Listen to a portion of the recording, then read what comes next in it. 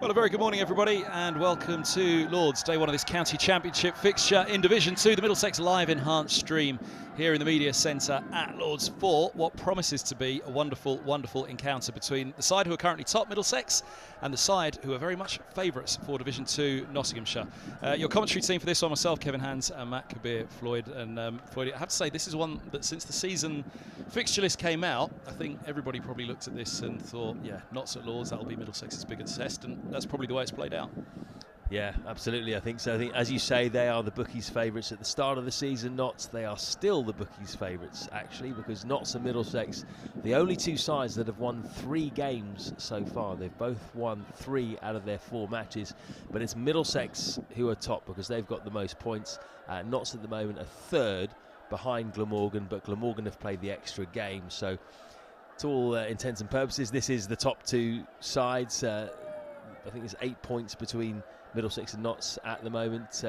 Should say a big thank you to eToro, who are our partners for this Middlesex Live enhanced stream. You will see there just at the top left of your screen there's a QR code there, so just scan that to get more information about eToro. And yeah, so Nottinghamshire come here riding high, they're in good form, but so are Middlesex. You were down at Hove and saw a fantastic run chase, 370. Did you see that coming at the start of the day? I'll be honest, yes, I did. I'll be honest, I did. I didn't think they'd do it so easily. That was the thing. You know, the flat track at Hove, and you're going to kill me over these 4 days with the ball this season. It's you know, it's a batch of balls. There's a batch of balls that they talked about it all match long, all the way through. What's happening in this game? Because it all came to life at one point on day 2. But a combination perhaps of the pitch quickening up then as well. There's the teams coming out. Middlesex winning the toss and electing to bowl, which going back to Hove. Sussex won the toss down there. Middlesex perhaps were playing catch up a little bit from that point. But here at Lord's, Middlesex winning the toss this morning, electing to bowl on a sunny morning. It looks glorious out there, and that as well I think is a relief for all of us, because we looked at this fixture and thought this really could be of the home fixtures this year for Middlesex. I think this is the big one, and we'll go through the teams and tell you why, I guess. Middlesex named Sam Robson, Mark Stoneman, Josh DeCaries, Pete Hanscom, Max Holden, the wicket-keeper John Simpson, then Luke Holman and Martin Anderson in the all-rounder roles, Toby Roland Jones, Ethan Bamber and Tim Murtagh. There is Hamid, who leads out Nottinghamshire, Hasib Hamid, Ben Slater, Ben Duckett, Joe Clark, Lyndon James, Stephen Mullaney the captain, Tom Moores the keeper, Liam Patterson-White, Stuart Broad, James Pattinson and Luke Fletcher. And I think there's some really big names. Those bottom 3 we'll come to in a little while. The bowling attack, when they take to the field, that certainly captures the minds this morning, captures the eye. But this batting lineup and that man in shot as well, Hasim Hamid. Yeah, let's just put a bit more meat on the bone then in terms of the 2 teams. Let's start with Middlesex then. Obviously got a few injuries. That man is back, which is very good news. Tim Murtagh and Toby Roland Jones both back. Murtagh back from injury. Roland Jones was rested for the previous game, so that's huge. Shaheen is not playing. We'll have more on that in just a second. Tom Helm still out. Robbie White's dislocated his shoulder, so he's out for a while. Stevie Eskenazi's hitting some balls, but he's not quite ready to play. So an opportunity for Josh DeCaries, probably at number 3. Here goes Mercer then. It's Slater's face. There are 3 slips in a gully, as you'll see at the top there. Pretty tight, the gully. Mercer from the nursery end, back in action for Middlesex. Oh, that's a beautiful shot. Eased into that one, Slater. Short boundary away to the grandstand there. And a boundary off the first ball. Bit of a looseness, bring Mercer back into the action. Lovely start by Ben Slater. Just eased into that, as you said. No flourish. It was a long half volley, let's be honest, though. Short boundary over on that side today on the grandstand. So Slater is away. Nottinghamshire have got their own injury worries. Dane Patterson is out with back stiffness. He's taken a 10-foot already this season. Joey Everson also out. Right up there again. It's cut off on this occasion. A point by Holden. But it's still a very strong looking side, isn't it? That bowling attack, as you mentioned, is almost test level, isn't it? Stuart Broad, who's going to be fired up. He's been told by Rob Key and Ben Stokes that he's back in England contention, so he'll want to impress. James Pattinson, Australian Test bowler, real pace. Luke Fletcher, the top wicket taker in the county championship last year, and the left arm spinner Liam Patterson-White, who's been in excellent form. That's better from Mercer. Just throwing the length back slightly.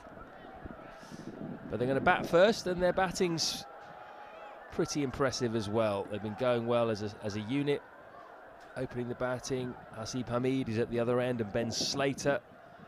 Ben Duckett and Joe Clark up next, to young England hopefuls who've had a bit of a taste already. Well, Duckett has anyway, of England cricket. And you've got the all-rounders, Lyndon James, Stephen Mullaney, Tom Moore's the keeper. They can all hold a bat. This will be a real test for Middlesex. Better again, but nicely over the top of it, Slater. More runs here down to the vacant third. It's Holden once more from point, doing the fielding duty. And a couple more. 6 without loss, Slater. 6 without loss indeed. Nottinghamshire, all to Slater.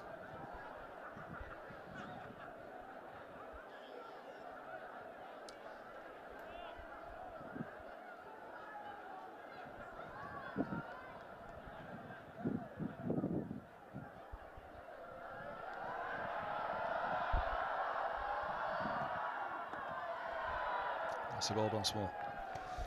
Bit of breaking news, Matt.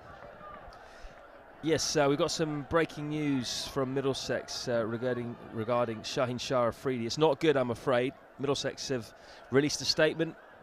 Middlesex Cricket can today confirm that the overseas player Shaheen Shah Afridi will return to Pakistan immediately ahead of his country's white ball series against the West Indies in June. Shaheen was due to leave Middlesex in early June to prepare for that bilateral series. However, after speaking with Shaheen this week... Oh, that's a beauty, he's gone! Mercer strikes in the first over, 4 off the first ball for Slater, but caught behind by Simpson off the final ball. Nottinghamshire 6 for 1 and Mercer's back. Who needs Shaheen, hey? Thin edge from Ben Slater. He'd driven the first ball for 4. That one wasn't quite there. And that is the genius of Tim Murtagh. He induces batsmen to play shots like that early on. Such a wily old campaigner. Just finds a little movement off the seam. And Middlesex are on the board. They've missed him. They have. And thoughts have to go back to that final morning against Derbyshire here, when Middlesex were the ones setting up the game. We talked about Hove, didn't we? That first morning here against Derbyshire. Mercer limped out with that hamstring injury. And had he have been available for that final day, then just maybe Middlesex would have been looking at another win at this stage. Now, of course, Derbyshire, in that match, they'll bite back and say Ryan Sidebottom limped out in the second over of the match. But what a start to the first over of this game. The big one, and it's the big man that strikes again, Tim Murtagh there in shots. Club captain, and I'm sure that the current captain, Pete Hanscom, would be delighted to have him back in the ranks for exactly that reason. It was a Murtagh-esque first over, went right up there full. He will get driven. You mentioned that first one was a half volley from Murtagh, put up their first ball. But here's Duckett. They've got one of the big names out there earlier. It's exactly the start they would have wanted. So as I was saying, unfortunately, Shaheen Shah Afridi is on his way back to Pakistan. The club have said they're fully supportive of his desire to return home immediately to rest and spend time with family and friends ahead of his international commitments commencing. Shaheen is scheduled to return to Middlesex upon completion of the international series against the West Indies, and he will represent the club in the latter stages of the Vitality Blast. So that will be towards the end of June, hopefully. Big loss, really, and I'm told that it's a bit of an emotional departure, because he's made an impact already in the few games he's played, the 3 matches he's been involved in, both on and off the pitch. But these days, bubble life and that sort of thing, and missing family and friends, he's decided to return home a bit early, recharge his batteries, and hopefully he'll be back for the latter end of the blast. He's the man that was rotated out last week for, well, not for Afridi, but Afridi got the place last week. He was always going to be rotating out of this one. Afridi was the plan. But here's Roland Jones from the pavilion end.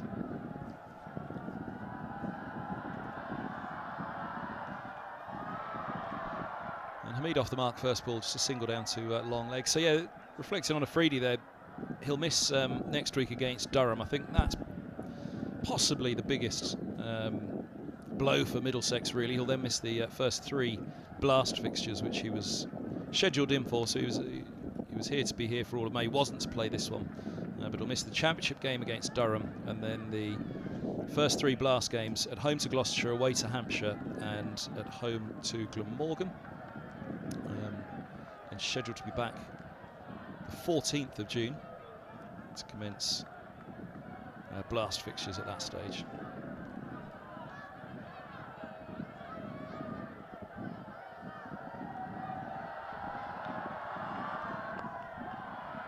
Right up there again by Roland Jones, full length, but all eyes on this track again after the game against Derbyshire first up, the one we did here last up as well. Floyd, we'll keep a close eye on that one, but yeah, just a final reflection, but a further reflection on Afridi there. So the number of fixtures that he misses, if he were to be rotated out of this one, which was always the plan anyway, then the Durham home game in 3 T20s basically the extent of what he misses. So I guess in terms of timing,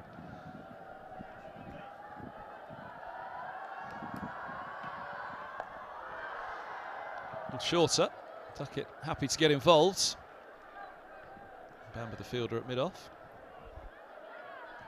Yeah, in terms of the number of games he misses, he was contracted for these 2 games, but he wasn't to play this one anyway. So it's really that Durham one. If Middlesex go well against Durham next week, then it's damage limitation, I guess, in terms of where they'd expected to have Afridi.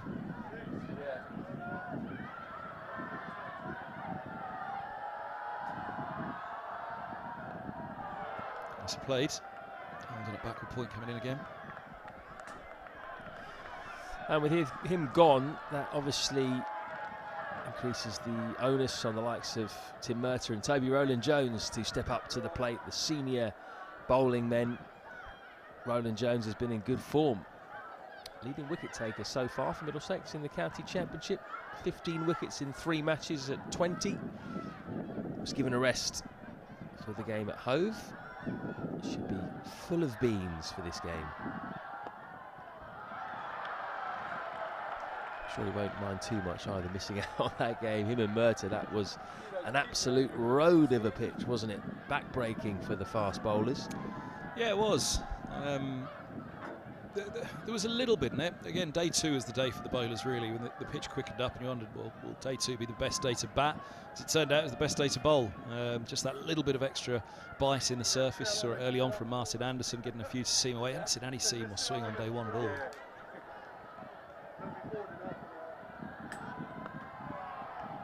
But when Anderson got that ball to seam early on, end of the over 7 for 1. When Anderson got that ball to seam early on, he got it to seam away from Ollie Robinson, and at that point your head kind of hit the table thinking, oh no, Robinson's going to enjoy this, and he did. Middlesex 45 for 4, but fabulous recovery from the middle order. And actually, that had me thinking on Afridi as well, and he said about Murtagh and Roland Jones back into this one, the workload for them. A lot of people have passed comment, actually, when Afridi was signed as to why Middlesex have gone for an overseas bowler when their problems in recent years have been with the bat. But actually, I think as the Murtagh injury first up proved, then the Helm injury, rotating Roland Jones last week, Middlesex could have just been a little bit light with the ball. So I think the matches that they've had Afridi for so far, particularly with the absence of Murtagh to this point, it's been quite crucial that they have had him.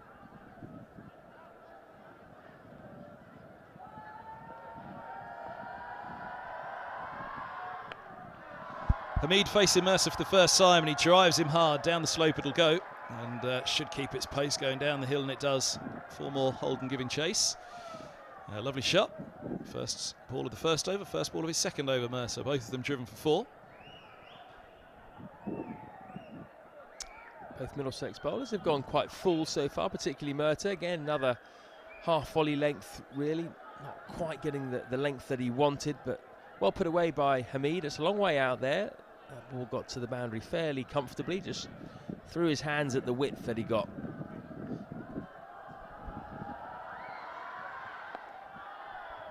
Nicely bowled, nicely played. Yeah, that match down at Hove, once again, I mean,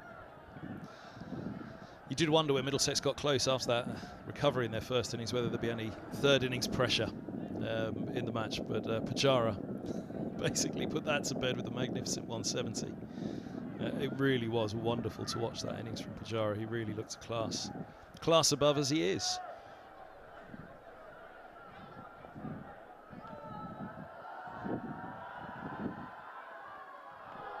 That's lovely. That's lovely from Murtagh. And, well, if we're wondering how much there'd be in the pitch, there's a slightly greenish tinge we can see from up here. But perhaps not as detectable on the camera in line. I'll have another look again in a moment from what you can see. But up here, there's just a little bit of a grass covering on this one, which you can just see particularly, perhaps even more so, Murtagh bowling from the nursery end, just in front of the right-handed Hamid.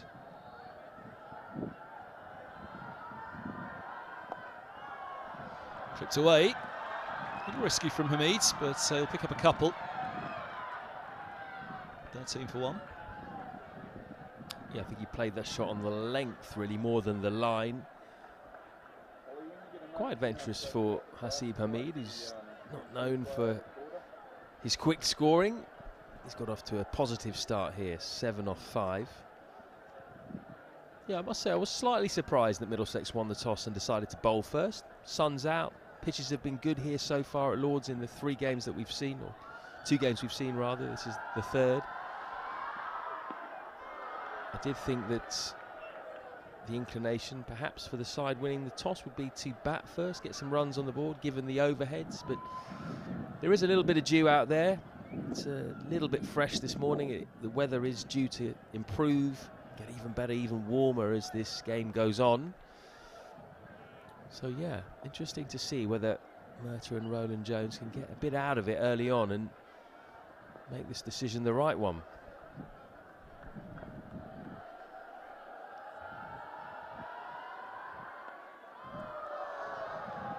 Angled bat, but thickish edge, all right, from Hamid on that one. They'll pick up a single through the slips. End of the over. 14 for 1. Middlesex winning the toss and electing to field. Just looking back to the Leicestershire game, that was played on the other end of the square. This one's high up towards the grandstand where the Derbyshire game was played, and the Derbyshire one was the flatter of the 2 surfaces. But then the Leicestershire game was a decent surface as well. I think the Afridi factor played a big part in that one, didn't it? Leicestershire put in by Middlesex and skittled for 149. They were reduced to what, 55 for 6, recovered to 149. I just wonder, that little bit of grass that's out there, it's the smallest amount, but in comparison to the colours of the tracks we've seen here at Lords previously this summer, I just wondered the Middlesex fancy, if there's going to be an abyss in it, it might be this morning, and day 2 might be the better day to bat.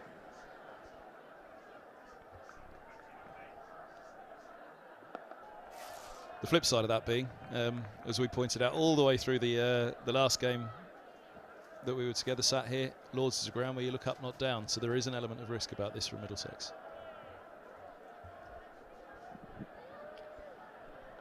Yeah, earlier on there was a bit more cloud cover around. Now the sun has burst through, quite a lot of blue sky. That's the forecast for today, cloud and blue sky, but perhaps more of the blue sky.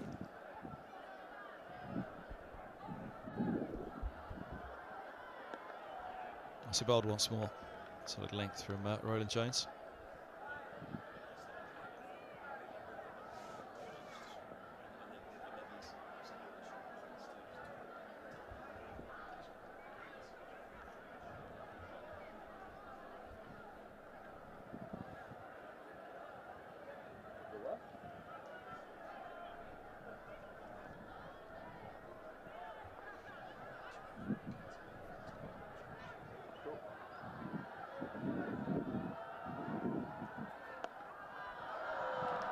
That's beautiful. Absolutely glorious from Hamid. We've seen some nice drives already this morning from Nottinghamshire. That's the pick of them. It's a little bit of it from Roland Jones. Far from a half volley, that one. This was crisp, wasn't it? A really crisp cover drive. Look at that.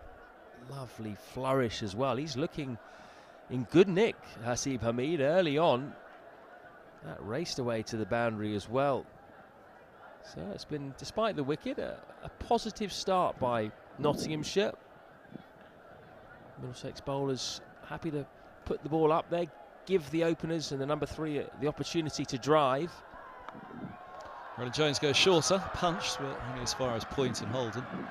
It's probably a little fuller than I first detected, actually, that drive, but it was the width on it that he went after against Roland Jones, especially coming down the slope early on. Decent crowd in for day one. Nice day for watching cricket. Quite a few in at the pavilion end and the Warner stand as well alongside it. Great places to watch cricket. I'm sure a few more will come in as well. And on Saturday, we'll have even more.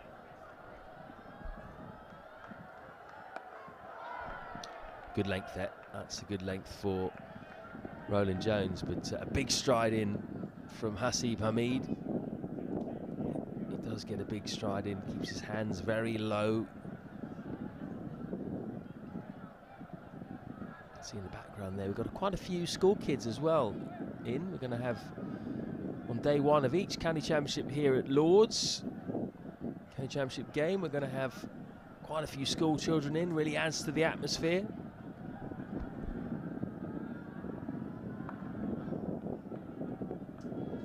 End of the over, 18 for 1. There they are, Kevin. I'd imagine we've got a few hundred in at the moment. What an opportunity for them to come here to this glorious ground and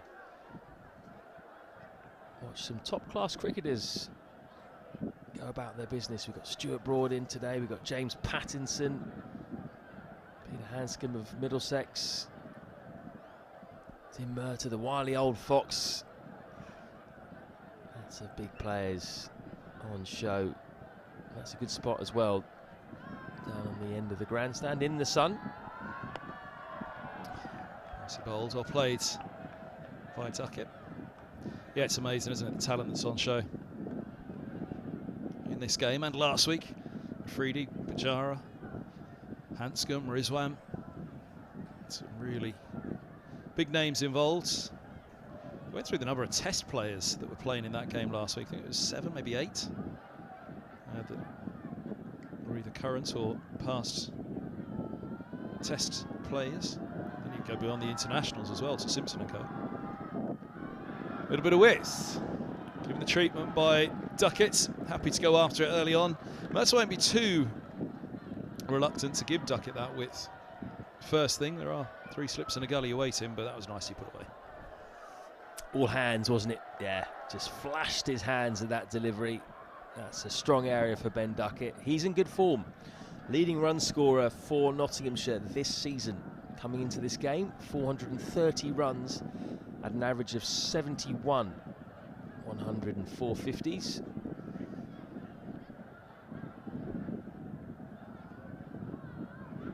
Oh, and there he goes. No! Put down at slip. Hanscom, big chance. Duckett early on, flashed hard at it. It went hard towards the face of the slip fielder, the skipper. Hanscom would be so disappointed. Big chance. I think this is a bit of a dolly, to be honest with you. Peter Hanscom won't get too many as easy as that at first slip. Went the Australian way with the reverse cup. Looked like he would have seen it all the way too. Just burst through his hands. Beaten for pace almost. Not sure he was expecting the edge to come off the back foot from Duckett.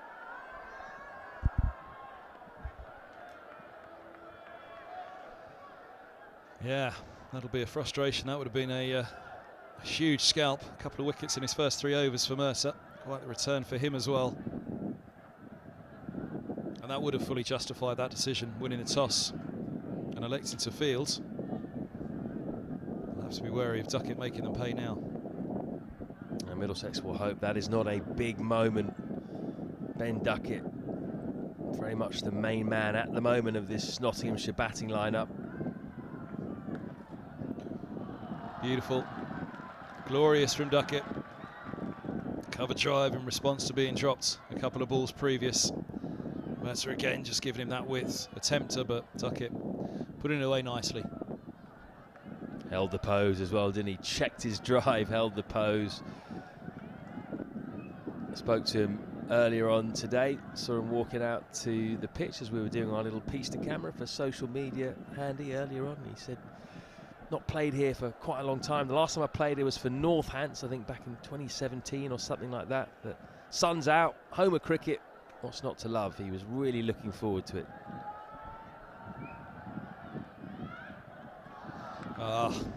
Insult added to injury for Mercer. A couple of boundaries to finish the over.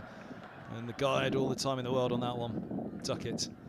30 for 1. More salt in the wound. 2 boundaries since that drop catch. This was Ian Bell-esque, wasn't it? Really nice back cut.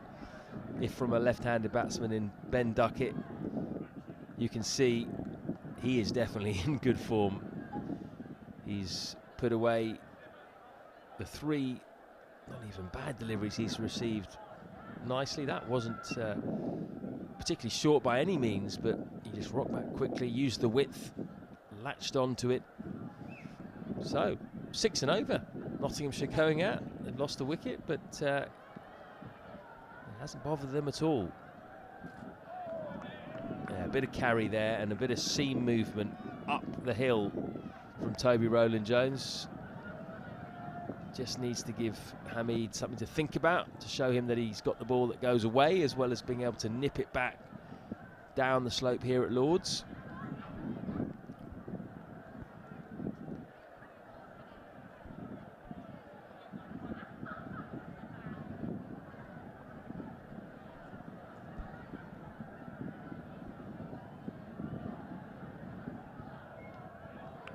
Interesting they've gone Roland Jones again at the Pavilion End. Bamber and Mercer were the opening pair last year. But Roland Jones fully fit again. As you said, he's been riding amongst the wickets this season, hasn't he? Thought Bamber actually was the pick of the bowlers down at Hove in that first innings for Sussex. He was Mr. Reliable for them, just kept on hitting the top of the off, even though there wasn't too much assistance there. But they all played their part, in particular those two, Hanscom and Robson that you just saw. Now that one's seamed in. That's Roland Jones 101, isn't it? He attacks that off stump from the Pavilion End. Nice bit of carry as well. As I said, he was rested for that Sussex game, so expect him to be charging in. We know he's not express pace anymore. He bowls within himself, but he's really been hitting his straps so far this season, particularly down in Cardiff, where he had a fantastic game with ball and bat. It's nice he bowled well in behind it again, Hamid.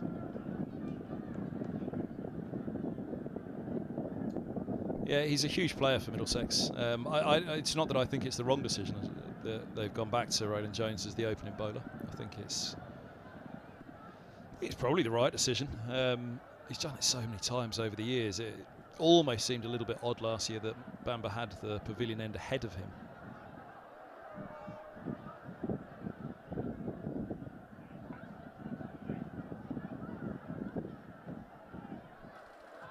That's a great leave. That's a great lead by Hamid. As you said, Roland Jones 101, Pavilion End bowling 101 as well, isn't it? Wasn't far away, that. I think he left that on length more than anything. Wasn't too far away from the off stump.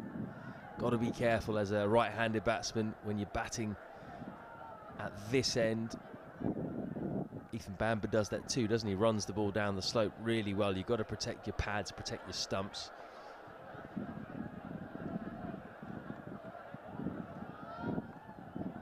There we go. That one nipping down the slope, thick inside edge for Hamid. He takes a single, moves up to 13. 31 for 1 off 6 overs.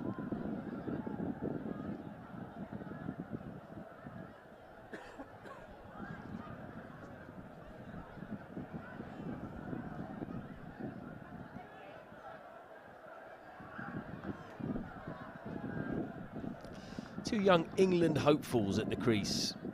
Ben Duckett, who's played all formats for England already, actually, but not played a test match since 2016.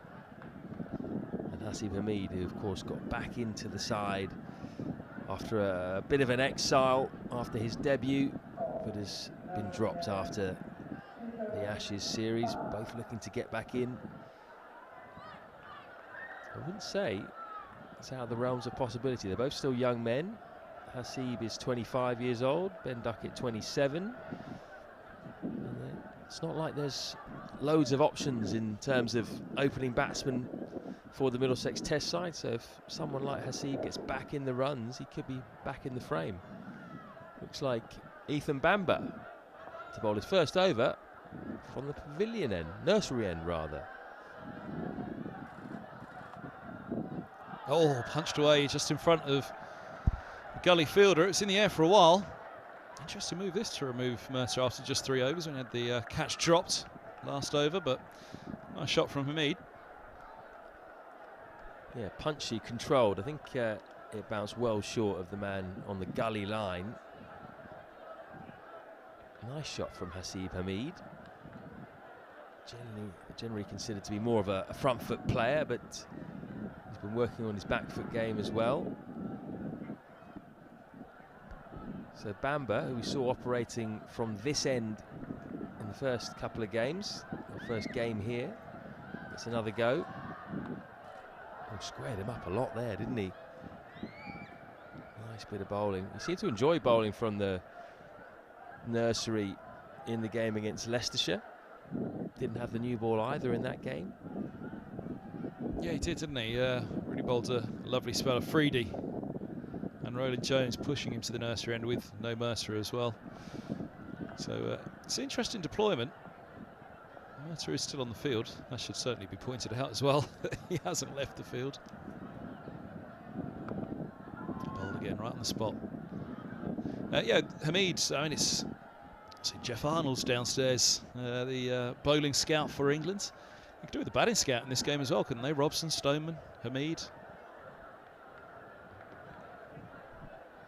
Ben Duckett. Joe Clark. Yeah, quite a few options actually. Should be a really exciting game this. Full of attacking cricket. Got some excellent bowling attacks on show. Some young, promising batsmen. Straight a little wide on that one, but angled bat on it once more from Hamid, and over the top of it he will pick up runs down to the vacant third. Long old chase there for Sam Robson. Just hesitated for a moment. I hadn't noted that Robson is back in the slip cordon now. He was still up at mid-off at Hove, but here at Lord's back into the slips after that finger injury he had. Stephen Eskenazi hopefully will be back in that slip cordon soon as well. Big opportunity for Josh de Carys. Just got the nod ahead of Davies as the batter to replace White in this game. So here's Duckett. Dangerous, dangerous customer, and not one you want to give too many lies to.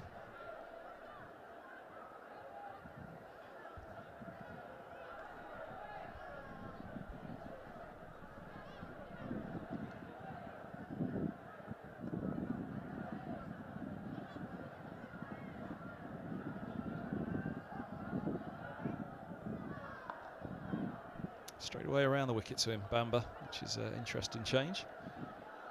I'll give it a moment over the wicket.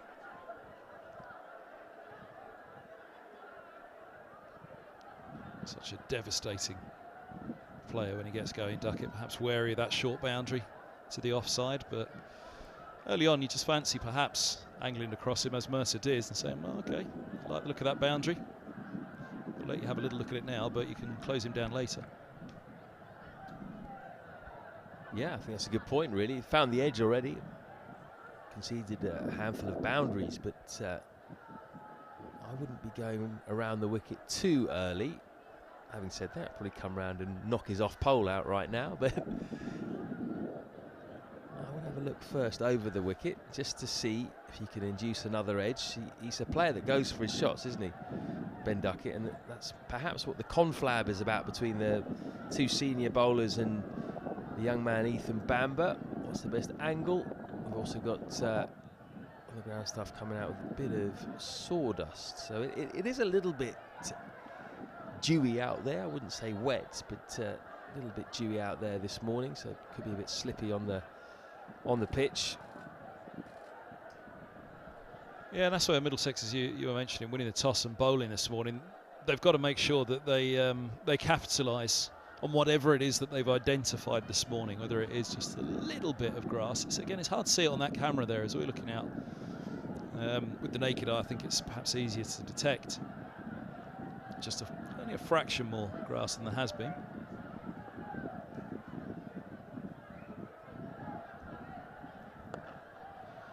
Well bowled, well played. End of the 7th. Nottinghamshire put in here at Lord's on a sunny day.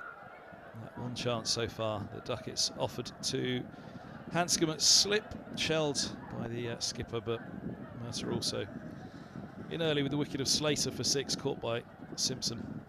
Mead still there and going on nicely on 20 as well with Duckett, and well, if they can get through to lunch, even 2 down, they'll be delighted not. So that certainly was a big chance put down. 7 overs on the boards, 38 for 1.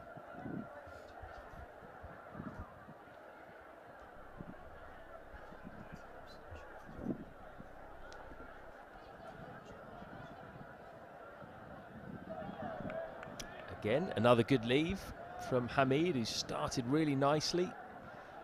Don't forget, we'd love to hear from you. You can contribute either by tweeting us at Middlesex_CCC. You can also copy in myself, Matt Kabir Floyd, and Kevin Hand, as well as if you'd like on Twitter. Just find us there, at Matt K Floyd for me, and at Kevin Hand BBC.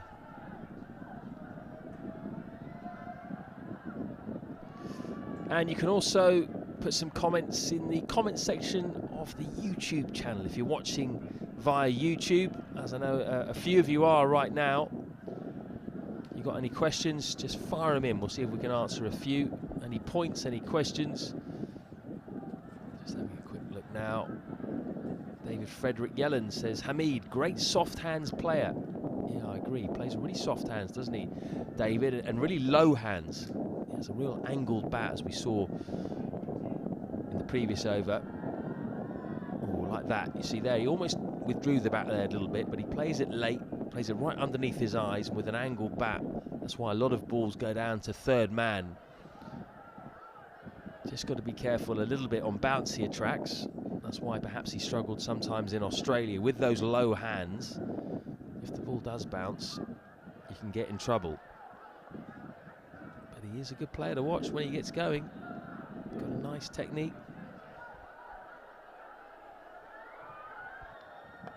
There you go, solid in defence. Full face of the bat.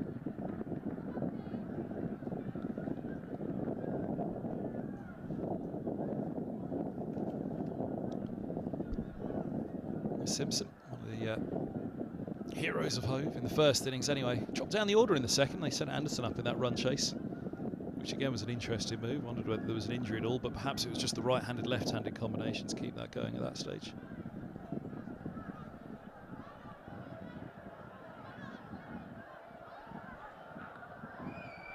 There's that soft hands again.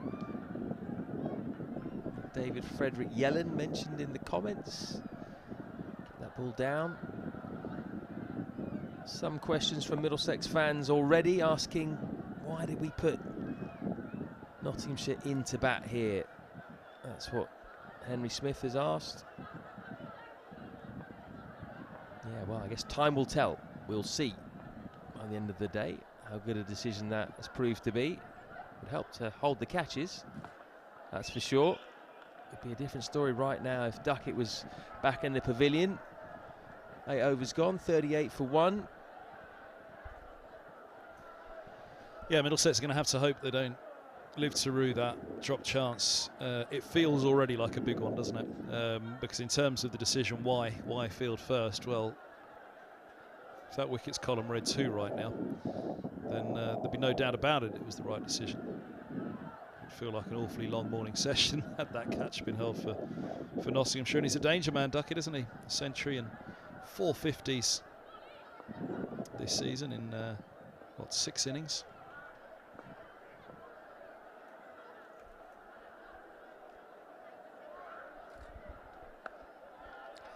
Better length from Ethan Bamber. Felix Hart has asked who opens for England in the first test this summer. Well, I'll be surprised if they don't go with the 2 that opened in the Caribbean, Zach Crawley and Alex Lees. I think they'll get a first bite of the cherry. Lees didn't really stamp his authority on the position, but he's come back to county cricket, got a big 180 in his first innings back. Oh, he's nibbled at that one. Good bit of bowling from Bamber. Duckett was just stuck in the crease there. The first time he's not really been decisive in his foot movement. Just jabbed his hands out at that. That's dangerous. Keep the slips interested. And that's around the wicket. You'd expect with the angle and the slope that would come back into the left-hander, but that one didn't. It held its line. Well, if you can get that going, Bamber, early on, then fair play to him. That's going to be tough for Duckett, isn't it? If he can get it to go away from the left-hander.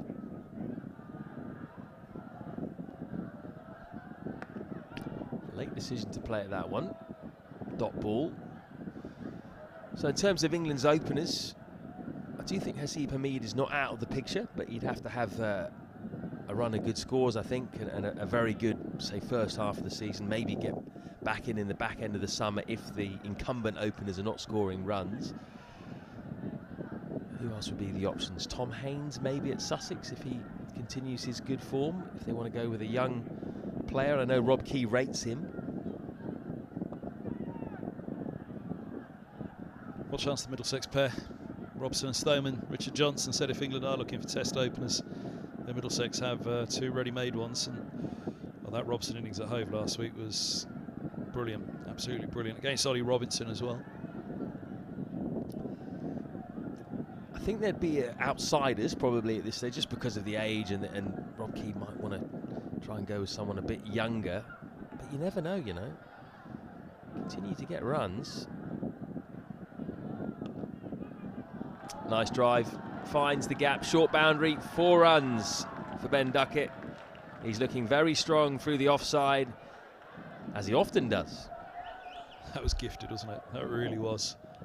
From Duckett, lovely little opening of the face and placement in between points and cover. That was really sweet. We've seen some lovely cover drives this morning, the Mead one. Duckett's put a few away himself, but just opening the face on that and cashing in on that short boundary as well, but even all the way down to Old Father Time, that would have been a fair old chase for the field. Nicely timed.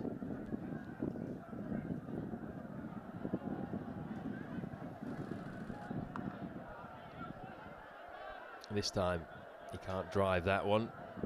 Bamber annoyed with himself, but he's not the only one. He's given away a boundary so far this morning. 42 for 1 off 9 overs. Yeah, going back to Robson and Stoneman, that finger injury for Robson was pretty cruel, wasn't it? Missing the start of the season. I think if he could have had a solid start to the season, then he's been up there. You know, the last, I think Pete Hanscom said at the end of the match to us down at Hove, you know, it's a conversation that certainly needs to be had at this stage, because for 3 or 4 years he's been churning out the runs again, Robson. 32 years of age.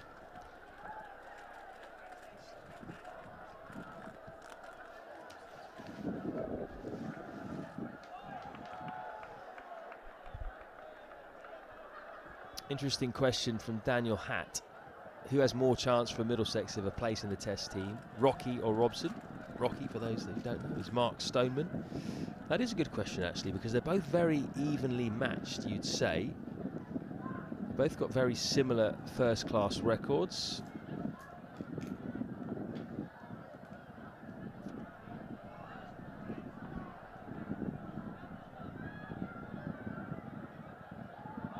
That's a Jaffa from Roland Jones. That's where he wants to be. That was very close to the outside edge. Good carry once again. They've both got the same number of first-class hundreds, Sam Robson and Mark Stoneman. 27. Robson equalled Stoneman, who'd just gone ahead of him in the game here against Leicestershire, his first 100 at the home of cricket for Middlesex.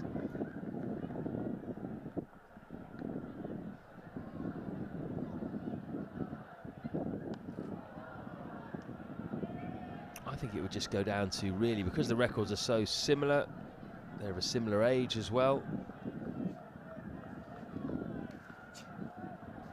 Stoneman's 34. How old's Robson? Yeah, 32. You almost think that Stoneman's a fair bit older than Robson, don't you? There's only 2 years between them. 7 tests at 30. Robson and Stoneman 11 tests at 27. And Robson has the first class average over him as well. 37 for Robson, his first class average. Stoneman's 34.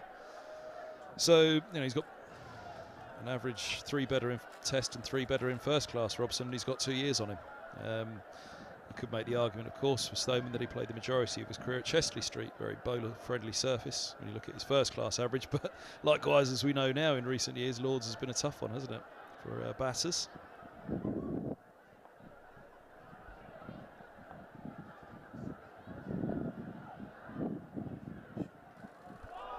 That has seemed a long way up the slope. Not going to nick that. That's gone too far. So just starting to find a bit more movement now. Toby Roland Jones from the pavilion end.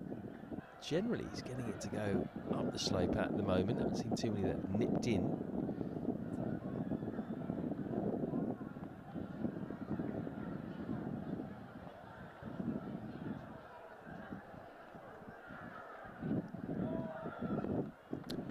Ten overs bowled. It's 42 for 1. eToro lets me copy the trading activity of other traders. From now on, whenever I make a trade, I'll make the same trade automatically. Join over 20 million users and start investing now with eToro.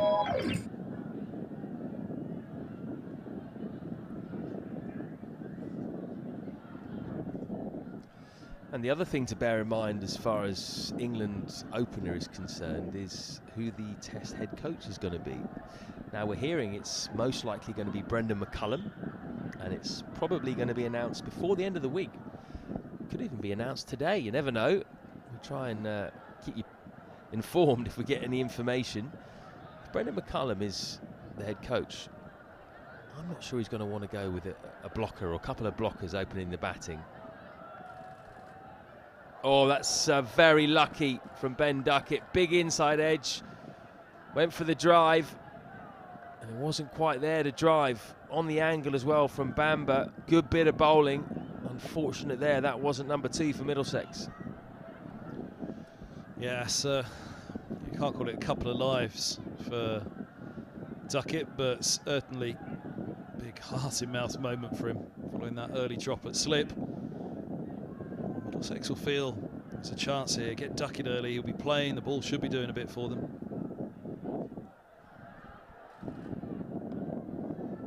This is a thick outside edge, but there's cover at the moment already. Man out on the boundary on the offside to protect that very short boundary over by the grandstand. Well, this is why I think this is going to be a really exciting game to watch. We've seen it in this first 10.2 overs. These Nottinghamshire batsmen don't tend to hang around.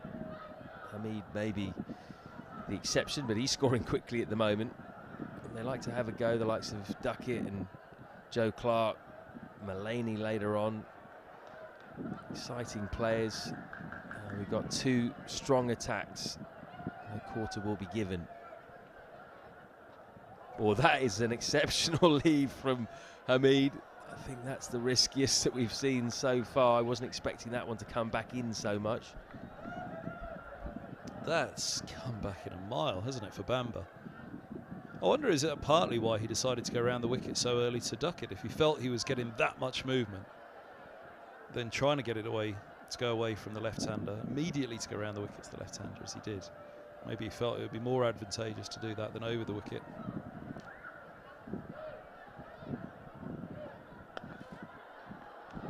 That's into the gap nicely. Should be another 2 for Hasib Hamid. So barring Roland Jones so far, who's been pretty immaculate with his line and length, his 5 overs have gone for just 6. The other 2 Middlesex bowlers have been a bit expensive. Murtagh, 3 overs, 1 for 25, going over 8 and over. He was whipped out the attack, and Duckett's come in. Sorry, Bamber's come in. And his 2.4 overs have gone for 16. So unlike the 2 of them to be a little bit expensive straight up. That's more like it. Yeah, I think Middlesex have rightly gone very full here, and that means you do go at a more expensive economy, don't you? The biggest question of this session is going to be, that wickets column to back up the decision to field first.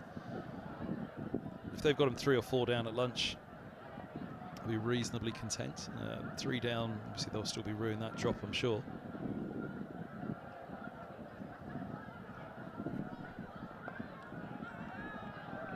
The timing of it as much as anything. To have 2 on the board very early on, as they did, Mercer's second over, third of the match. To have them 2 down could have been pretty big. I think also that the thing is that it starts to play on the mind a little bit. If you win the toss and put a side in, you almost feel a bit under pressure to get early wickets, and if you don't, if you miss chances, you can just start to feel that pressure a bit, and things can start to go awry. I mean, it is early days, only 11 overs bowled, so plenty of time still in the innings, and for Middlesex's bowlers to show that it was a good decision. But it does just put a bit of doubt in your mind, doesn't it, early on, if you miss a chance and you think, could be 30 for 2 instead of 47 for 1.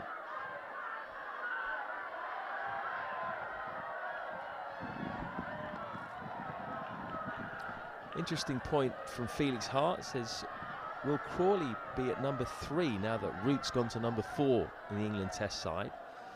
I think long term that's an interesting shout. I think possibly for this series that Crawley will open, but I wonder what Rob Key's position on that is and what the head coach and Ben Stokes think about it. Maybe look at Crawley going back to number 3 and try and install 2 young openers long term. That's full, driven straight to mid-off. The likes of Tom Haynes, maybe Rob Yates at Warwickshire, those type of young openers, maybe Haseeb Hameed back in the mix. The only thing I will say is there's a very talented number 3 up at Lancashire, Josh Bohannon, who is someone who could potentially come in and be the long-term number 3, which means Crawley would have to stay as an opener.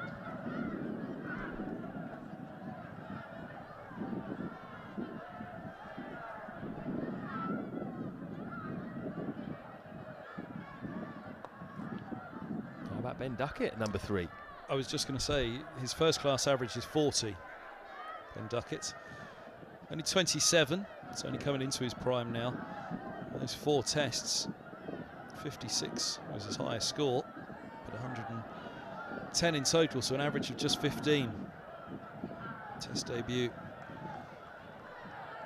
in Bangladesh in 2016. That same November 2016, played his last against India.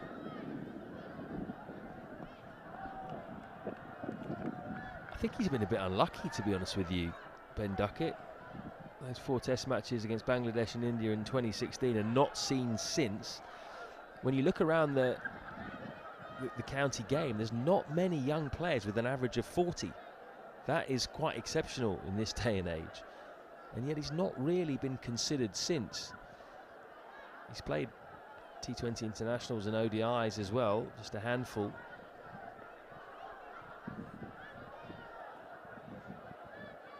Oh, that's an ill-judged shot. That's beaten him on the inside. That wasn't short enough to cut, really, or wide enough. Could easily have chopped on. Yeah, that was not the right shot. First really poor judgment we've seen from him, barring that inside edge that we saw. But going back to England, you do feel that maybe his disciplinary problems that he had earlier in his career have affected him. If you remember, I think it was back in 2017, he was on the Ashes tour with the England Lions. He was an England reserve / England Lions, and he got sent home from Australia after he poured a drink over Jimmy Anderson in a bar. And since then, he's been persona non grata in some ways, hasn't he? Had a couple of disciplinary issues, which I think he's sorted out now. He's a bit older, a bit more mature. Wonder whether now they're looking at him a bit more seriously. He's been out in the cold a long time. Well, that's the thing. He's only 27, so you'd feel that time's on his side. And I'll go back to Robson on that as well. 2014 is an awful long time ago now since Robson had his chance, and his record, again, it's not bad. He averaged 30. It's not a dreadful record for Robson. If it is to be McCullum, I'm just trying to think if McCullum and Robson would have played together in their time together at Middlesex. In list A, I'm pretty sure they would have. Mertens back. Will look to bring his economy rate down. He doesn't often go at over 8 runs and over. Mark Taylor has said that Duckett got found out by Ashwin, which is true, Mark, he did. But his only test matches have been played on spinning tracks in Bangladesh and India. He's unlikely to get found out by Ashwin over here in these conditions. Well, he might do. Ashwin's a brilliant bowler, but you get my point. Need to have a look at him really in other conditions other than just big turners in Asia. Yeah, exactly that. And time-wise, he was a very young man at that point, as Robson was. And I put it to Sam Robson at the start of the season that, did he think that his chance came too soon, perhaps? Because there was that whole jostling between Australia and England, who's going to pick him? So England picked him to stop Australia getting him. But to ditch him out of sight ever since, I think he's come close on a couple of occasions.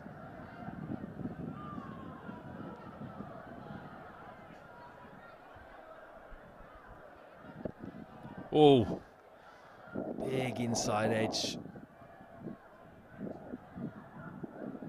So that does seem to be an area where you can target Duckett. We've seen a couple of inside edges. One go past the inside edge that he tried to cut. Got to be wary of that ball that comes into him. They're filling the game here at Middlesex, won't they, at this stage? And again, that goes back to that decision to field first. They've got to back it up. That wickets column. 4 down, you look for at lunch, don't you, if you win the toss?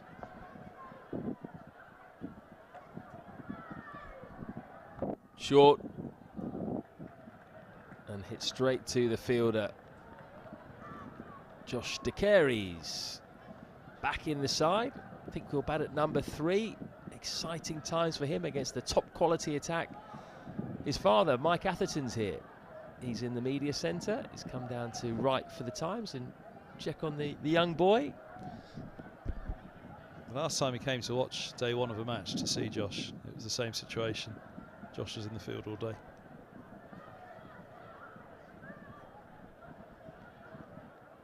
Oh, that is decked in considerably. But big stride in again from Hamid. He's able to nullify it.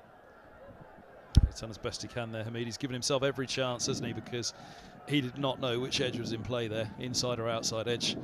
And all he could do was give himself every chance, as you say. Did as many of the basics right as he possibly could. Yeah, McCullum didn't play Championship cricket for Middlesex, but he did play some list A's, even though he's primarily in as a T20 player for Middlesex in his 2-year stint.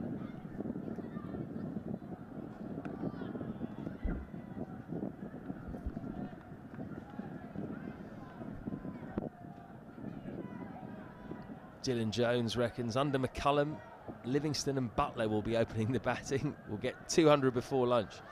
I would pay to watch that. I really would. I really would. I do think, though, certainly initially, I don't see the status quo changing too much. Alex Lees has only had 3 games. I don't think he's going to get dropped after that. But long term, what are they thinking? What is the new head coach going to be thinking? Will they try and go a bit more aggressive? Who are the young aggressive openers who can open, barring Crawley? Crawley certainly would fit that bill. Who else could you chuck in there? I can't think of too many. I'll make one final. I'm going to stop on Robson after this, but make one final. Adam Collins, actually, and I was saying it on Twitter the other day. The last 2 tours down under, it's crazy that Robson didn't go. He was in good form for both. Colo was making the point of this last one that it was, just bonkers. I'd been on Test Match Special, the previous one, just saying that, they're desperate for an opener.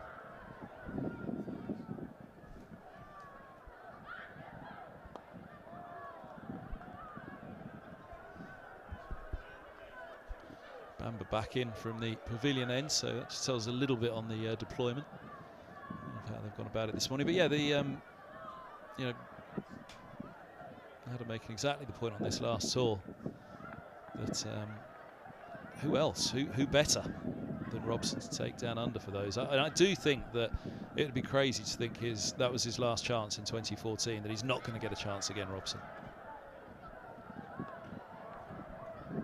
And with Stuart Broad in this match, there'd be no better time for him. Back up those runs at Hove against Robinson, do it again this week against Broad, and Robson's got to be pushing really, really hard to get back in that side, I think. You can't not give him another go. An average of 30. He's only 32. 2014 was his last go, and he's been doing the business for the last few years.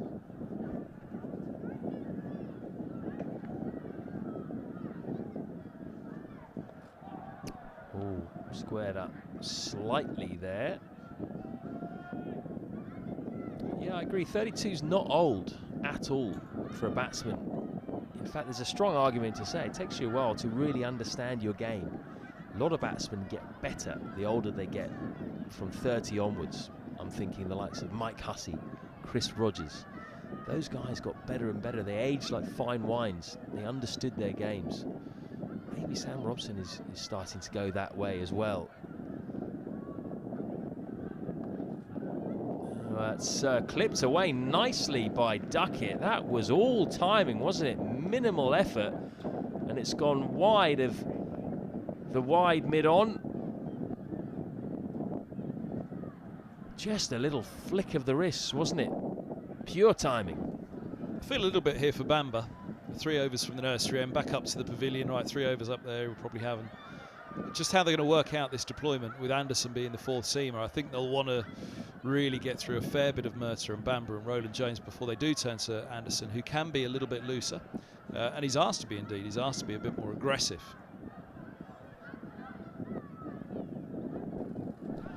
Ooh, that's carried to Carey's, who dives forward acrobatically, straight off the pad. Get probably just pitched outside leg. Question on height as well. But yeah, they had to come up with the ploy to how they'd work these 3 this morning, and it was, well, for whatever reason, whether it was pre-planned that way, Murtagh would just go with 3, then Bamber with 3, then back to Murtagh. Bamber then replacing Roland Jones, as has played, how it's played out.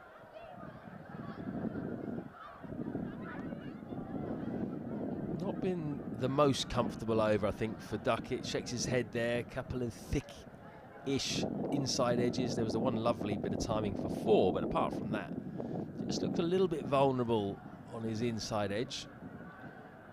Go along nicely, 24 of 35, as are Nottinghamshire, 53 for 1 off 14.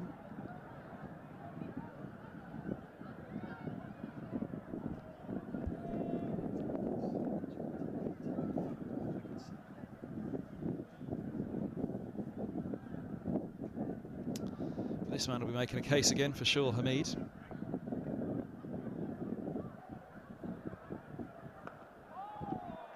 Played it nicely this morning, Hamid. Well, Duckett's had a little bit of fun at the other ends. Hamid has gone quietly and efficiently about his business, not the alarm bells that perhaps Duckett has had at the other. This will be a fine encounter, as we saw that last ball of the last over that Murtagh bowled to him, right up there on the off stump, and Hamid played it beautifully, giving himself every chance, because he clearly wasn't sure. You could see by the foot movement from Hamid, he wasn't sure on the line of it. That's a good leave. It's good strides.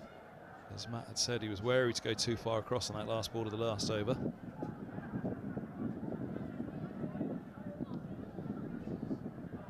He had 10 tests, averaging 24, 450s in 19 innings for Hamid.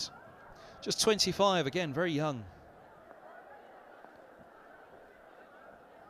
His test debut at 2016, same year as Duckett.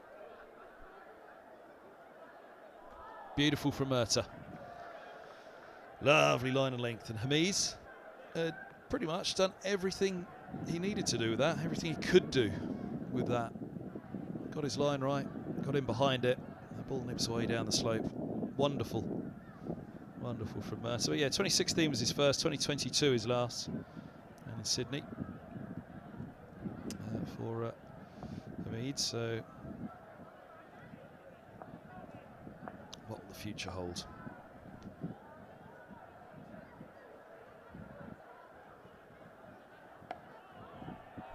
Solidly behind that one again. Yeah, his last test in Sydney, 6 and 9 for Hamid.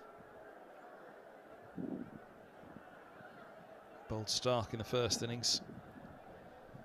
It was caught Carey. Bowled Boland in the second. And now that the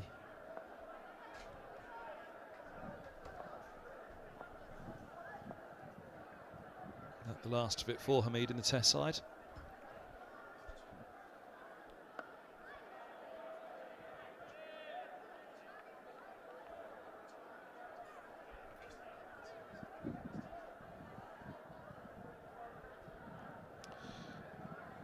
So yeah, 10 tests for him, but again, so young, 25 Hamid. And actually, there was another, talking of former Middlesex openers, there were 2 points really for Nick Gubbins. One, he was up against Hamid, and they went for Hamid. That would have been perhaps that 2016 period.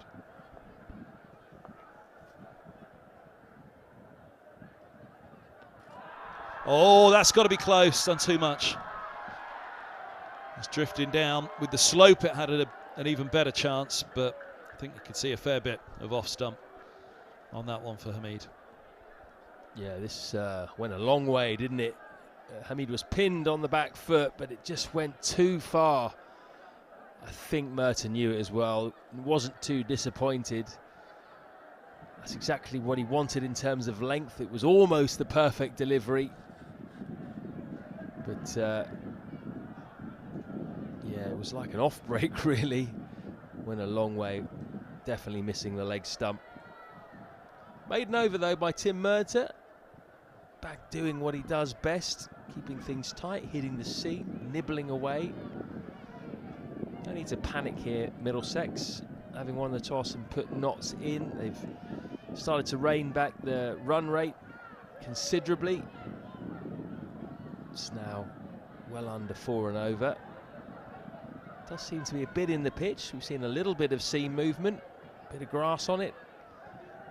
Just got to hold on to the next chance that they create, get a new batsman in. Good start from Bamba. If you can leave it there, then with the slope at Lords, and this is why he's been so successful. We talked about him down at the nursery and what he did in the last game against Leicester. Looked good this morning, but just missed a reliable, putting it on the spot to a left-hander like Duckett. Nips away down the slope. It's going to be tough for him. Only the 2 slips in place at the moment, 2 slips in a gully. They've put a cover in. It's a 6-3 field, so there's a mid-wicket as well.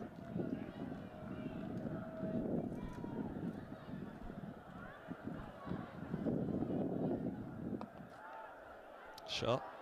Good stop in the covers. Stoneman in there, diving on the mat. And saved 4 for sure. That would have been away down the slope and no chase, no catching it when it's gone. He's a really punchy driver, isn't he, Duckett? You can see there, just good bat speed through the ball, and he doesn't have a big flourish. He generally checks his drives, but he gets real momentum into the shot. Good, powerful player.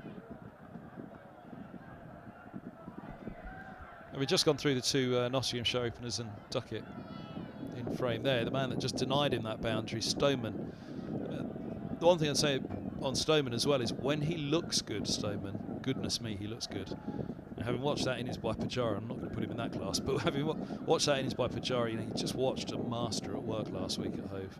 And when Stoneman is in top form, wow, he looks perhaps the best of the lot of the lists that we've just mentioned.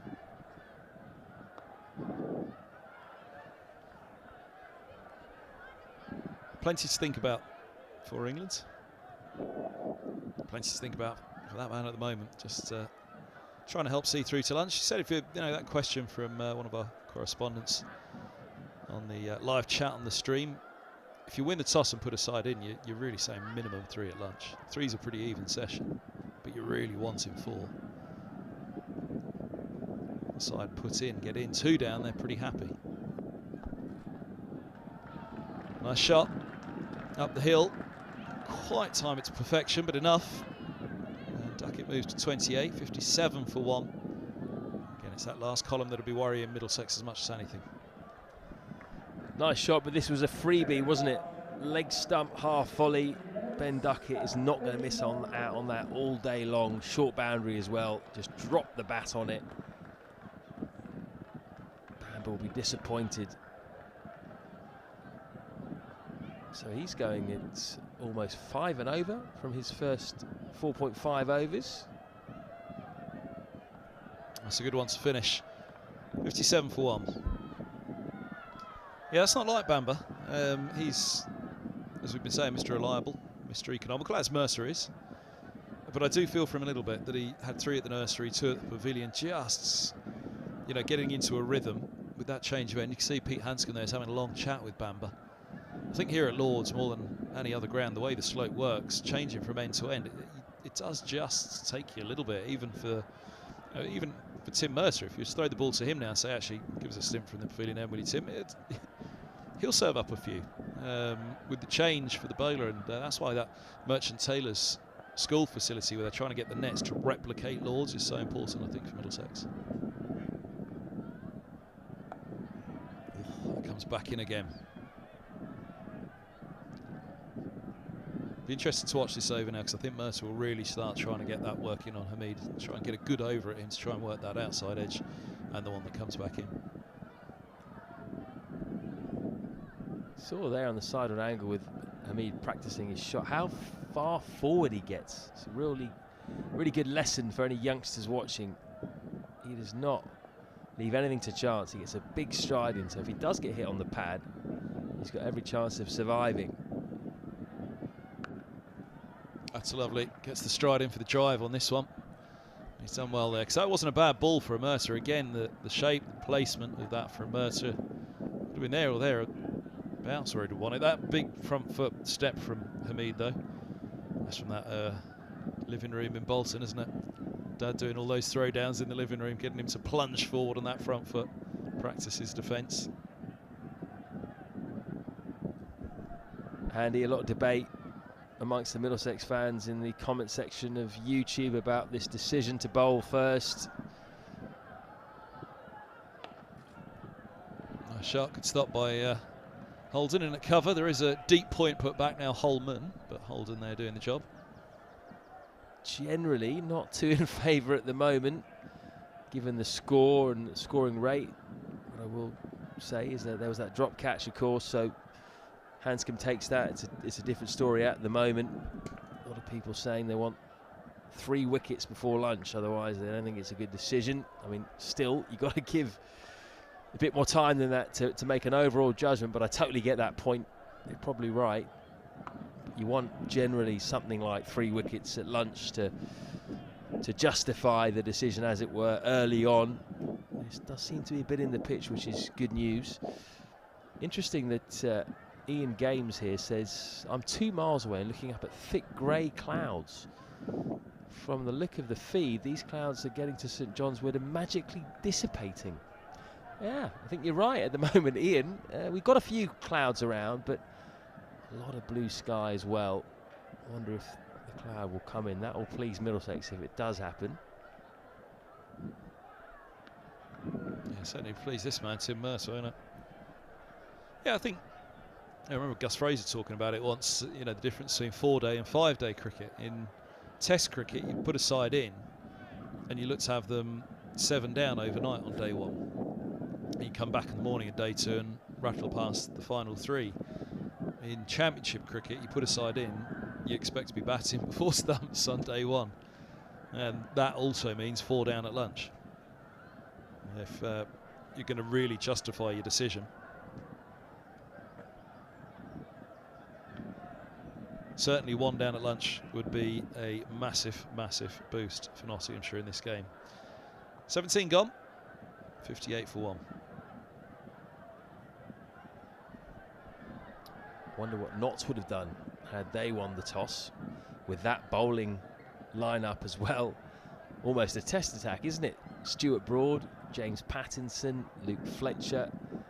We've got some handy all-round seamers as well. Lyndon James, Stephen Mullaney, and the left-arm spin of Liam Patterson-White. Would they have bowled first? I think Stuart Broad would have enjoyed these conditions early on.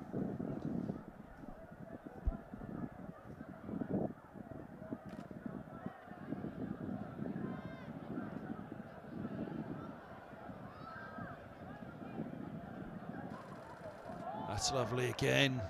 Bamber just getting one to go up the slope to Hamid. There's that big stride you're talking about, Floydie, from Hamid. Doing his best again to give himself every chance, but Bamber using the slope so well, getting that one to go back away from the right-hander. Yeah, up the slope. Important that you show the batsman you've got that in your locker. You can watch that all day long. That was a thing of beauty, that delivery, wasn't it? Classic delivery from a right-arm seamer.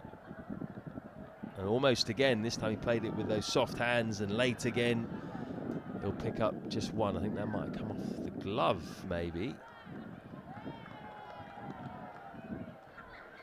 Yeah, a little bit of extra bounce to that one, wasn't there? For Bamber. Yeah, I wonder what Nottinghamshire would have felt, what Broad would have felt here at Lord's over the years, knowing it well. Looking at the surface, would they have seen a little tinge of green on it? Certainly seen much greener ones here at Lord's over the years.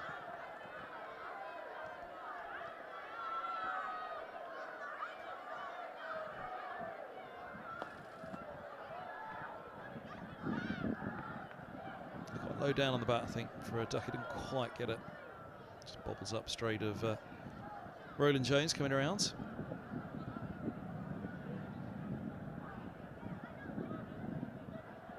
Yeah, you could well imagine actually.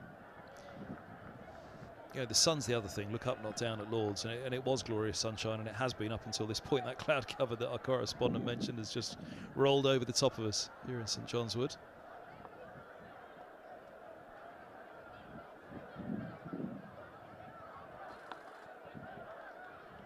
But it is the kind of ground where it needs it to be fully filled in. When it's really filled in overhead, that's when you get the feeling that Lord's is going to really offer you something as a bowler. At the moment, it's broken cloud. Certainly plenty of sun around. So what Nottinghamshire would have done, you think of Fletcher and Broad opening up. Been useful. What would Stoneman and Robson have preferred? Would they have preferred actually, let's see, let's take our chances on day two.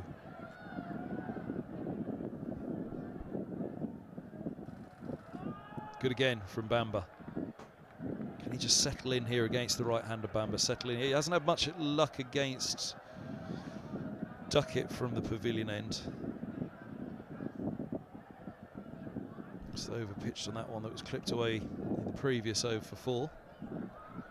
Feels like Bamber has just found his rhythm, just in this 6th over. This is his preferred end to operate from. He likes the pavilion end. Just took him a while to get going, didn't it? Surprisingly for him. Misguided, but fielded well by Holman in the slips. Very good stop from him, end of the over. 60 for 1, end of the 18th.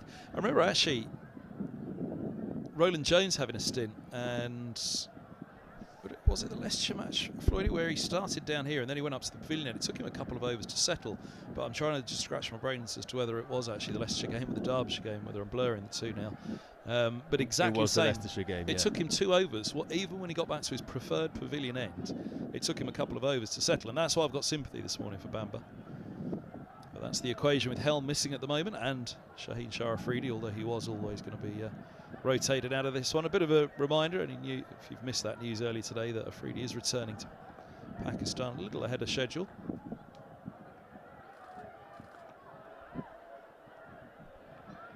He's going to miss the Durham game next week. He was always missing this one. He's going to miss the Durham game and the first three T20s, which he was scheduled to be in for, but back on the 14th of June as planned. But yeah, if they've had Helm for this one, whether they'd have played both Anderson and Holman, gone with one or the other. So the deployment of the front three bowlers, something certainly to consider.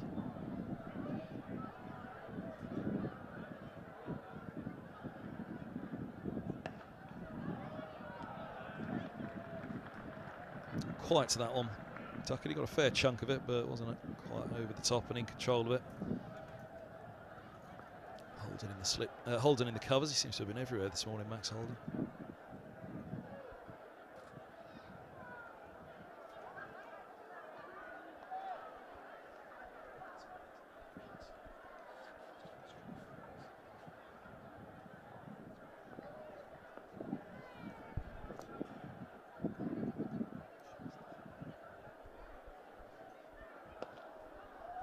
Put up there from Murtagh, but put away by Duckett.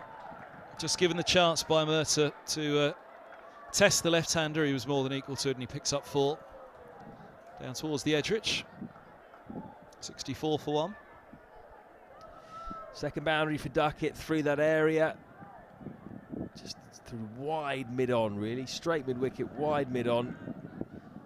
And he'll be glad that got to the boundary, because had it not, they might have had to run 4 there. That's quite a long boundary out there down towards the mound. They continue to score at a steady rate, these two.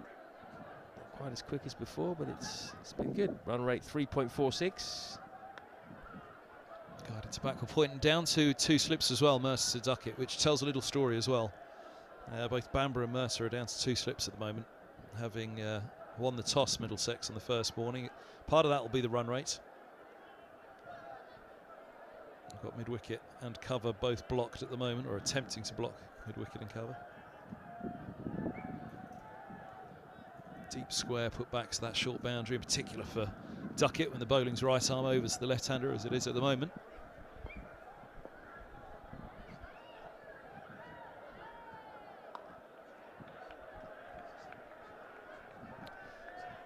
Well, overall, Nottinghamshire's batting has been pretty solid this year. They've got 4 players at the moment who are averaging 50 plus. Ben Duckett being the leading run scorer overall for them. He's got 463 runs now. The other players averaging over 50. Joey Everson, who's not playing. Ben Slater, who's already out. And Lyndon James, who's due to come in at number 5. They've also hit 500s, which is 1 more than Middlesex, as Duckett punches out to the boundary rider, Luke Holman. So they've had a good start to the season as a team. Both sides have. Middlesex's batting has been very solid.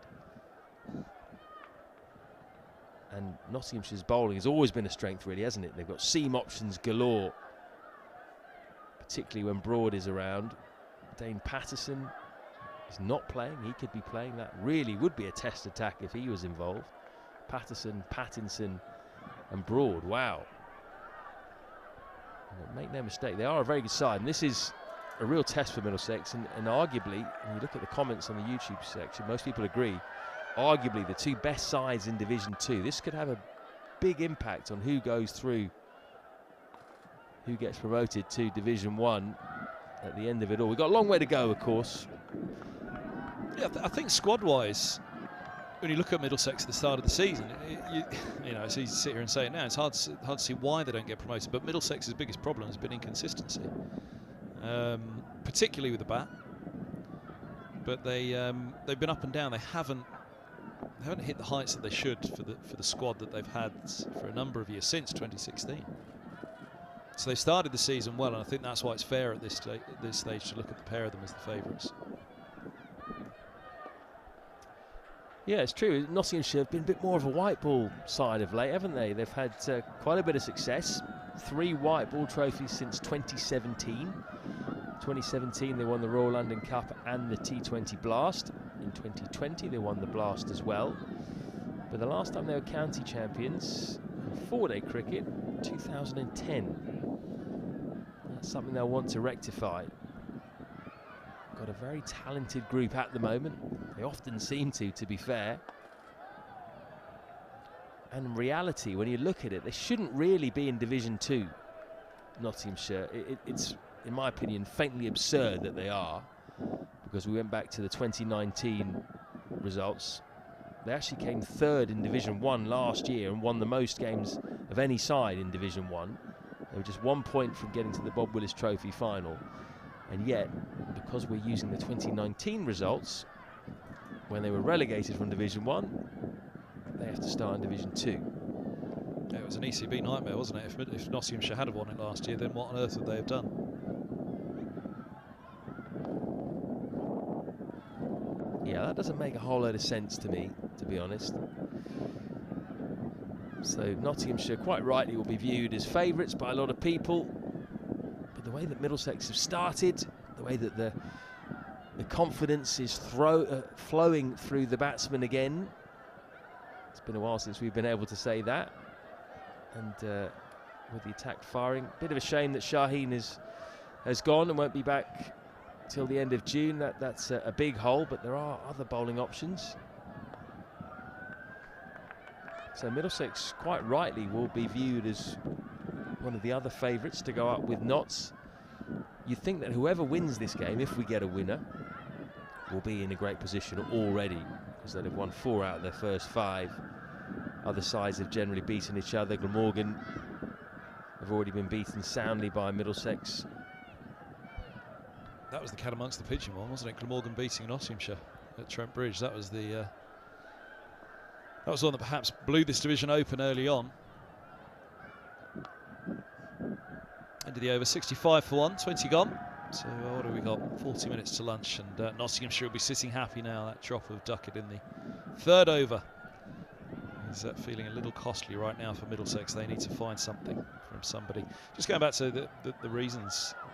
I think when a side underperforms so long, you ask, are they underperforming, or is actually that their level? But the feeling was Middlesex seriously were underperforming with the talent they had in their ranks, including that man, Blake Cullen, who's there having a chat with the school kids. So it was primary school kids on day 1 of the Leicestershire game. It's secondary school kids on day 1 of the Nottinghamshire game, something that Middlesex have always been promoting over the years. Kids Days at Lords, something I think they'd like to do a fair bit more of in coming times.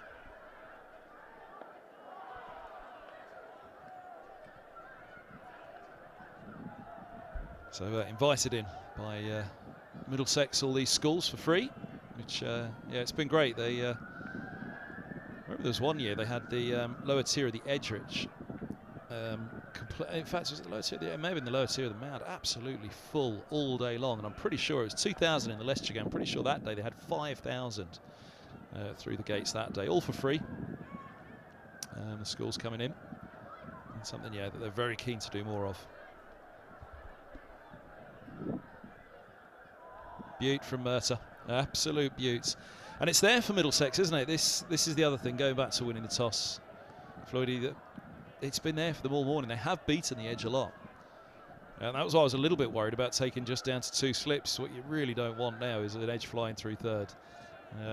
Having seen one dropped at slip this morning, the ball is still beating the bat. I wouldn't be too concerned by the runs at the moment. I'd be more concerned about this next chance. There will be another, but you don't want it to fly through a vacant 3rd.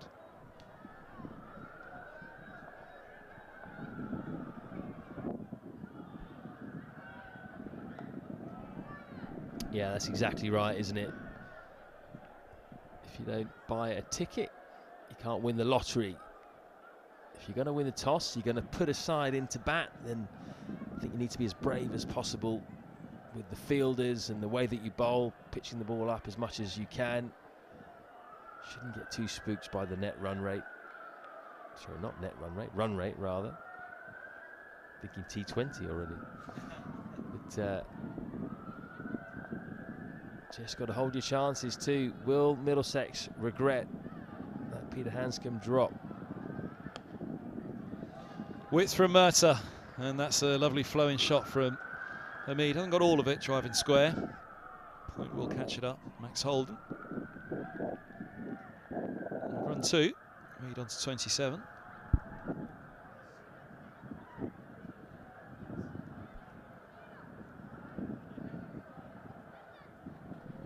Plenty to think about for that man, Pete Hanscom. They've got to find one more before lunch, surely, Middlesex. 35 minutes it feels like, otherwise they really are playing catch-up this afternoon. Strong lineup from Nottinghamshire. That one's decked in quite a bit, hasn't it? We've seen that a couple of times where he's pinned Hamid on the back foot. That's what he's looking to try and do. He just hasn't quite got the line right. And Hamid actually, I think, has played it pretty well, hasn't he? The one that's come back up the slope. Yeah, it's so difficult. You know, Mercer's beaten the outside edge an awful lot here. I think there's only been the one that's beaten the inside edge, hasn't there? It was drifting down leg, we fancied. But, you know, Mercer will really test the batters. And I think Hamid, in particular that inside, he's got his lines right this morning, Hamid, in the sense that you're going to have to accept your outside edge is going to be beaten. That's nicely bowled again by Mercer. End of the 21st, Nottinghamshire, 68 for 1. eToro lets me copy the trading activity of other traders. From now on, whenever I make a trade, I'll make the same trade automatically. Join over 20 million users and start investing now with eToro.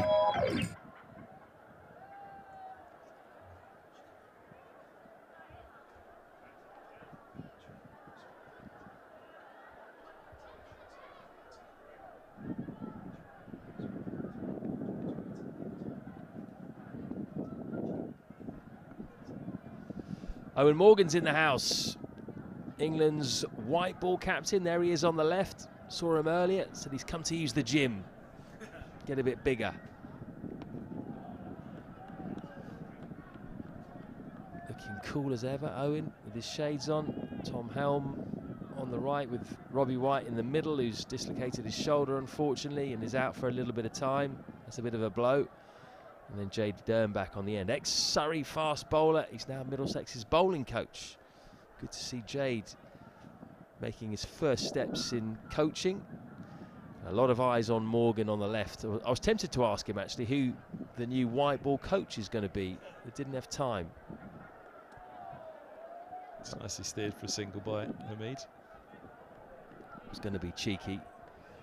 I'm sure he'll be very happy, Morgs, that Brendan McCullum sounds like he's going to be announced as the new test coach, because those two famously get along really well. Played together here at Middlesex, played together at the Kolkata Knight Riders, or McCullum actually coached Morgan when he was captain of the Knight Riders, took them all the way to the IPL final, so they've got a good relationship, very similar characters.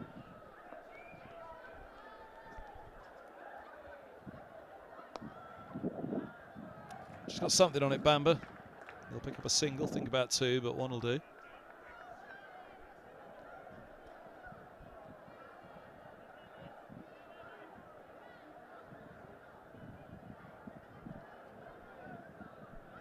So he's still got a bit more time, really, Owen, hasn't he, before he leads England out in colours again. The focus is very much on the test side at the moment, and that's generally been the chat, hasn't it? Understandably so, because England's test side are at a very low ebb right now. So a lot of the chat is that the focus is on test cricket. I think Rob Key has said that to Owen Morgan. Obviously a funny joke that from Tom Helm. Didn't realise he was so funny. Owen Morgan, I think, will understand that the focus has to go a little bit on test cricket early on. It might mean that he doesn't see as much of some of his big players, some of the three format players, the likes of Stokes, of course, the test captain, and maybe Johnny Bairstow and the like. He might not get his strongest team in some of those early games. Bowled again. Wary that slope still, Hamid. And that's something that Owen's going to have to accept. I think the general consensus was that Joe Root got a bit of a raw deal at times over the past couple of years with the team that he had to put out there. It wasn't the strongest test side, whereas Morgan generally had his best squad to pick from. The problem is that you can't prioritise test cricket too much, because then the white ball cricket suffers. We've seen that in the past. Sharp. Handsomely put away by Hamid. Moves into the 30s.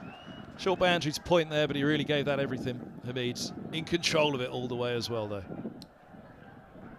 I think this bounced a little bit more than he was expecting. If you see here, he kind of rides the bounce. Yeah, he kind of stands up, rides the bounce, good bit of play, keeps the ball down, and just picks out the gap. Because if you do that with that short boundary, you have 4. As soon as you beat the infield, that is pretty much it. We're playing right on the edge of the square here on the grandstand side.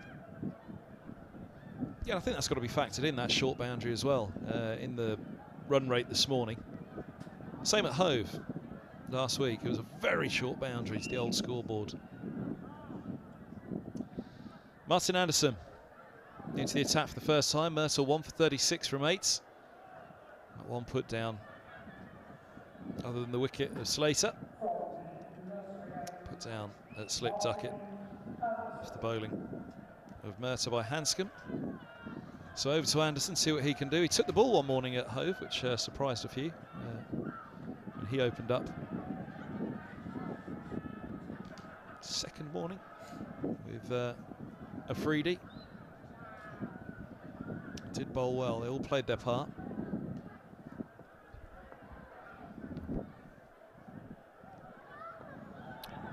Just the extra pace you can see there from Martin Anderson. He'll be the quickest bowler on show today for Middlesex. Wasn't a great line or length, but you saw the extra pace.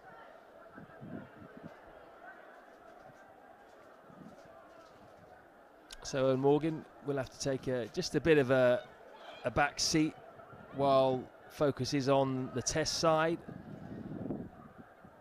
But then, as I said, as I was alluding to, you can't take your after ball for too long. We can't prioritise test cricket solely. We've got to keep an eye on the white ball side. We've got World Cups coming up.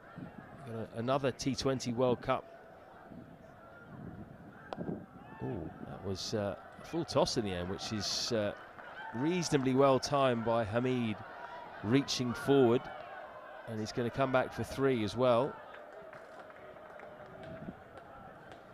We've also got a 50-over World Cup coming up next year.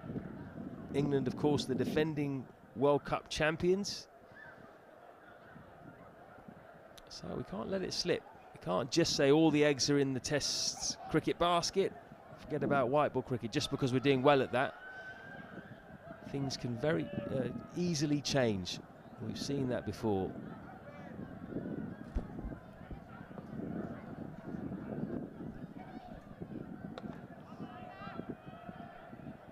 Very full start by Martin Anderson.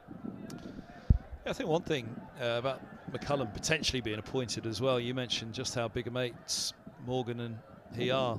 Big interest off field together, horse racing. I'd be amazed if Morgan hasn't played a fair old part in the consultancy on McCullum becoming coach. England's, the ECB, turn to him on a lot of matters.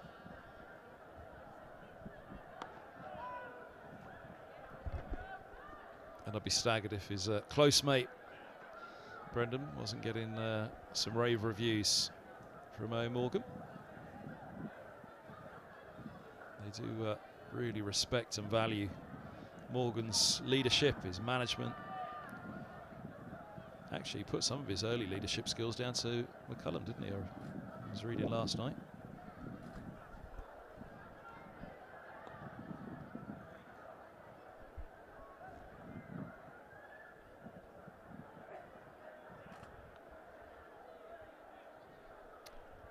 He's in good form, Martin Anderson.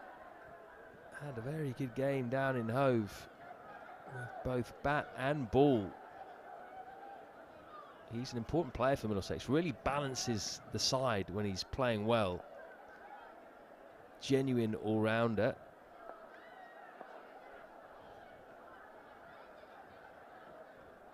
Natural away swinger as well, as you saw there. When he's at his best, he gets some nice away late swing. So his first over has been bowled. Middlesex could do with getting another one here, couldn't they? At least before lunch, just to settle the nerves a little bit.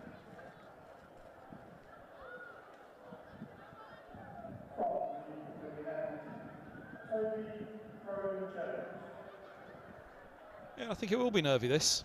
I don't think it could be overstated, really, that you win the toss and put a side in. expect wickets, but that's the reasoning. You want early wickets. You just fancy you can get ahead slightly.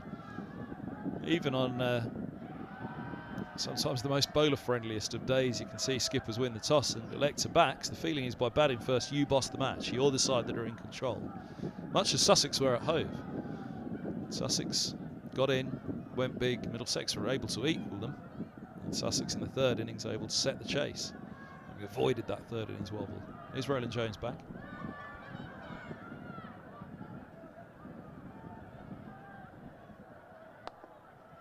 Long half volley that. That's come right off the middle of Ben Duckett's bat, but straight to mid-off.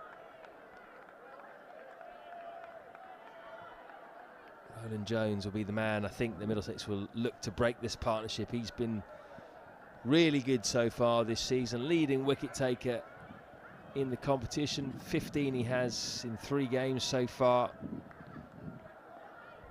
And generally, he's the man who can break a partnership for you if things aren't going too well. Like that. That's a good length. And as Duckett gestured there, that ball seemed away from him too. He was stuck in the crease. He's a tall man, Roland Jones. He gets a lot of bounce. I think that's a good natural length for him. Good carry. Luke Holman enjoying himself there with the school kids. They've all got the phones out. Get a selfie. Don't do autographs anymore, do we? It's all selfies.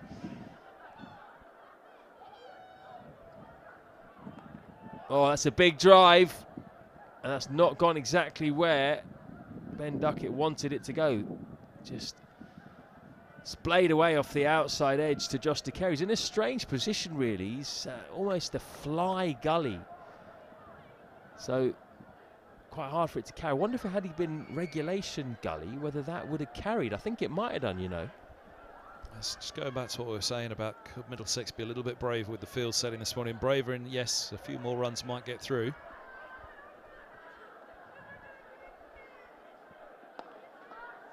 Yeah, he's gully line to Carey's. Why isn't he catching? That's what I would ask. You know, he's saving one.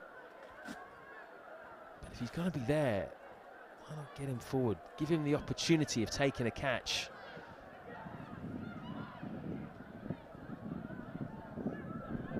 There you go. He's saving one, but might as well be catching.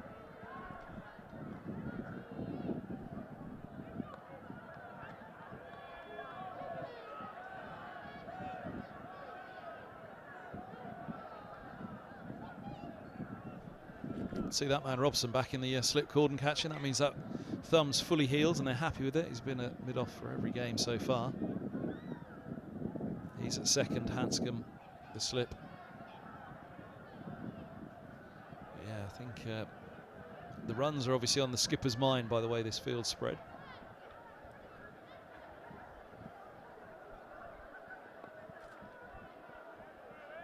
Good over from Toby Roland Jones, a maiden. His figures are looking very tidy. 7 overs, 4 maidens, none for 6. The runs have generally come from the other end. And that's the other way of looking at it, isn't it? Try up the runs, stack up the dot balls, and you'll take a wicket. 21, isn't it? 21 dot balls to get a wicket.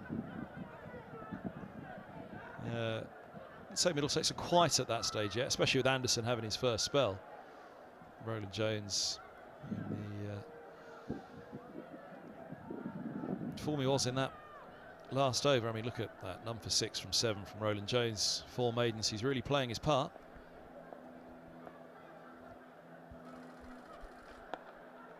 Lovely drive from Hasib Hamid. Through the gap and to the boundary.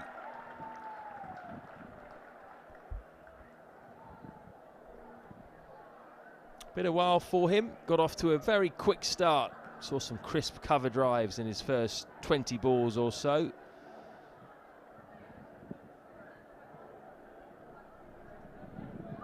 And that was back to those first few balls, really. Very, very easy on the eye when he drives through the covers. Scoring quickly, 40 off 69. hint of swing for Martin Anderson. Just brings his length back a little bit.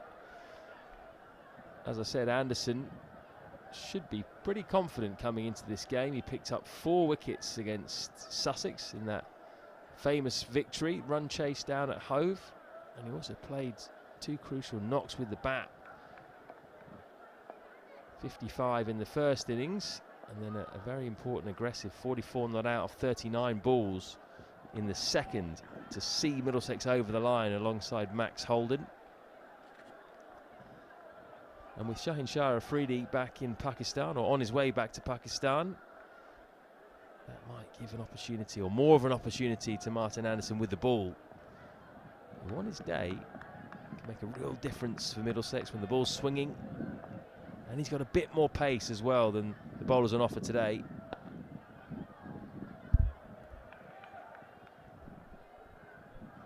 Always thought as well, he's got a lovely action, Anderson. It's a really classical, rhythmical run-up and delivery. Yeah, he was a bowler all the way through the ranks, wasn't he, with Berkshire, and highly regarded. One that they had great anticipation for Anderson to come of age and reach the first team, but a couple of back injuries slowing down his progress just as he reached the first 11. Clipped away very nicely. Might only get 2 here. Well fielded by Luke Holman, who's finished his selfie-taking duties, runs round and saves a couple of runs.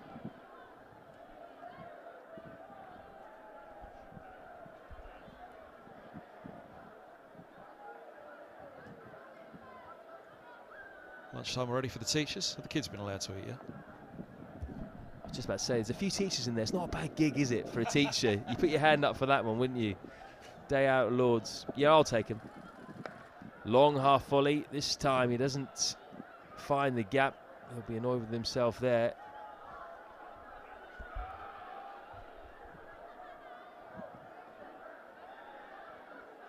Just as long as they haven't snuck in the free allocation of wine you're allowed each person coming in. Is it a bottle each you're allowed? Yeah, so if you had a big class, you could smuggle quite a few bottles in, couldn't you? Only joking, only joking. It's not the 6th form, they're in tomorrow.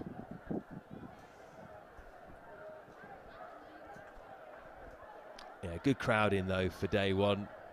Really is spread out from the pavilion round to the grandstand. Width, and again the man is picked out, and all the way around as well to the Compton and Edrich.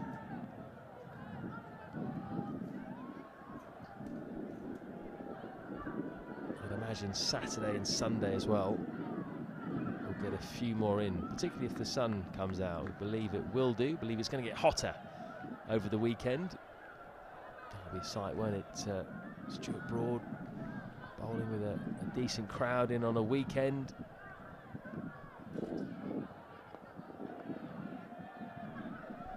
Just seems as though the last 3 or 4 overs a bit less being done with the ball, a bit less seam movement, less swing. Anderson's got a little bit, but not much else. Was this the right decision to bowl first?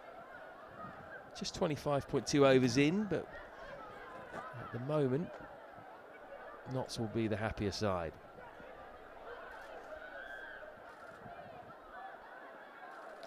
Oh, as I say that, that's an absolute peach from Toby Roland Jones. Turned Ben Duckett into an S, as Nasser Hussain would say. Look at his back foot. Foot comes out.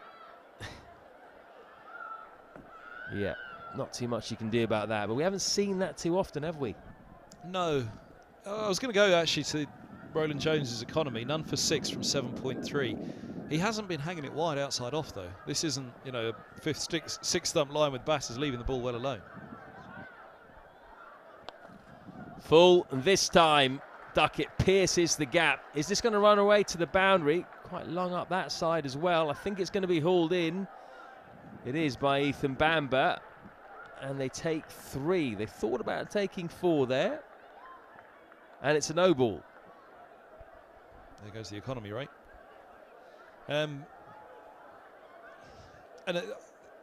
If memory serves, of the 6 that he'd conceded prior to that, one of those is a boundary as well, Roland Jones. So number of scoring shots off what, 7.3 overs for Roland Jones, are very, very few. I think that says a lot about the length that he's bowled, because again, he's bowled pretty tight to the batter, I think. Hasn't been that many that are comfortable leaves outside off, so his length has been good.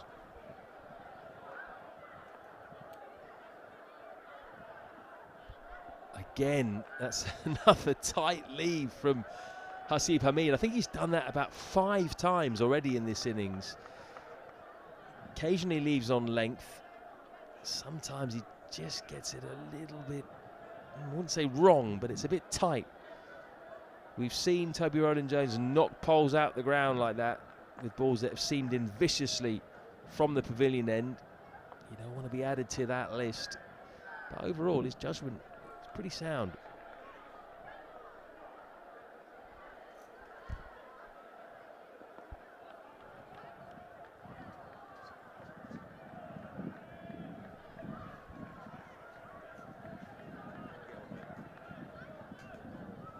I think that frustration on Roland Jones is growing, isn't it?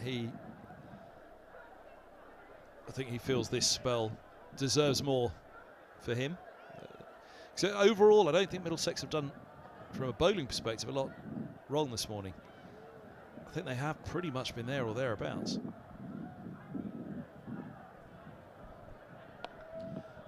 That's a half volley, and that's a misfield.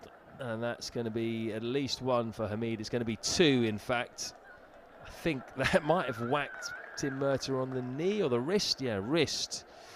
Oh, painful, those ones that miss the middle of the hand and get you right on either the sort of bottom end of the hand or the wrist. It's not made to be hit by a cricket ball, that part of the body. That's not what any Middlesex fan wants to see right now. Nottinghamshire would be delighted, wouldn't they, if there was to be another injury. With a 3D off back to Pakistan and Helm out. As you said, right at the top, Floydie. It's Murtagh and Roland Jones, the big 2. But wicketless again, that over Roland Jones, but frustration and disbelief, I think, that he hasn't been able to get in amongst the wickets just yet. The one thing that they didn't do right this morning was hold that catch, Middlesex, which is harsh on the skipper, but that is ultimately... I think, at the moment, well, you know, as we head towards lunch, that's what Middlesex will be thinking. Hold that catch, it could be a very different morning. And you put a side in like this, it's been the big debating point this morning, hasn't it? Winning the toss and electing to field. If you put a side in, you know on a morning like this, with the sun out at Lord's, it's not going to be easy if you get a chance to hold it.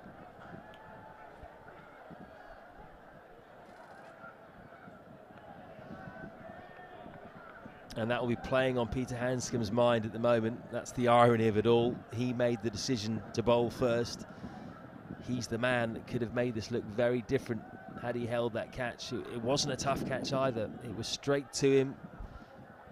Took it reverse cut the Australian way. Ball bounced a little bit on Duckett, who was playing it off the back foot, but it was straight to Handscomb. Would have seen it all the way. I'm sure he takes that 9 times out of 10. Unfortunately, this was the 10th. And so now that has made his decision to bowl first look worse than it could have been. So he'll be kicking himself, but that's the life of a captain, isn't it? You've got to get over those moments and try and find a way out of this, try and get back in the game. It's not a disaster by any stretch of the imagination. 92 for 1. Middlesex are just a couple of wickets from getting back in this. It's just that you've won the toss and you've made the decision. And you can start to regret and get inside your own head at this point. Still very capable of bowling Nottinghamshire out for 200, 250 from here. Just need to get some breakthroughs and get back on it. Bit of a breeze, as you can see there, the MCC flag fluttering. That'll please the bowlers a little bit. But the sun's back out now. And as Ben Duckett said this morning to me, what a day for batting it is. What more could you want? Sun's out, home of cricket, and he's enjoying himself out there. So maybe they would have. Was he giving us a little hint this morning when he said that? Maybe they would have batted first.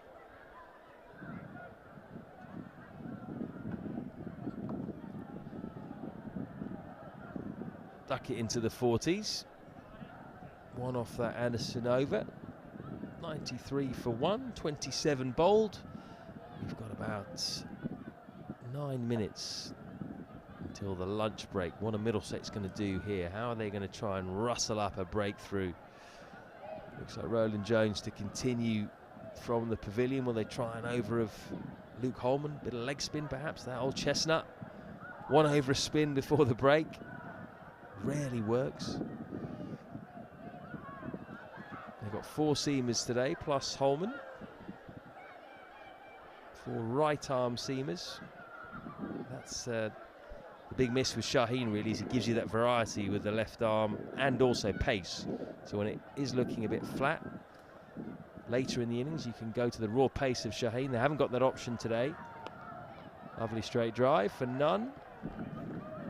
Yeah, what will they be thinking for the afternoon session? I mean, as you quite rightly said, Nottinghamshire haven't gone anywhere yet. They're going to win the first session, barring something quite brilliant for Middlesex in the next 10 minutes. Nottinghamshire are going to win the morning session, but 2 wickets quickly after lunch, and they're 120 for 3, and that just slows things down. Again, it brings Middlesex back into it. So nothing majorly is lost at the moment. I think what Middlesex, as you say, what they're going to have to think about is what could they have done better this morning?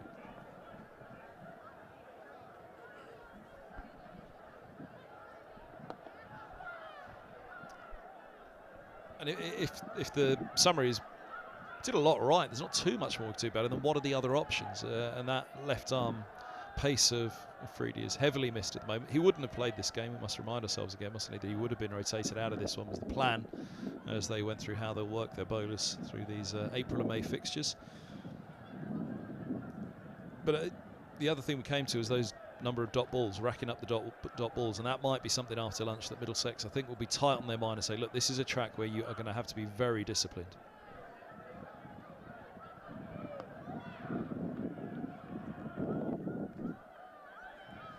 I think Luke Holman's going to have to play a part in this match. Spin in general in the first 2 games has probably played a slightly bigger part than we were expecting.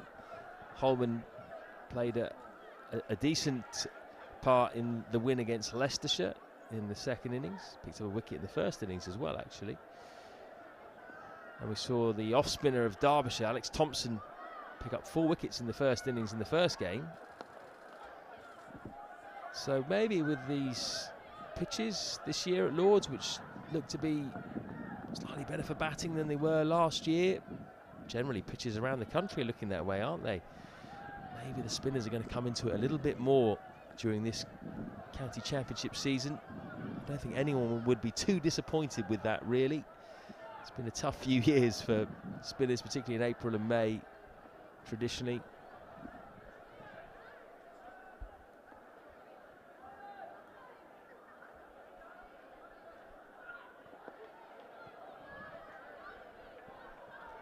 Yeah, I was going to ask you about the track this morning. From what we've seen this season, that first one, just a little too slow, perhaps, that first game of the season. But huge credit to the head groundsman and the staff here, because again, if it had been thick overheads for that first game, it could have been a 2-day game.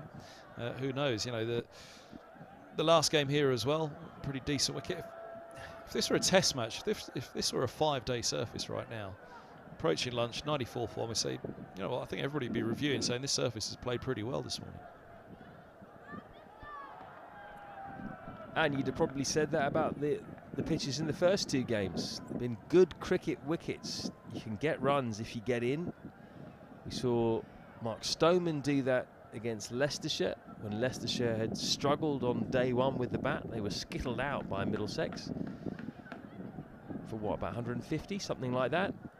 And then Middlesex went out there, and Stoneman in particular looked like he was batting on a different pitch. He showed you can get runs comfortably if you apply yourself and leave the ball on merit. And then we saw in Leicestershire's second innings that it wasn't that easy for the bowlers to bowl them out. Clipped away by Duckett. There's protection out of the leg side boundary, so just 1 for him. That you had to work hard to get your wickets as bowlers. some runs in there as well, but it seemed to be a fairly fair contest between bat and ball. That's exactly what you want, particularly at this early stage of the season.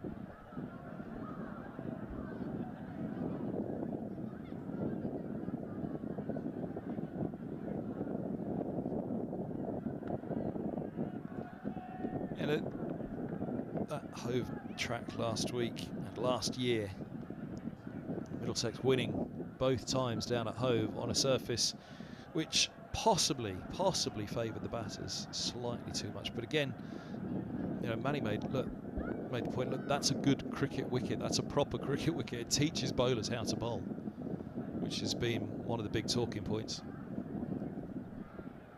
Short cut for 4 by Hamid. Maybe not exactly where he wanted it to go. That went in between the gully and the second slip. I'm sure he was aiming a bit squarer than that, but he'll take the boundary. And you know, that's fine. Bowlers will bowl a little short, a little wide, but overall, I think the pitch map's going to be a sharp focus for the bowlers today and this match. By the looks of it, you're going to have to hug that off stump very, very tightly in this match. Anything offline, anything over pitched or a little short. Just 2 away now from the second half century of the season. Hasib Hamid, his highest score so far, 53. He came into this game with 161 runs at an average of 26. So an opportunity for him now to get his get his England ambitions back up and running with a big score here. Sun's out, good pitch. No Shaheen Shah Afridi for Middlesex. This is his opportunity. He's looking good. Foot movement's been excellent, getting some big strides in. He's just played his shots, stuck to his game, drove really nicely through the covers. He's back cut really well, clipped occasionally through the leg side when he's had to. The main thing is his judgment has been perfect. There's that clip again, just 1. So now just 1 away from that half century. 100 up as well for Nottinghamshire. Ripple of applause goes around Lords. It's been good stuff, barring that 1 drop of Peter Hanscom off Ben Duckett. These two have looked relatively in control, which is exactly what you want when you get put into bat. Here at Lords, with some clouds around, they've scored at a good rate as well. Well over 3 and over. And they can keep building this platform. Nottinghamshire are going to be in a very good position indeed. Here's Roland Jones. Last over before lunch, I would imagine. Yeah, we've talked about how well that man's done in shot. Hamid, he's done fantastically well this morning. He's played the off stump beautifully, hasn't he? He really has got his lines right. He's given himself every chance. The ball has beaten the bat a fair bit this morning. But Hamid has stuck to his task. He's stuck to his plan.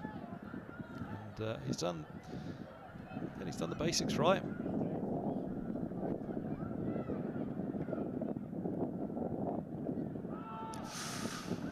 Ooh. Roland Jones has had a frustrating morning, hasn't he? He's been head and shoulders above the rest of the Middlesex bowlers today, but no cigar so far. The line and length perfect there from Roland Jones. Hamid left within his crease on that one. We've talked about him getting well forward and doing so very well throughout the morning, but on that one, stuck in the crease, line, length. Again, it's just one of those days, one of those tracks where if the bowler gets it right, it is going to be tough. Oh, that has bounced viciously. Well played in the end by Hamid. Wrapped him on the gloves.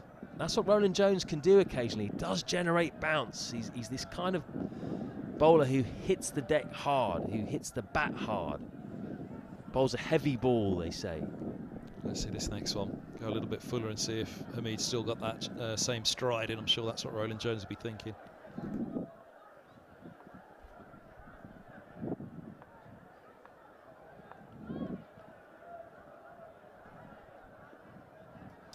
That's going to be 50 for Hasib Hamid. with a boundary, tickled fine. Well played, sir. It's been a really controlled knock. No chances whatsoever. And he rightfully accepts the applause of the crowd. He's driven crisply. He's put away any bad ball he's got, and he scored at a good rate as well. Let's not forget that. 87 balls it's taken him to get to his half century.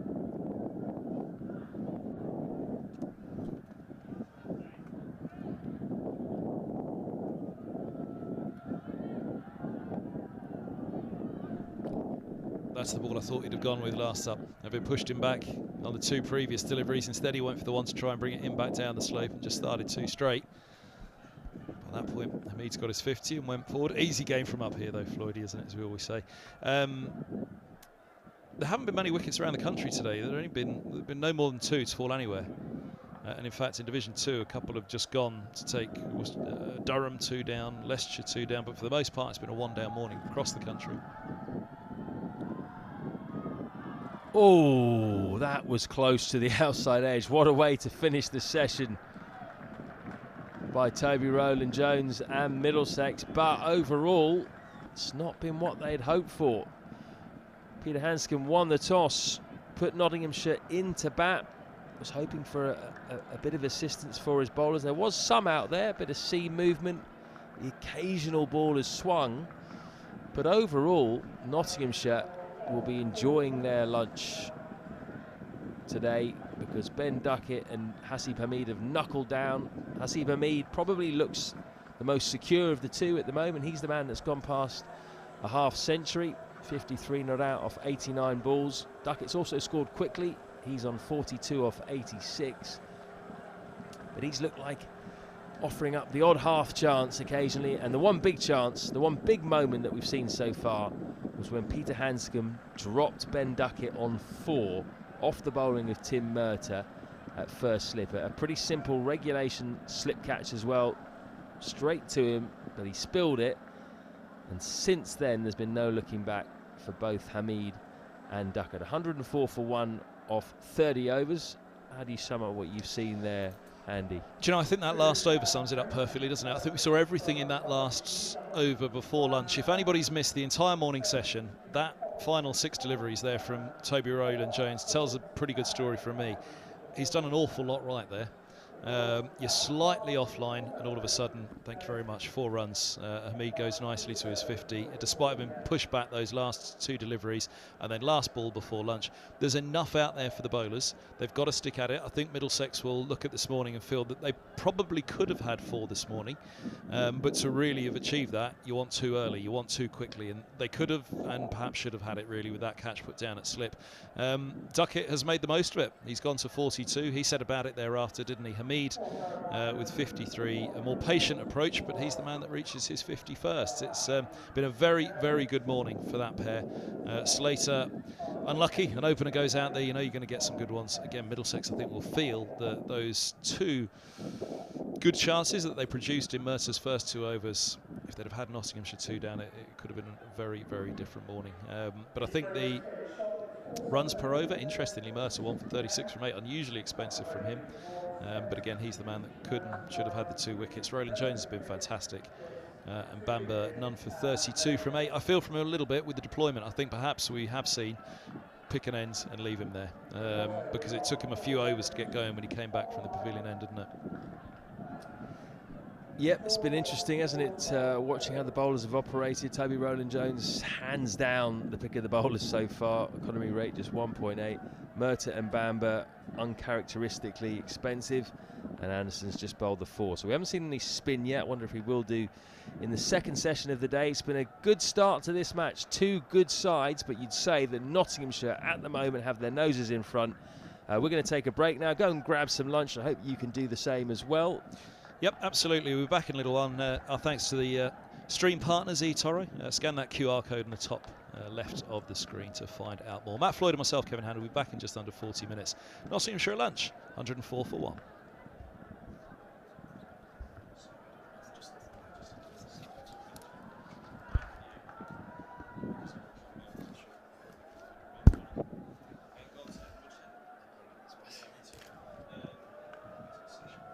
eToro lets me copy the trading activity of other traders.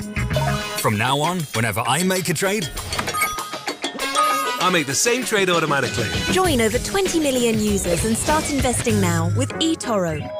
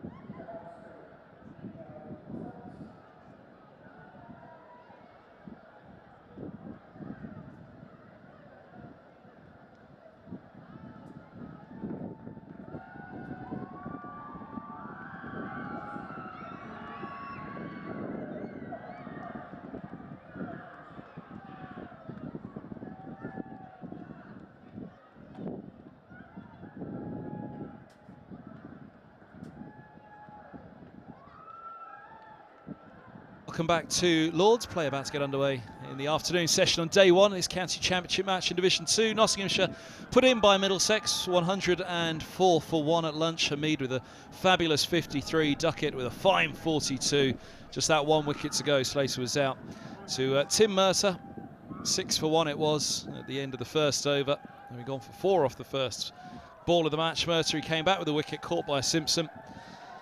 But since then, it's been pretty good going for Notts, all but 1 delivery, which was in Mercer's very next over when Duckett was dropped by Hanscom at slip, 3rd over of the match. Other than that, not a chance to speak of. And rarely a heart-in-mouth moment either for the batters. A couple of inside edges, as you'd expect early in the match or at any stage of an innings, really. But Middlesex have a bit of work to do after lunch, and a lot of it will rest on the shoulders of that man, Tim Mercer. The 1 wicket to go so far. Unusually expensive today, Mercer, 1 for 36 from 8. He's got Duckett on strike first up after the interval. Nicely put up there and eased away into the onside. You're watching the Middlesex live and enhanced stream. Our thanks to our partner eToro. Scan the QR code on the top left of the screen to find out more. Your commentary team for this one, myself, Kevin Hand and Matt Kabir-Floyd. And if you want to get in contact, at Middlesex_CCC, and don't forget that hashtag #OneMiddlesex if you are wanting to get through to the commentary box to speak to us.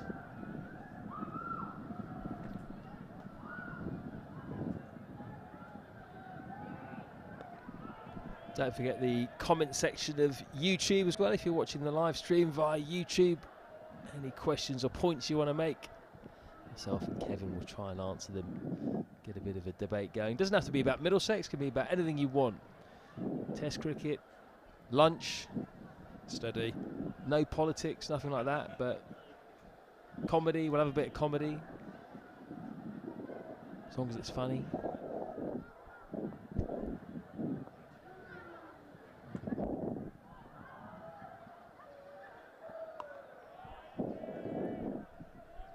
And the big discussion point at the moment, Kevin, particularly on YouTube, has been the decision to put Notts into bat, hasn't it? That's what most Middlesex supporters are talking about at the moment. It's what we chatted about just now when we had our lunch with a couple of other journalists. Was it the right decision? Nottinghamshire, I'm hearing, probably would have batted first. That's what that man Duckett said to us this morning. Nice day to bat when we saw him first thing. And yeah, again, you look up, not down. I mean, look, Middlesex, this is their 3rd game here this season. Hanscom missed the first game against Derbyshire, which was up at this end of the square. He was here for the Leicestershire game, which you and I did together last up. Yeah, Richard Johnson would have had a big input on it, as I'm sure will, Tim Mercer and Toby Roland Jones. The thoughts of the senior men in the dressing room.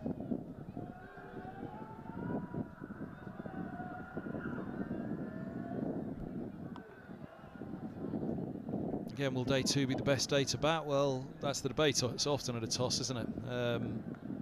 All of that's still to be borne out, isn't it? Because again, the biggest thing is, had they have held that catch in the 3rd over, 2 down early on Notts, and you could look at a very different session. But I can't heap enough praise on, in particular, that man in shot, Hamid. I think he played the morning beautifully. I thought he got his lines right and gave himself every chance, as we were saying so many times this morning, against this, a very, very good bowling attack. Right, Helm's out injured, Shaheen's gone. But Mercer, Roland Jones, and again, Mr. Reliable Bamber.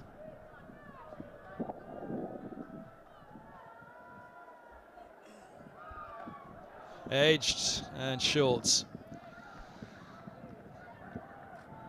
End of the first over after lunch, 105 for 1. And that's another example of the famous Hasib Hamid soft hands. He played that with really soft hands, didn't he? Didn't jab out in front of that. Otherwise, it may well have carried to first slip. In the end, bounced well short of Peter Hanscom, who will be desperately hoping that he gets another chance to make up for the big missed opportunity of Ben Duckett when he was on just 4 in that first session. He's now moved on to 43. and he's going to face up to Ethan Bamber from the pavilion end, who wasn't his usual parsimonious self in that first session. 4 and over he went at, 8 overs, 1 maiden, none for 32.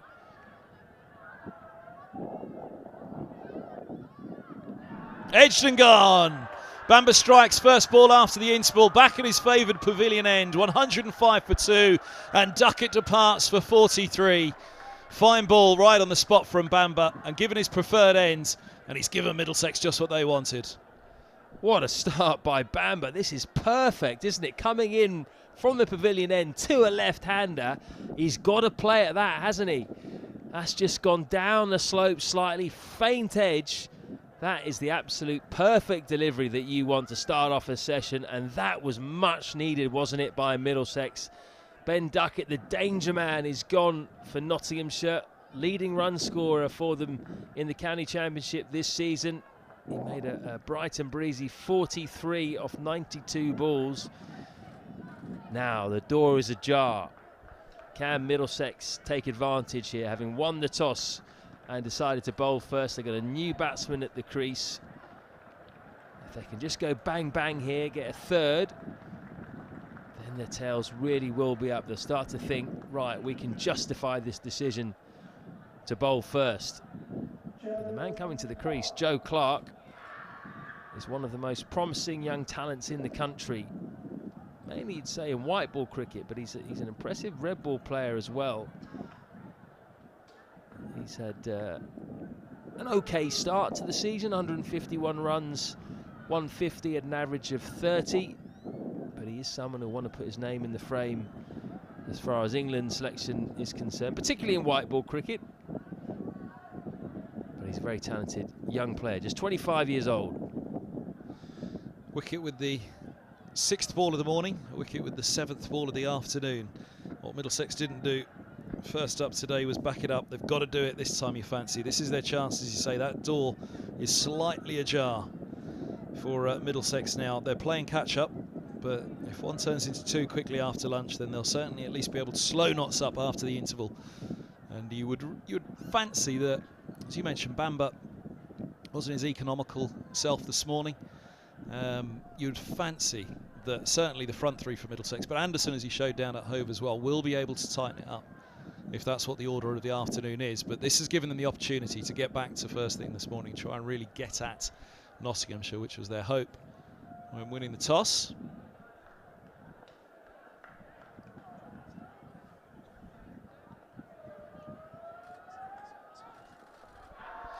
Oh, a little advance first up from Clark. Huge appeal from Bamber. And you see, I've never seen someone say sorry so much as Ethan Bamber. Look at it there, apologising for his appeal. You don't have to say sorry, Ethan.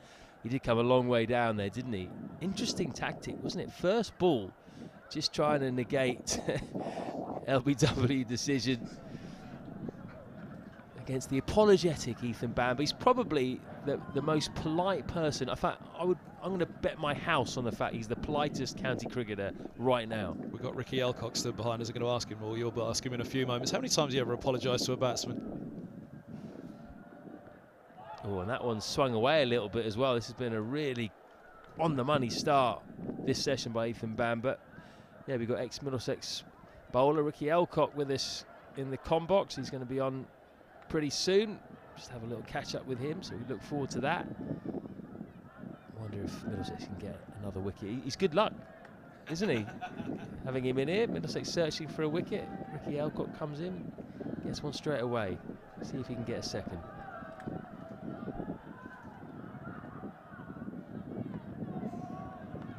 That's a fine ball again from Bamber. Hamid equal to it. There's the man that took the catch, John Simpson. A very good week. That innings down at Hove, rescuing Middlesex from 45 for 4 as they responded to a big first innings total of 392 from Sussex. And the match really took a pace from that point forward. And the 2 alongside him setting up that run chase. Century for Robson, 50 for Hanscom.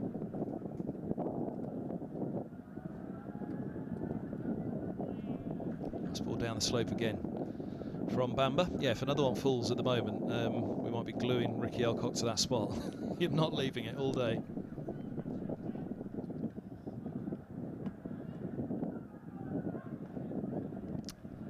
Thanks very much for your questions and your points. Joshua Dixon has said, thoughts on the McCullum appointment as England Test head coach.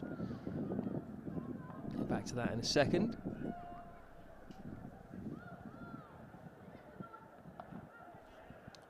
Nicely tucked away for a single. End of the over. The Mead will keep the strike. Nottinghamshire 106 for 2. Duckett was caught Simpson.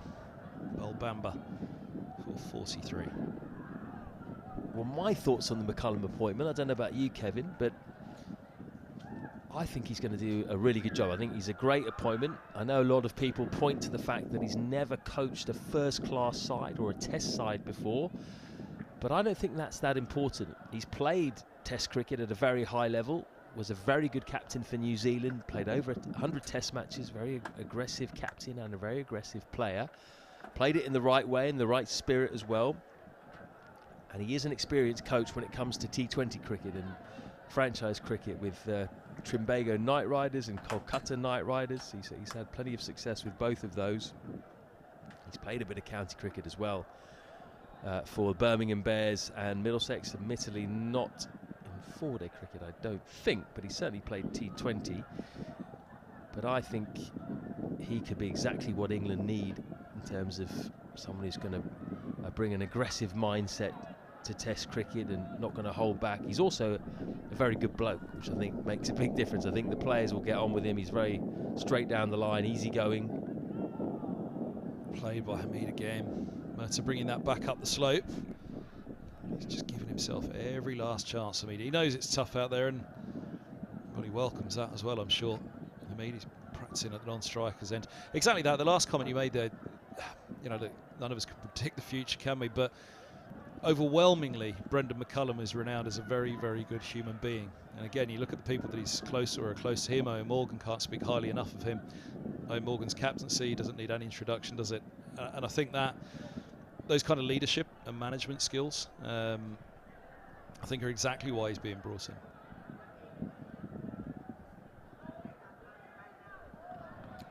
Second time that Clark's come down the track and outside of his off stump as well. He's trying to negate that LBW option. We do see batsmen do that frequently to the likes of Bamber and Murta. Also helps them to leave the ball as well. You see Nick Cook, the umpire there, almost giving batsmen a bit of advice, saying, yeah, you know, you just need to get a bit further forward, get into it.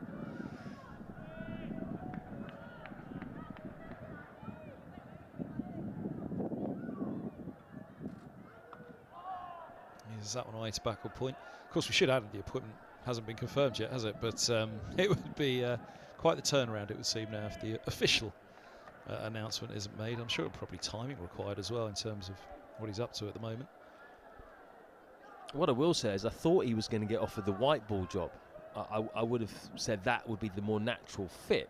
I still think he'll do a good job with the red ball side, but I wonder who'll get the white ball job.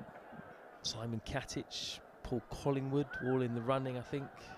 Maybe even Gary Kirsten, who I thought would have been perhaps better suited to the test job rather than the white ball job. I guess with the white ball job, you know, the question is, Morgan obviously holds such a big sway, you know, not just in white ball cricket, not just in England cricket, but in the ECB as well. So the person that gets the white ball job, you've got this very, very strong captain. It's that old dynamic, isn't it? Of strong captain, strong coach. You have two of those, then all of a sudden you could have quite the collision.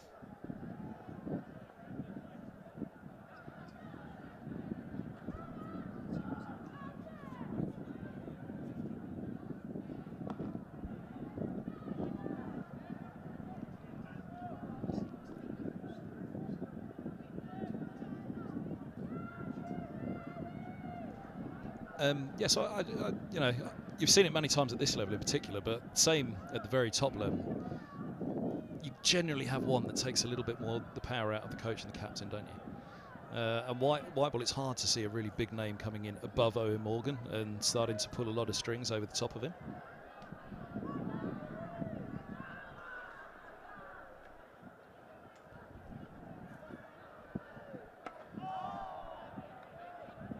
again.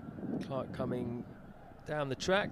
110 for 2 off 33 overs. I know it's just been lunch, but I'm going to nip out and have a coffee, I think. We've got a special guest coming in my place. I'll be back in a few minutes.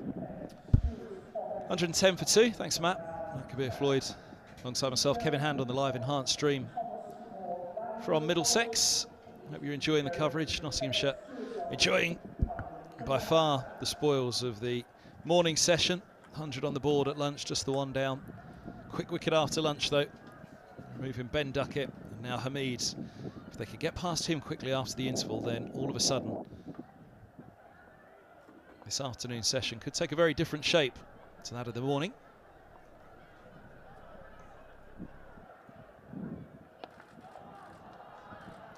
Nice looking shot, just a single.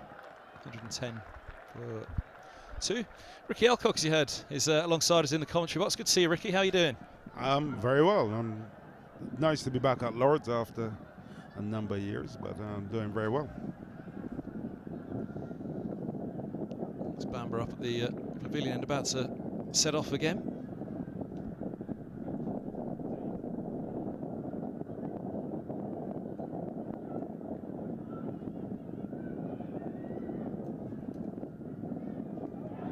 Bowled him, he's gone, 111 for 3. And Ethan Bamber to the double after lunch.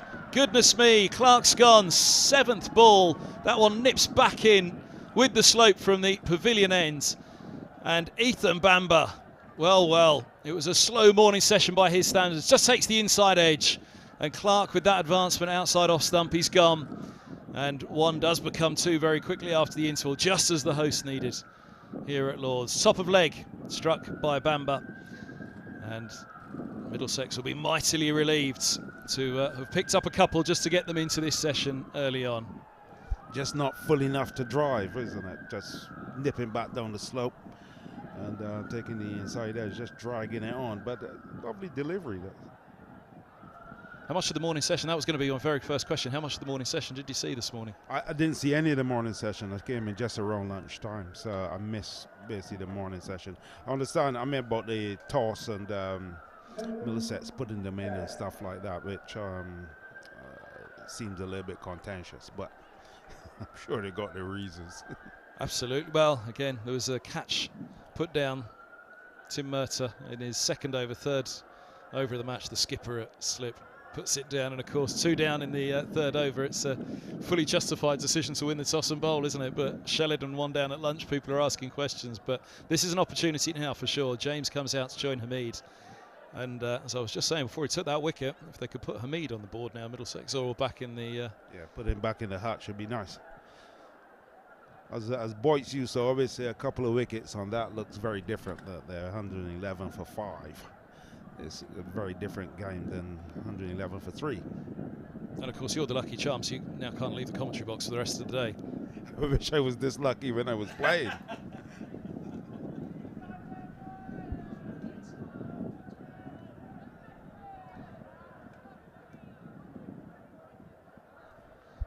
Bamber to James then, 3 slips in place. Hanscom just orchestrating a deeper gully again.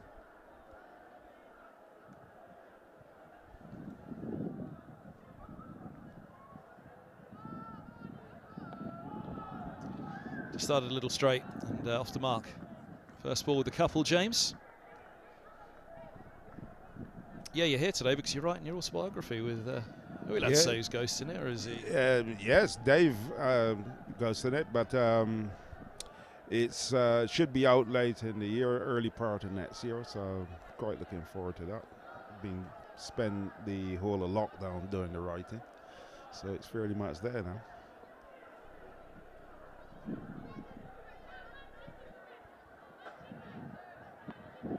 Really interesting watching Ethan bowl, actually, because I saw Ethan. My son was at school with Ethan at Mill Hill, years back. They both played in the Mill Hill side on the Hutch, actually. So it's really interesting seeing Ethan playing all like now. How was he back then? Yeah, he was very steady. But was certainly way above the other kids that year. Really interesting character. So he was always destined to do very well.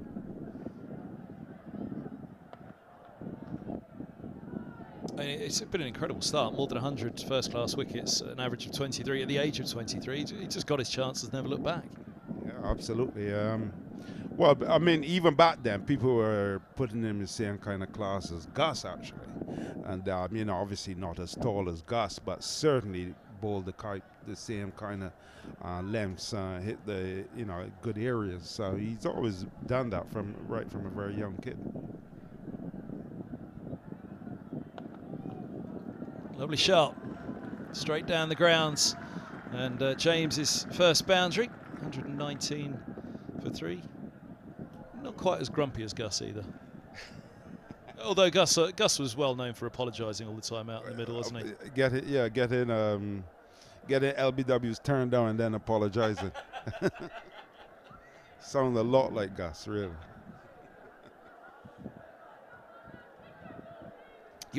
Was it 3 seasons in the end with Middlesex? Yes, I came in '89 and left in '91, I think it was.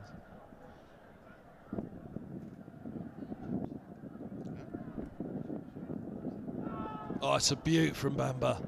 Lovely ball, holds its line up the slope. James having to play for that one, coming back in, wary of the inside edge.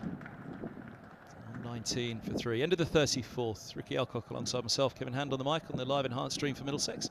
Matt Floyd will be back with us in just a couple of moments. I'm looking at that board away to my left-hand side at the moment. The county championship winning seasons. 1990 was that title in that era. The next one was 93, which was then became the long wait to 2016, wasn't it? So you had the 1990 year. Yeah, 1990 actually, but I was here, but was injured.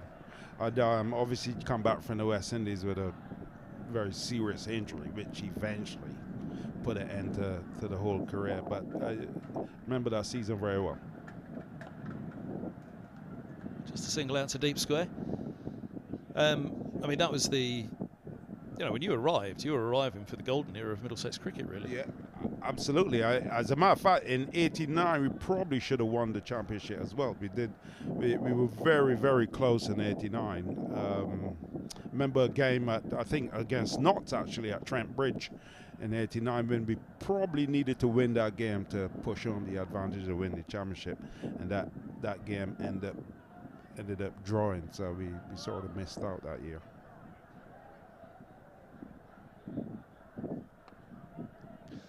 Nicely bowled again by Mercer. That's nicely played by James. Angled bat, soft hands will pick up a couple down to third, just in front of the pavilion gate there. Max Holden retrieving, 122 for 3.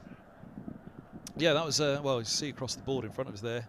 It was 80, well, you can take the 76, 77, 80, 82, 85, 90, 93. It was an incredible time for Middlesex cricket. Yeah, I mean, we had some tremendous players back then. I mean, 88, you know, with Norman and Nelly and Desmond himself.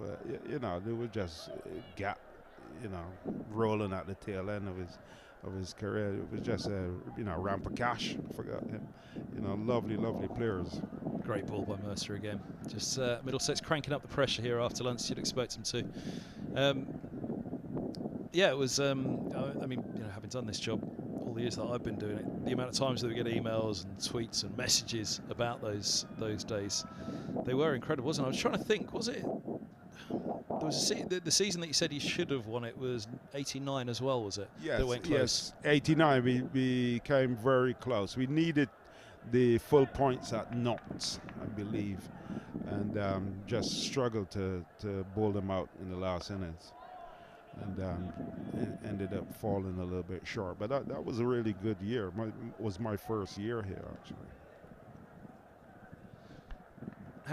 How easy was the move? I mean, 'cause that was the thing.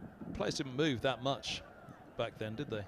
I struggled at Worcester for whatever reason. It was just not the club that I think was for me at that time. You know, I was out and out quick bowler, struggled at Worcester, but once I came here, it turned into,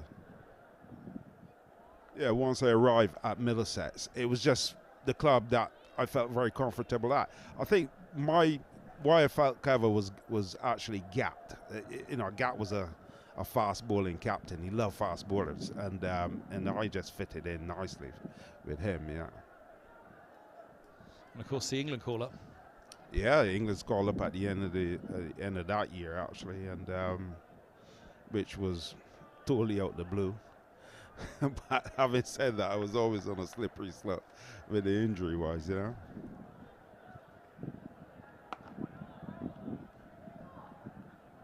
Because you were done relatively early in the grand scheme of things, really, weren't you? Was it 91 was your last year? So you'd have only been... Was it 91 was your last playing year, I think it was? Yes. I came back from the West Indies in 1990, so obviously injured. Missed the whole of 1990 season. Started 91 very well, actually. I knew in my mind that it wasn't right, because I was still in pain. You know, I was on all kind of painkillers and stuff like that. But and then eventually they decided that they'd have a look, and when they had a look, it was not good news. So you were 26.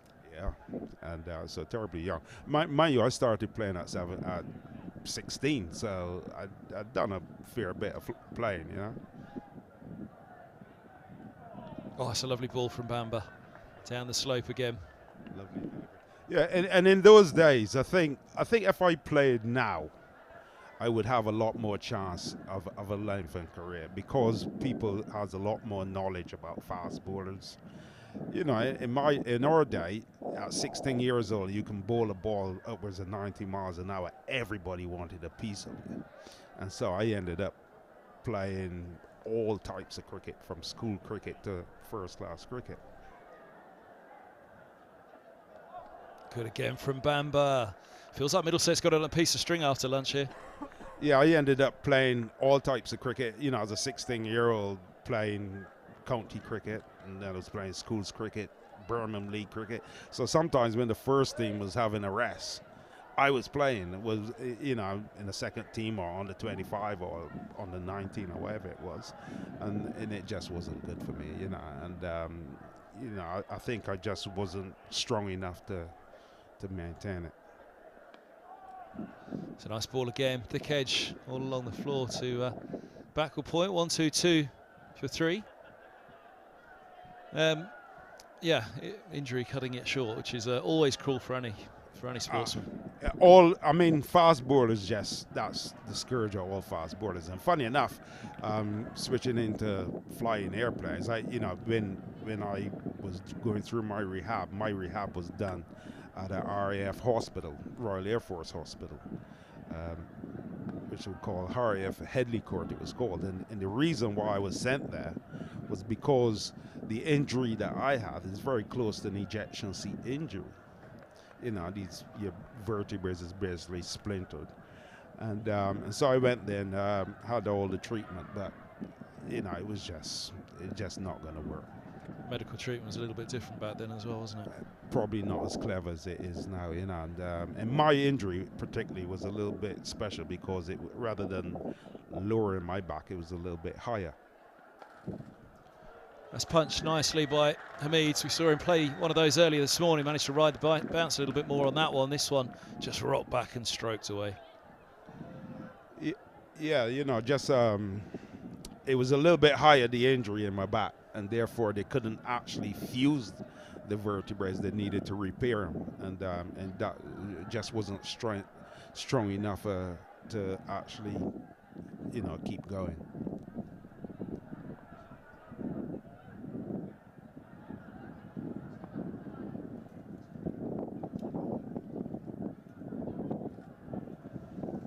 Do you get back to Lords often? Before you know, the lockdown and COVID and stuff like that, I would come down every now and again and have a watch. But I'm back in London now, so I'm hoping to get down as often as I can. The annual Middlesex Players Reunion over at the top of the Mound Stand, I believe, is quite a good event each year. Lovely event. Last time I went, it cost me a few quid, but you know, but it was all in a very good cause, you know, for Strozzi's charity. So I enjoyed that.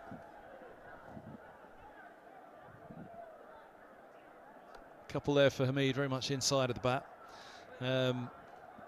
1:30 for 3 here after lunch. Ricky Alcock alongside myself, Kevin Ham. Matt Floyd will be replacing me at the end of the over. Middlesex fan? Worcestershire? Yeah. Well, I support both clubs. I mean, I enjoyed my time here way more than I did at Worcester, obviously. And as I said before, it was to do with not only the people that I was playing with, but mainly how I was captain. I mean, Gat was sort of a fan, and he used me the correct way. He gave me the tools to do my job the right way, rather than what I had at Worcestershire.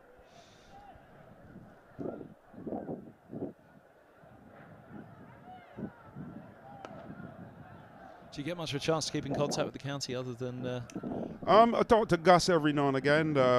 We're good mates. Me and him went through one of our rehab sessions together, so it sort of brought us quite close together. He was struggling with his hip, and I was with my back, so we were two old men together, really.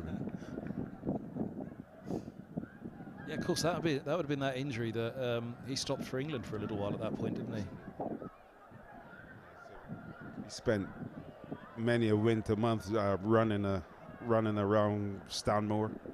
I wrote about it in the book, actually. It's a really interesting period of time. Nicely bowled by Mercer, well played, watchful by James, down to mid-on, 130 for 3. When's the book out? Early part of next year. It'll be in the shops, so I'm quite looking forward to that.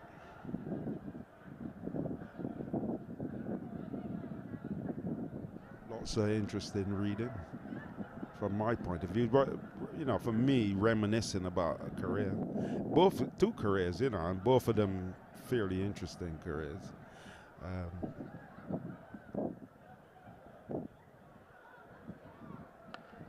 Goes after that one. He'll get runs for it as well. 4 of them. Down the slope it goes. Heavy, hard chase being given there, but whenever it goes away down that slope, it's going to be even 34-year-old Mark Stoneman still managed to get their legs pumping for that one. Lovely shot. Yeah, I mean, I always, say I go and do some mentoring to kids and stuff around England. And I always say to them, I'm one of the luckiest people in the world. I've had 2 jobs, and both of them is jobs that people would pay a lot of money to play, and I was paid to do them both. So I always count myself as very lucky.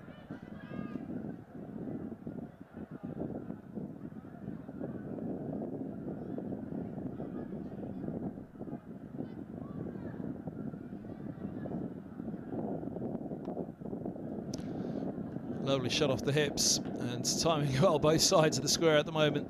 James just gets a couple on this occasion. It's a good stop that by Duckett. 136 for 3, 2 to come in the over. James on to 14. Yeah, it was a bit of a barren time for Middlesex. That after 93 was the next title, and then all the way through to 2016. You could have helped England and Middlesex through those 90s if it weren't for the injuries. Absolutely.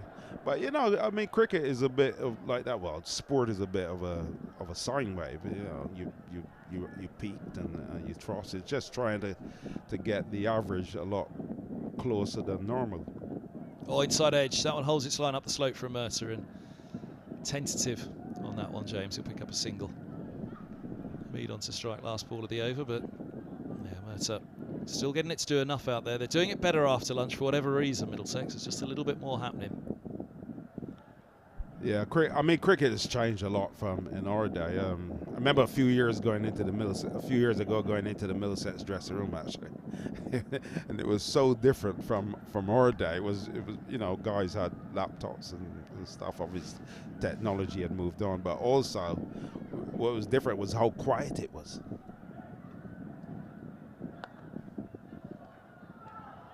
Quick single taken, just bounced away off mid-on. 138 for 3. It's the end of the 37th. The Mead moves to 66. He keeps the strike. Now, hold on, I want to stay on the mic for this now, but I can't. Go on, tell us what's changed. Why is it so quiet now? Well, It wasn't then. After a few words from yourself, it will be Matt Floyd. I had no idea. It was just I just seemed quiet. We had one of the busiest and noisiest dressing rooms you'll ever see. God, tell us what. Right, we're going to do it this way. You stay on and tell me this story then, and I'm going to hear it from you. Who was the loudmouth then in that dressing room? Everybody. We had arguments every day. I mean, when I first moved into the Middlesex dressing room, I thought, well, how can you ever win cricket matches? By this crowd, yeah. They were people arguing and shouting, but basically it served to drive the team forward, because it usually was along the lines of batsmen versus bowlers, and if they got bowled out for low scores, then it was our turn to cash in. So Gat versus Gus, basically. Absolutely. It's still the same now. I suspect so. I remember Gus and Mickey Roseby having a argument for a whole season. You know, here's Gus walking around with a bionic hip, and Mickey's got a little pinky finger that's hurt. You know, and Gus taking it particularly narrow.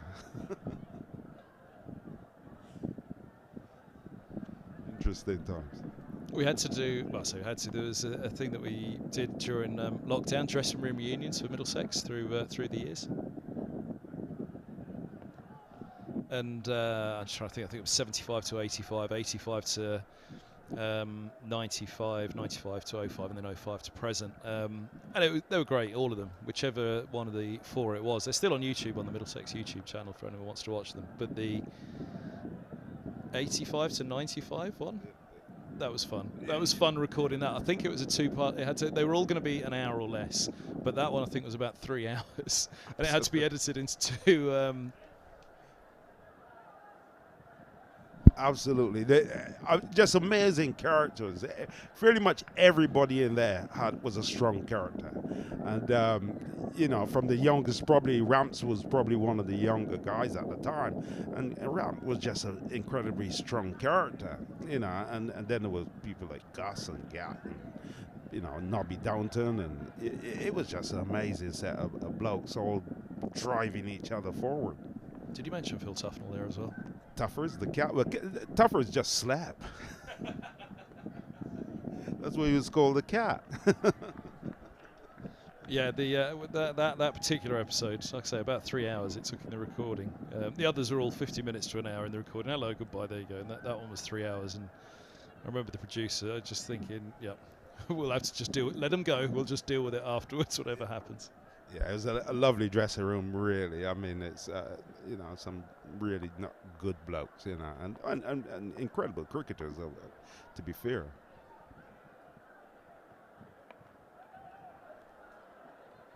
When you talk about the change in cricket, actually, one of the things I guess is the change in dressing rooms. You say it's quieter now. 138 for 3 at the end of the over. Like the famous Australian side. Great players. They didn't all like each other. There were a lot of arguments in that dressing room, but the desire and the will to win. It's a very different sport that we have now, and it's a very different world, really, isn't it? That actually, to promote performance, to promote better performance and a more positive outcome, dressing rooms are different, aren't they? They're more supportive and less confrontational, perhaps. Yeah, I mean, in our dressing room, I'm sure, you know, the way that people spoke to each other and stuff like that, you know, just won't be tolerated today. You know, I'm not saying rude or stuff, but what people just ask so much more of each other.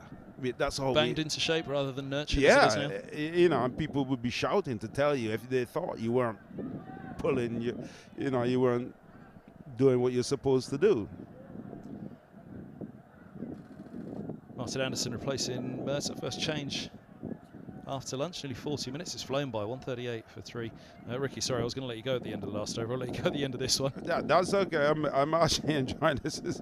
It's nice to come back and see cricket, to tell the truth, to start with.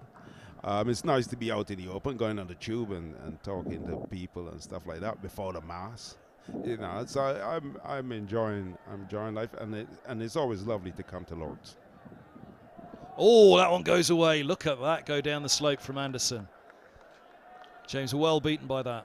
I still remember being a little 12-year-old boy or so in Barbados, and seeing pictures from the old balcony at Lord's. A mate of mine, we used to read our cricket books in the middle of the history book. You know, you just put it in the history page and read it. And I still remember seeing a picture of Lord's, which is just always been amazing to see in the flesh, rather than you know, as I remembered it as a 12-year-old. Yeah. I was going to say, how often do you come back? And there's that once a year players reunion at top of the Yeah, mountain, usually it's once a year, the players reunion. Obviously it hasn't happened for a couple of years. Can't find the excuse just to sit in the sun one day and watch some cricket? I try. I've been to the Oval a couple of times, which I know is sacrilege. Well, we'll try not to hold that against Yeah, you. yeah, hopefully. but yeah, it's always lovely to come here and sit and with a glass of wine or something and enjoy the game. Remember how hard it was running in. I don't know. I was going to ask you that, but obviously with the injury, I guess it's probably different for you. Because do you remember how hard it is? Yes, probably because of the injuries for yourself. You know, some sit there and perhaps roll back the ears, and others sit there and think, "Oh, I'm glad it's over." Yeah, I mean, cricket is hard work. As a fast bowler, it is hard work.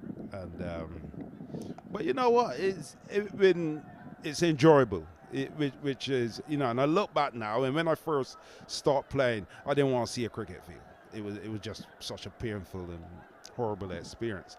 But as the years has gone on, obviously I've mellowed, and now I look back with it perhaps with a little bit of rose-tinted glasses. I look back and think, you know, what a lovely game it was. You know, I had a great time. You know, I was 16, 17 and bowling the cricket ball fast. You know, running in, going all over England. It was just an enjoyable time. Yeah. Ricky, thanks very much. We'll let you go at the end of the over. Good luck with the book, which is out next year. And out in the early part of the year. Hope you all go out and have a cheeky read. Absolutely. Shall I tell you that? It's going to be called Balls to Fly. Balls to Fly. I like it. I like it. 139 for 3. I didn't even get onto that bit with you, the flying aspects, but that'll have to be for the book then, for the readers. Yeah, you can read it in the book. It's a lovely part of my life as well, so I enjoyed it. Ricky, great to see you. Ricky Nice Alcott, lovely to see you. Do come back and say hello anytime. No problem. Good luck to Middlesex. Just as long as you don't have too many trips to the Oval rather than here, we'll take that. 139 for 3. Hamid on 66, James on 16, and here is Bamba from the pavilion ends with 2 slips in place.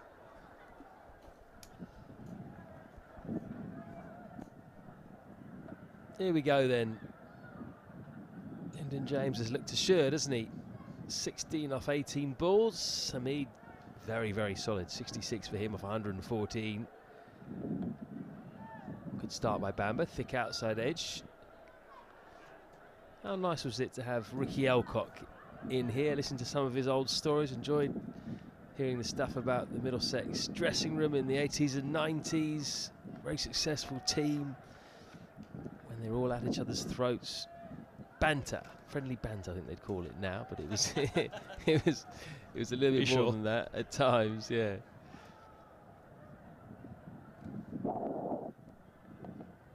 Should say that the reason he's called his autobiography Balls to Fly is because he became a pilot after he finished playing.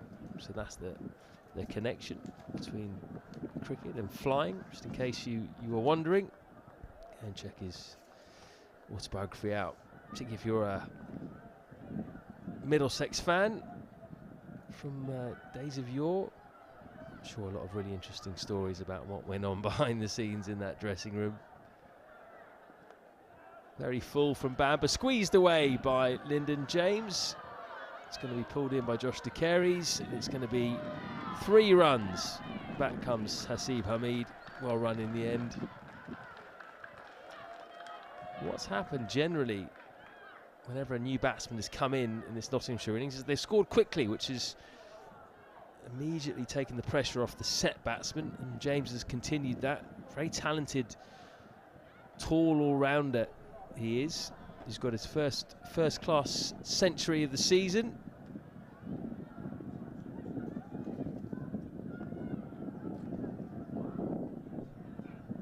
By the way, it's official. Brendan McCullum is the new head coach of the England men's test team. It's been confirmed.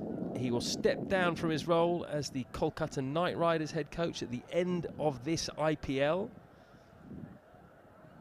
His exact arrival date in the UK is dependent on whether KKR get to the IPL playoffs or not. They've still got a couple of group games to go.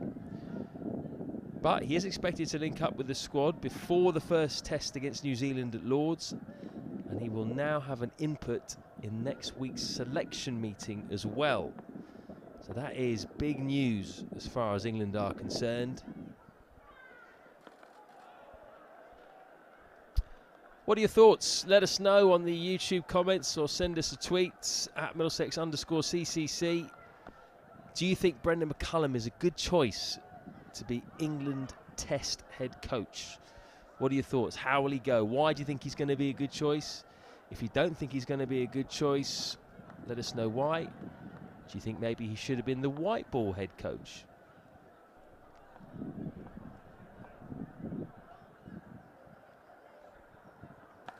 Cut away, and there's protection out there, but Luke Holman only had about 20 yards to go, and he couldn't get anywhere near that ball because that was timed to perfection, raced away into the advertising hoardings by the grandstand, in front of square as well.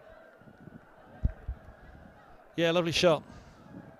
Those 2 quick wickets after lunch for Middlesex, just drawing Notts back a little bit here, and you know, that scoreboard has a slightly nicer feel, certainly 111 for 3. Yeah, that could have been the lunchtime score. So Middlesex would have felt okay with that one. This is a really important passage coming up now. Hamid on 70 has looked fantastic. Absolutely fantastic. And Middlesex, you know, they've got the ball doing something at the moment and have done since lunch.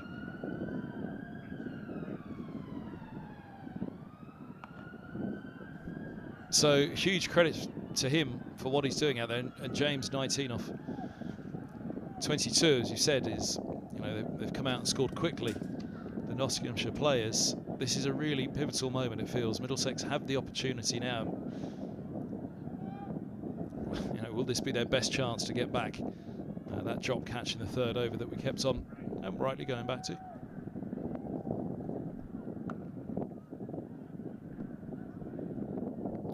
Well played, James. He's looked very confident and assured, hasn't he, since he came in?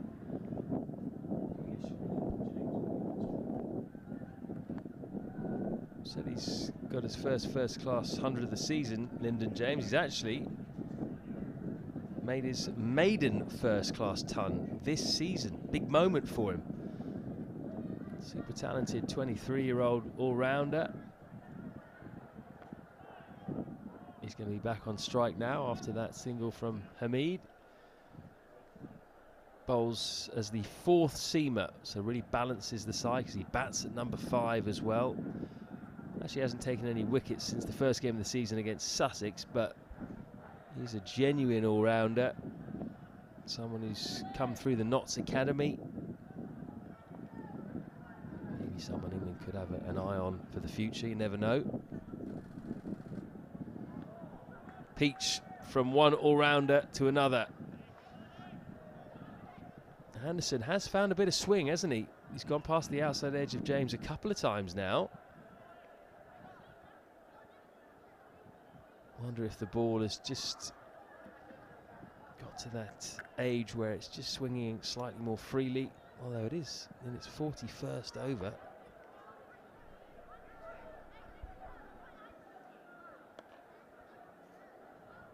Yeah, quite a few singles on offer at the moment.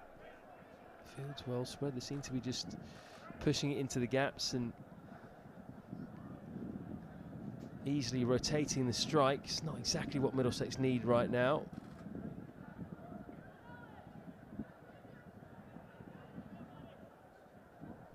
Mex14 says, I thought the Rob Key appointment was pretty out there, but now McCullum as test coach with no test experience is even more so. Radical change rather than steadying the ship. Big risks is what he says.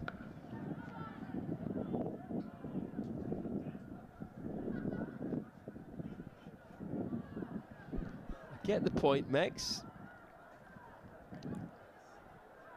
Definitely is a bit of a risk, but maybe that's what the England test side need right now. Whatever was being done wasn't working. So when things are broke, you've got to fix them, I guess, and make a bit of a change. Otherwise, you're going to continue losing.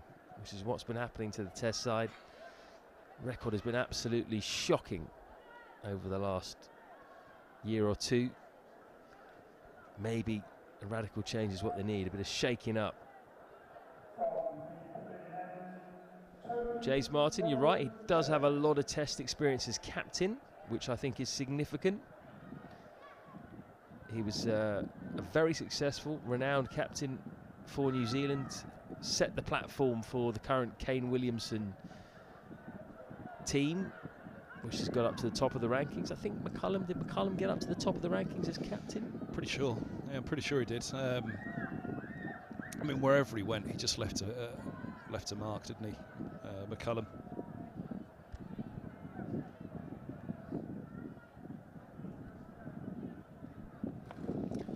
TRJ, Toby Roland Jones into the attack from the pavilion, replacing Ethan Bamber.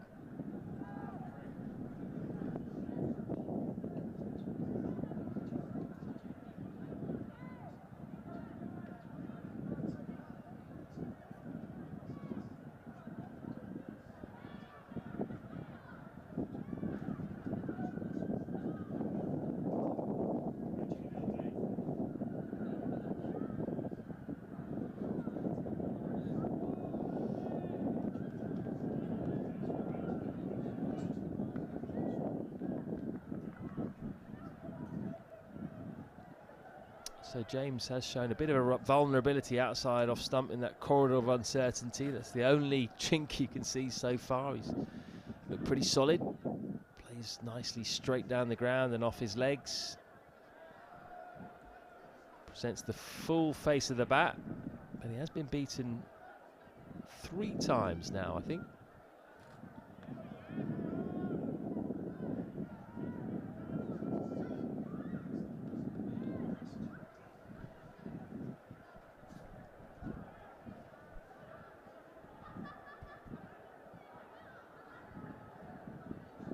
Still just something in it, isn't there? Something to keep the slips and keeper interested. You do feel there's going to be another chance.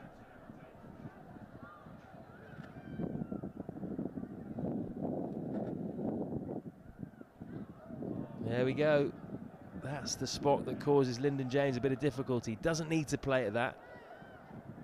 Definitely can be leaving those alone. I think Hasib Hamid leaves that.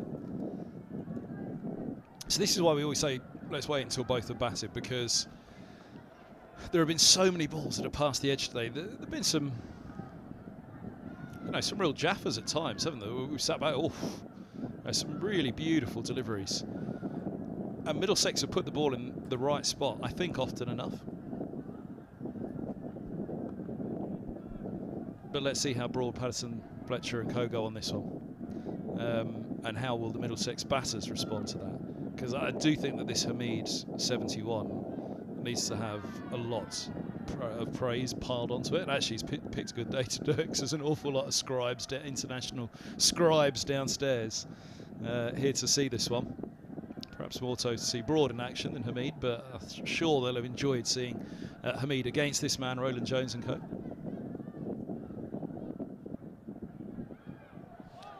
Well, you're just not going to nick that. That is too good a delivery. It's an exceptional over that from Toby Roland Jones, a maiden to start off with, but that doesn't tell the full story. Past the outside edge 3 times in the over, and that last one was the best of the lot. Leg cutter went a long way. So as Ricky Elcock says there, you put 2 wickets onto that score and it looks totally different. It does feel like they could get 2 quickly, like they did at the start of the session. Went from 105 for 1 to 111 for 3. Get them 160 for 5, 160 for 6, and suddenly you're starting to think you can bowl knots out for 250, maybe even less. But the key man's going to be Hamid, isn't it? He has looked extremely assured. Very impressive innings, with a lot of people watching as well. You mentioned all the scribes downstairs, a lot of journalists here to be writing about him on the day that McCullum is announced as the new head coach for England. Can he convert to 3 figures there? That's the big thing for him. Lovely punch for 1. And this, for the match, for the innings, feels a really crucial point now, doesn't it? Because, as we said, the ball's passing the bat regularly still. But this partnership ticks along nicely, 150 up. So the partnership's, what, 39 already? It only feels like a couple of minutes ago since 2 wickets fell. But these two keep rattling away the runs like this.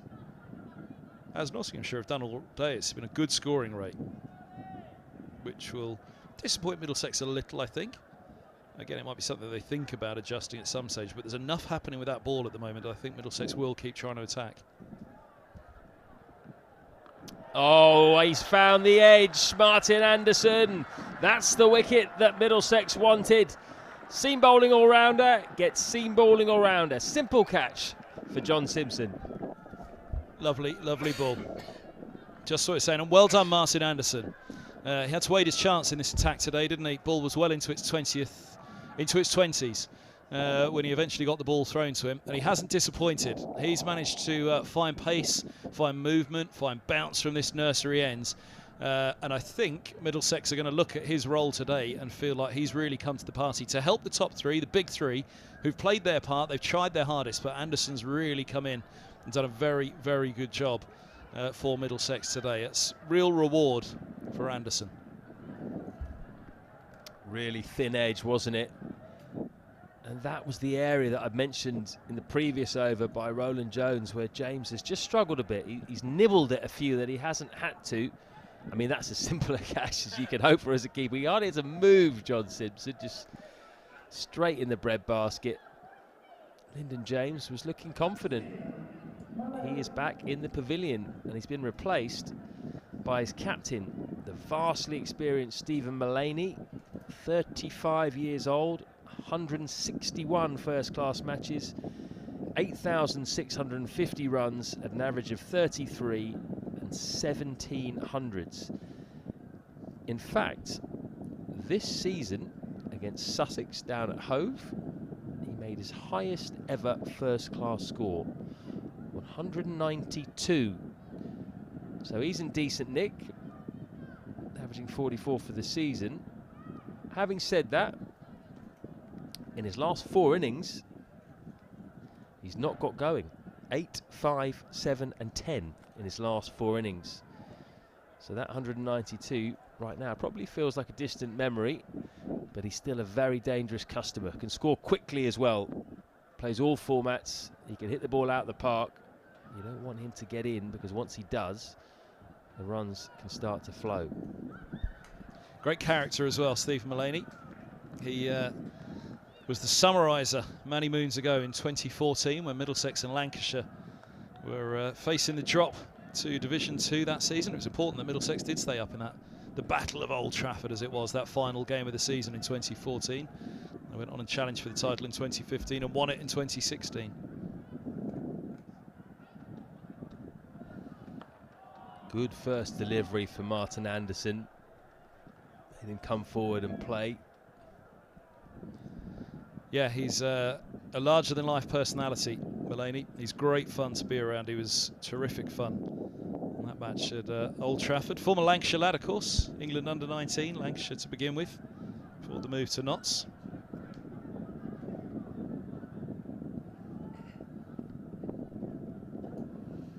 Shorts dispatched by Mullaney. That's a nice one to get off the mark with. He's going to get over the rope too. So a good first ball from Anderson, a loose second delivery. Mullaney tucks into that one. Just saw the width and threw his hands at that. He is that kind of a player. He's not going to pass up any opportunities. He will try and put the pressure right back on the bowler. That's why you need to get a player like him early.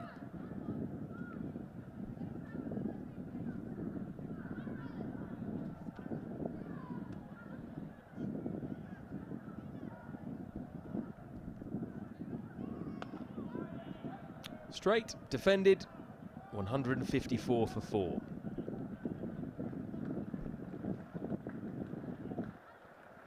eToro lets me copy the trading activity of other traders. From now on, whenever I make a trade, I'll make the same trade automatically. Join over 20 million users and start investing now with eToro.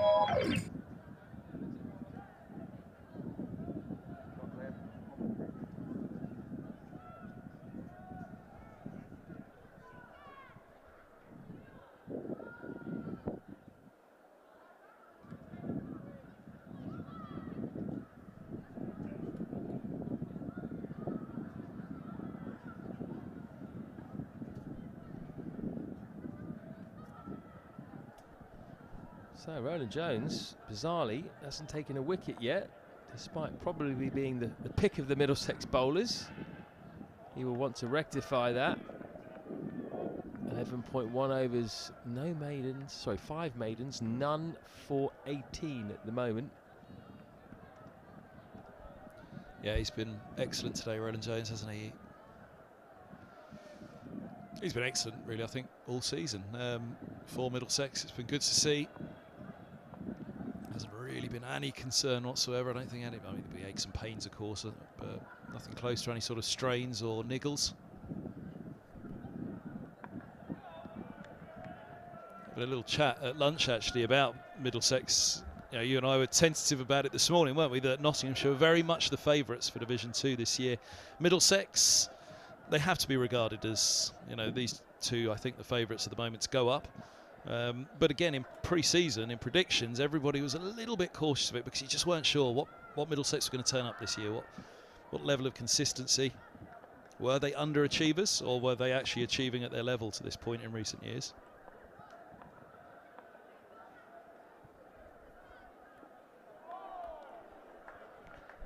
Well, that's happened on a few occasions, with Roland Jones operating from the pavilion end, going up the slope, going past the outside edge. He's getting closer.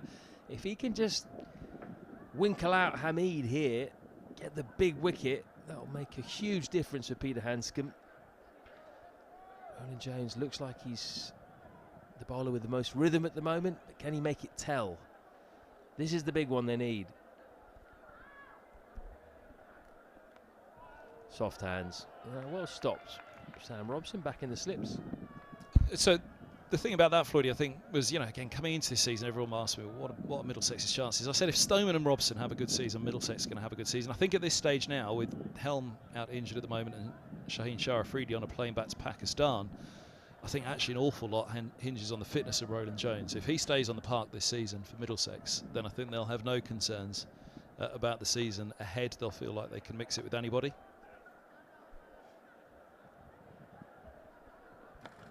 Short, slightly Caribbean approach to that back foot punch from Hamid. He lifted his front leg.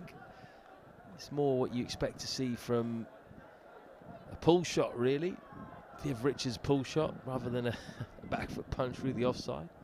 Enjoyed it though. Yeah, I think you're right. You're totally right about Roland Jones and his importance. Totally agree with that. And the other one I would chuck in there is Tom Helm, who was bowling brilliantly at the start of the season. He was the pick of the bowlers in the first couple of games. Unfortunately, injured his side.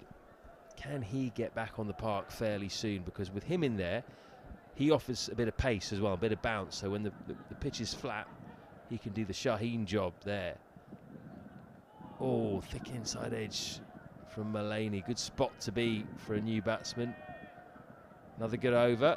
156 for 4. Yeah, caught in no man's land there, wasn't he, Mullaney? Back to a ball that certainly could have been forward. As you can see, just making that universal sign with the right hand. The ball just nipped back to him. That's what it'll do. That's why you've got to try and get forward on that front foot with the bowling from the pavilion end. It's not easy against Roland Jones, though. But yeah, I mean, Helm, absolutely. The thing with Stoneman and Robson, and Helm as well, if they all have a very good season, if they get into a great rhythm, then actually any one of the three of them could be in the England side pretty quickly, couldn't they?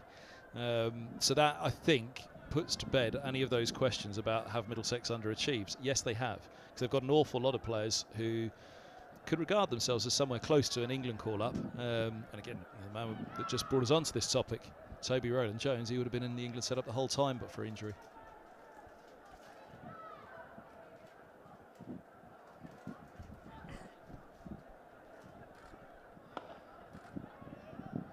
Oh, Anderson's down.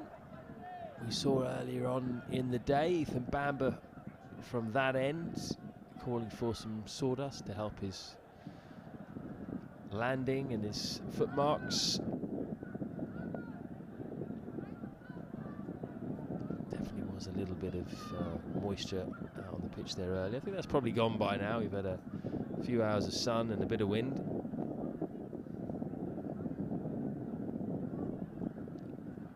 Swing, but went a bit early and he hung that one out far too wide of off stump. For Nottinghamshire, I think we've seen everything up here already, haven't we, today, Floydie, to know why that they're regarded the favourites this season for Division 2. This innings by Hamid, good partnership with Duckett. James, it was only a cameo in the end, but that firepower that they've got with the ball as well.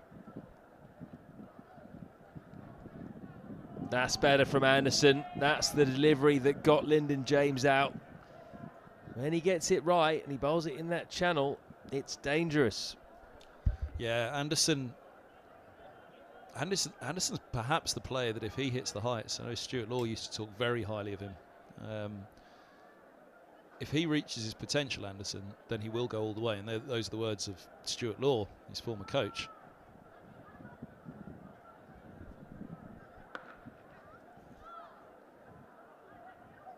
One more to Mulaney. Happy to take on the attacking shots early on in his innings. He's a genuine all-rounder, isn't he, Anderson? And again, we've mentioned time and again the back injuries that he had. Double stress fracture of the back. And had to really work on his batting. But he's a genuine all-rounder in this side. Good runs last week down at Hove.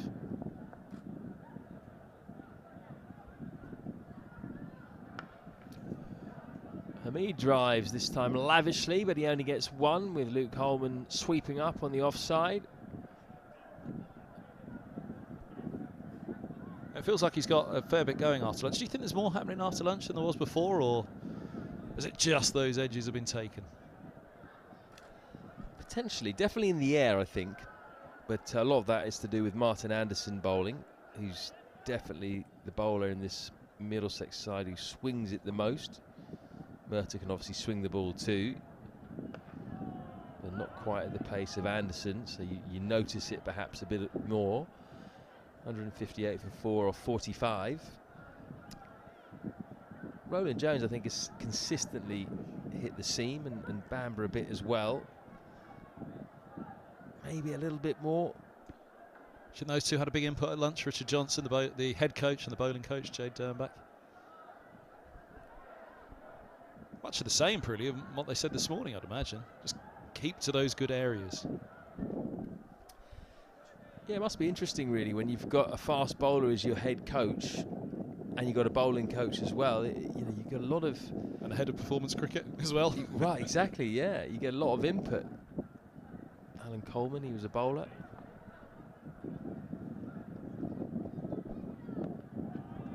I wonder how involved Richard Johnson gets with the bowling side of things. I'd imagine quite a lot.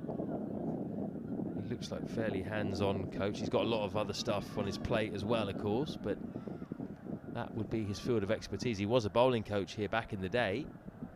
That was my first question, I think, to Alan Coleman when he got the job of head of men's performance. Well, how much bowling coaching are you going to be doing? Because you've got a good reputation for that. You're kind of skipping a couple of levels.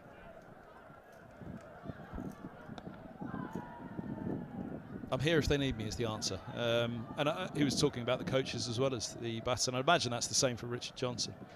But they'll let Jade Dernbach get on with a fair bit of it, and then they're there for support for the bowlers and for the bowling coach if required. But yeah, it's it's an interesting one. Who do you listen to? The guy who picks the team, the bowling coach, or the guy who signs the contracts?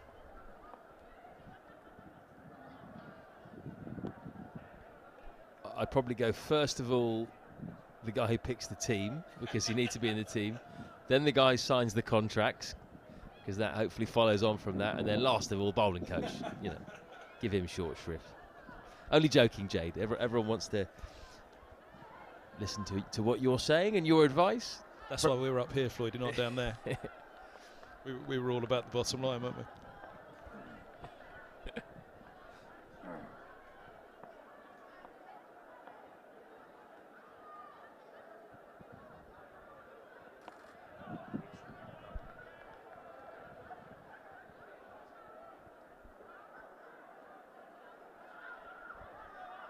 So Jade Dernbach on your left there, ex-Surrey fast bowler, played all formats for them, but mainly known, I guess, as a T20 bowler.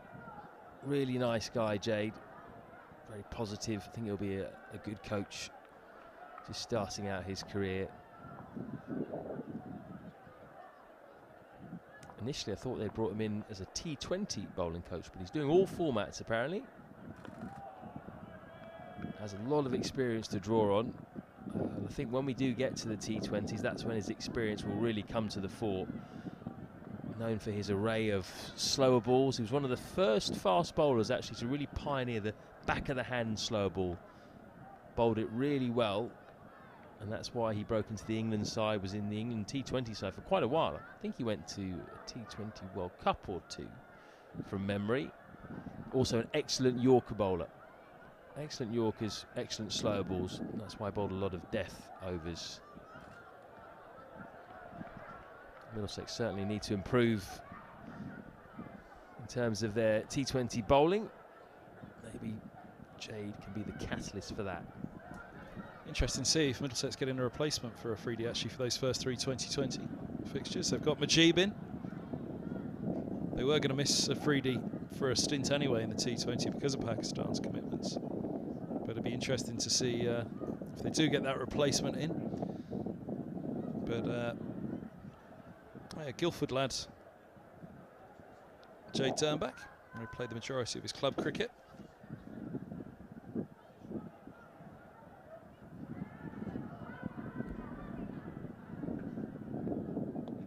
Oh, skewed away off the outside edge into the gap. Mullaney wants 2. He's going to get it comfortably. A couple of deliveries now, one from Roland Jones and this one from Anderson, where the feet just haven't quite been there yet for Mullaney, have they?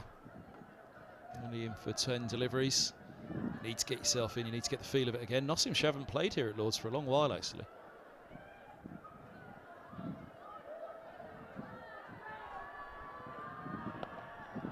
Clipped away beautifully as well, off the middle of the bat. That's going to run away up the hill. Is it going to get to the boundary? Yes, it is. Just in front of the school kids over there on the corner of the grandstand.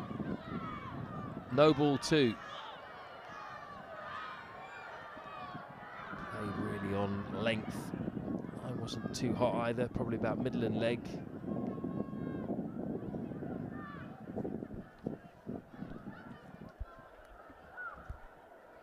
2017, the last time Nottinghamshire played Middlesex in the Championship.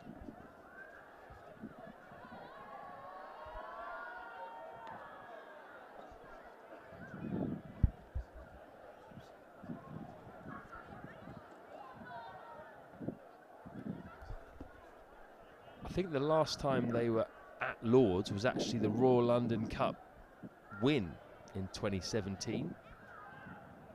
Last game against Middlesex beyond that.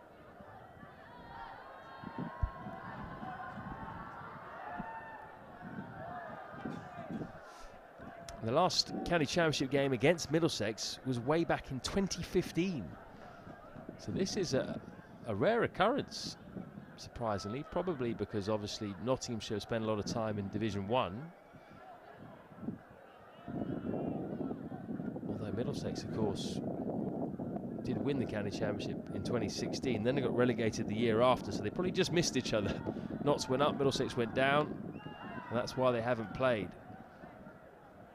So you'd think, barring maybe Stephen Mullaney, maybe Broad, possibly Luke Fletcher, not too sure whether any of the other Nottinghamshire players will have played against Middlesex in a county championship game.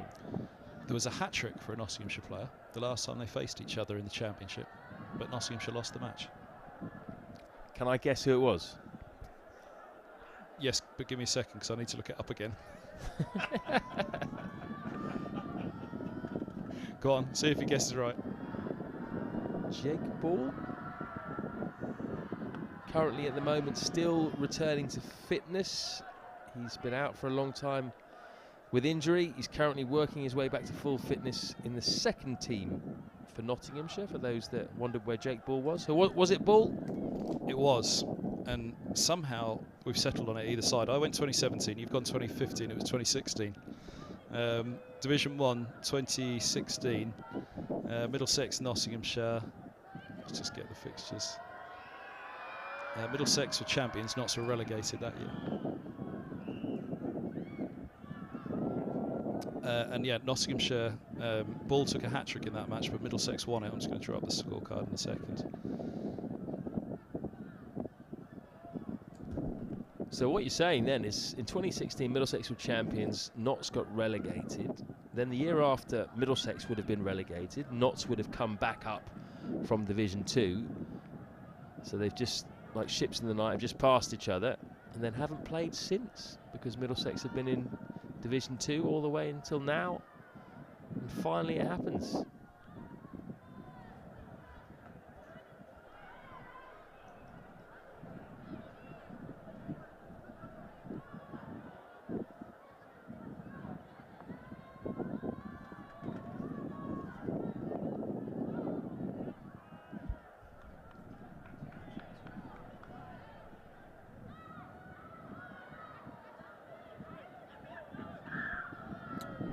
Hamid has scored 74 of the 166 that Notts have made. 134 balls. He's gone at a good strike rate. Higher than you normally expect of him. 55 at the moment.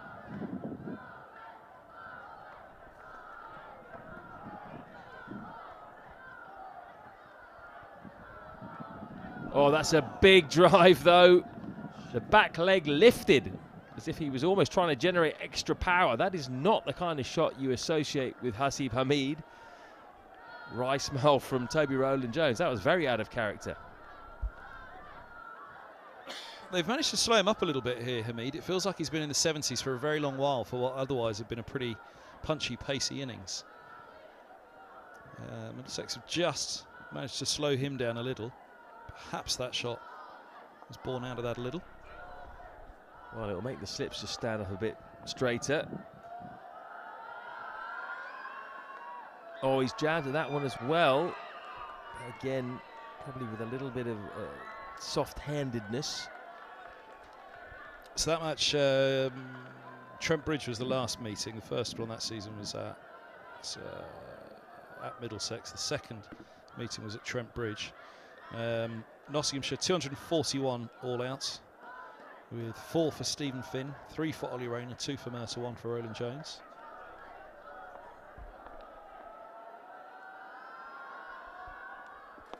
Full and driven straight by Hamid. Driven really well as well. You can see the wrists coming into play there.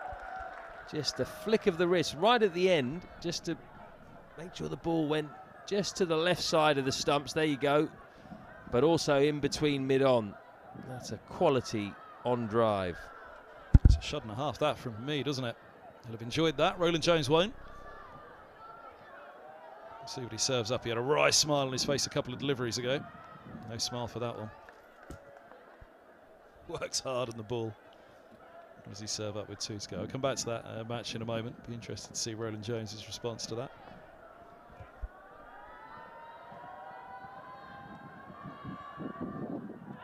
Oh, is there a bit of bat on that? Big appeal. Big lunge in as well. And I think he's got a little bit of an inside edge. Good striding, as you've been mentioning all day, Floydie. Fancy had a fair stride outside off on that as well, wouldn't you? Just. Squeezed it, definitely squeezed it, didn't he? There was, you could see by where the ball went afterwards, he's jammed that onto his pad. There you go. Just got enough on it.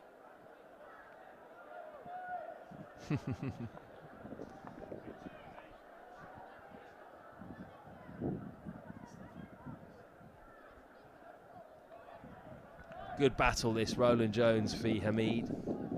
It's an important one as well in terms of where this innings is headed. If Notts can keep these two together, keep some wickets in hand, then this could turn this innings. Mullaney starts to free his arms a little bit.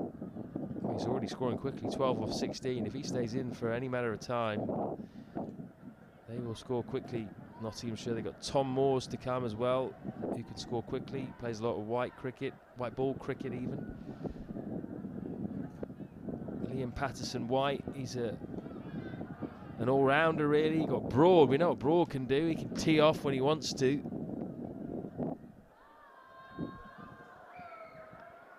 That's it with Mullaney, I think. Just keep dangling it out there into that corridor of uncertainty. Try and get a bit of a way swing. Does he want to play? Does he want to play the game? Does he want to try and drive a ball that's not quite there to drive? Good hand-eye coordination, Mullaney, hasn't he? You can see that in terms of the foot movement here at Lord's. That could be an issue, has perhaps on a couple of occasions already in this innings. Great striker of the ball, really competitive cricketer. He got 22 in that 241. There was a century for Samit Patel in that match back in 2016. Middlesex were then 0 for 3 by the 5th ball of the opening over. As ball picked up, Robson caught Mullaney. Ollie Rayner went in as a night watchman and was LBW ball.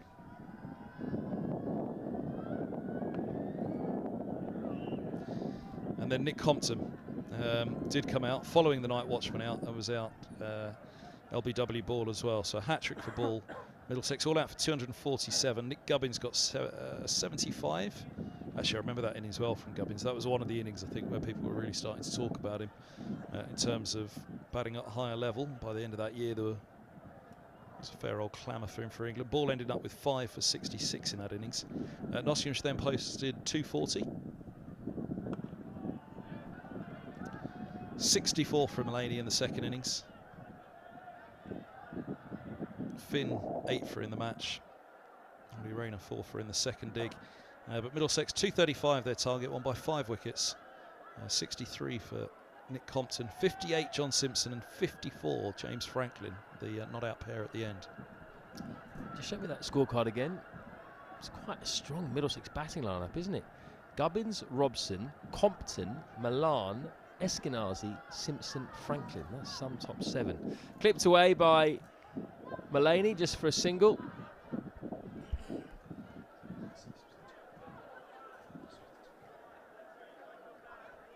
So they were without Vogis and Bailey by that point as well, Middlesex, which is extraordinary. You think that those two played a big part that year. Bailey here in particular, I think it was here at the Oval.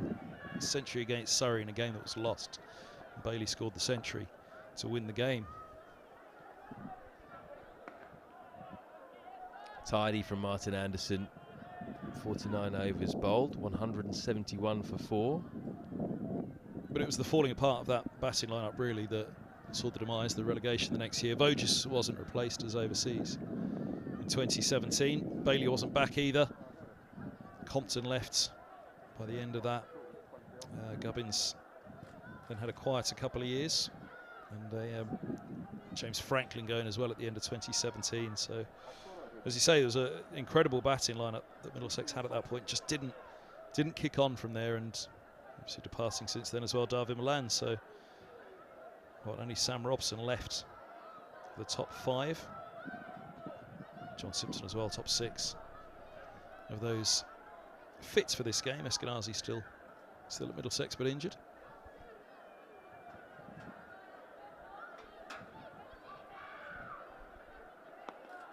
Oh, he was sort of almost bailed out of that shot, I think.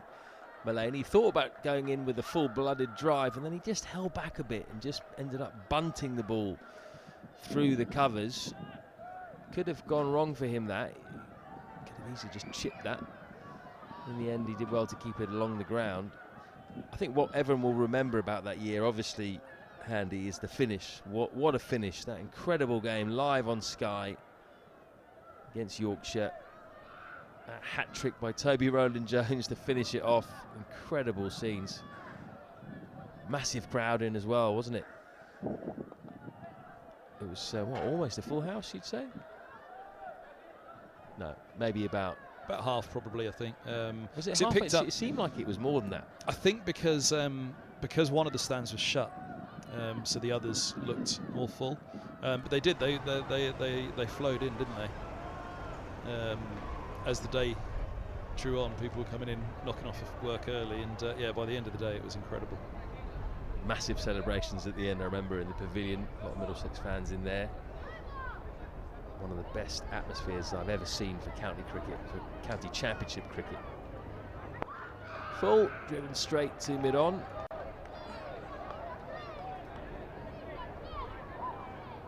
Why don't we play my favourite game of the day? I'd like to do this on day one. Let us know where you're watching. The weirder and more wonderful, the better. Doesn't matter where you are, anywhere in the UK, anywhere a bit more glamorous perhaps. Let us know where you're watching, any more detail. We've had some strange ones. People on trains, people working all over the world. Just let us know where you are. We'll give you a shout out. Let us know what you think of the game as well. First meeting that year in 2016, so the last trip here for Middlesex, for Nottinghamshire. It was May 2016, heavily rain affected, never made it past the first innings. 354 batting first. Mullaney got 4 opening the innings, 78 for Lum, 86 Patel.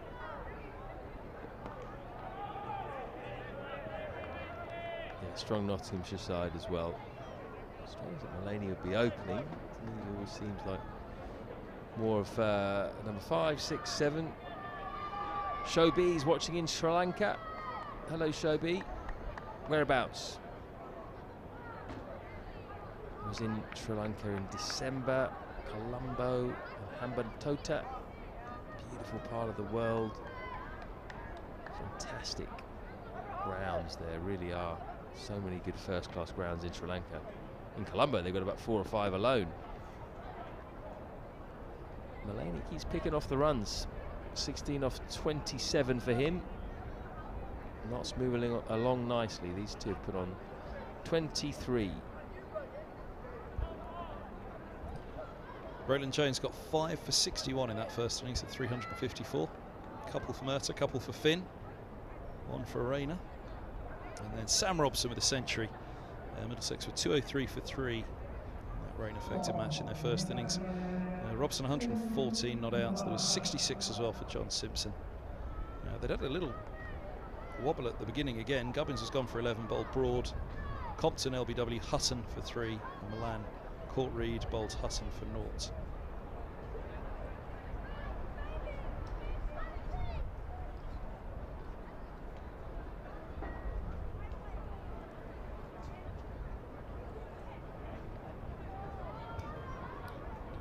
Super Knots CCC, wonder who you're supporting.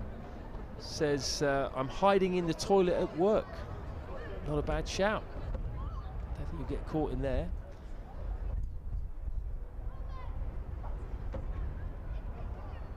Rahul Patak, got you on in the background in my flat in Madrid. Nice to see a healthy amount of kids watching at Lord's. Hello Rahul, good to have you on board. Murtagh's back into the attack. Had the feeling of a loosener, that first one. Just floated up there.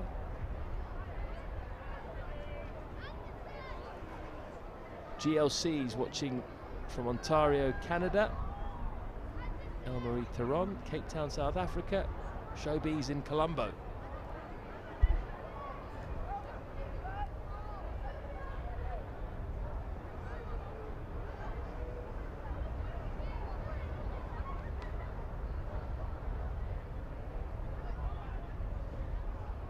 Swinging, isn't it, for Murtagh? I think from this end, that seems to be the end where the ball is swinging more.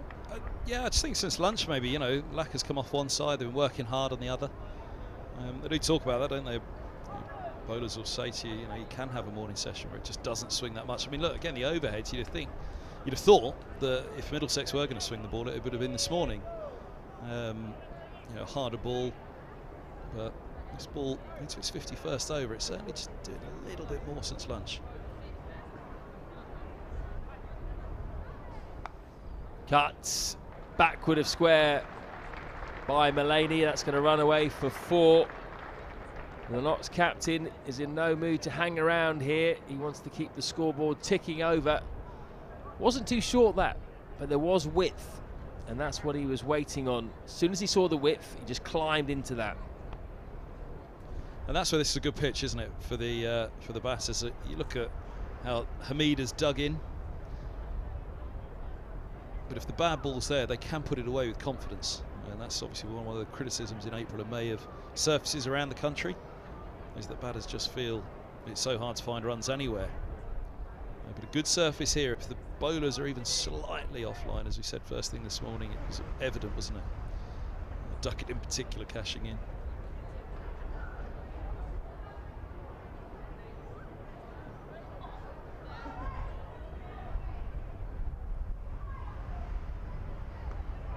Again, more swing. Joshua Hill. I'm an Aussie watching from Melbourne. Bradley Woolley is in Kalkan, Turkey. Not too sure where Kalkan is. Any ideas? No, we'll have to look it up on Google Maps. Thomas Houghton watching from Oxford University, where I'm about to make my cricketing debut for Somerville College against New College, up the Ville. Good luck, Thomas. I think I've played at the New College ground. Nice ground, that one. Somerville, don't think I've played there. Nice college though. Somerville, from memory, it is near Little Clarendon Road, which is a good road if you're ever in Oxford. Got a nice ice cream shop there. A couple of nice bars. Which one do you frequent more regularly? Usually the bar and then the ice cream shop on the way home.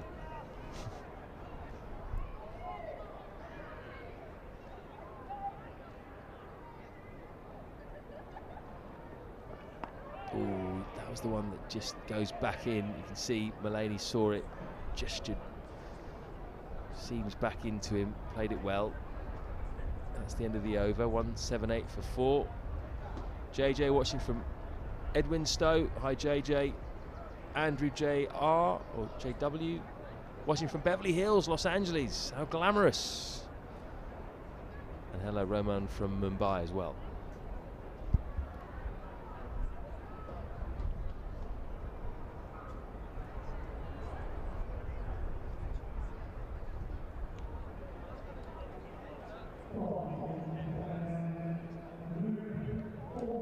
They'll be pretty happy with this afternoon session. 1 down at lunch, 3 down in the afternoon. Lots a few more of those in the morning. 13 to go until tea, and still time for Middlesex here, but still plenty of time for Nottinghamshire to cash in. Now this is going to be interesting. Luke Holman's on from the pavilion end as well, so turning it up the slope. Right-handed Hamid to be hitting with the spin to the offside. Hamid, a fabulous player of spin as well. We mentioned Nick Gubbins just a few moments ago, didn't we? And when there was the toss-up between Hamid and Gubbins a few years back, England went with Hamid, the feeling being that Gubbins had a weakness against spin. And Hamid soars to the subcontinent up and coming. I felt it was going to be a better bet.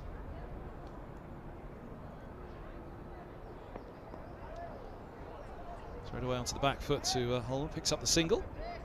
179 for 4. He was frustrated down at home with his bowling, Luke Holm, but he was bowling to Pujara. I think he went for 34 for his first 4 overs in the first innings.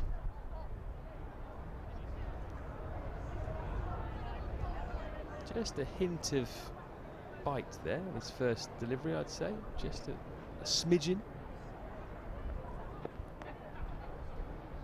Nudged away fine by Mullaney for a single. 180 for 4. What do you think of the ends for Holman? He's bowling against the slope from the pavilion end. From the nursery end, he'll be bowling with the slope, the turn. I don't mind it, as he's not a big turner of the ball, so it just gives him the option of sliding on as well. But I wouldn't be afraid to mix it up and try the other end if it wasn't working for him. He did start off at that end, didn't he, against Leicestershire? I do think that if it's not working, they need to switch him over, give him a go there. I mean, a large factor will be that short boundary as well, won't it? But they'll be hitting against the spin to the short boundary if he was from the nursery end.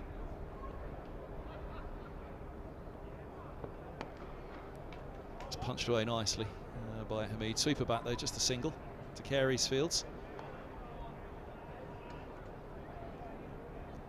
So with the slope, with the turn, hitting against both of those to the shorter boundary, you wonder whether that would be something that they consider. Nice bit of flight, just wide enough for Mullaney to offer the drive out to deep cover. Glorious sunny afternoon here at Lord's now.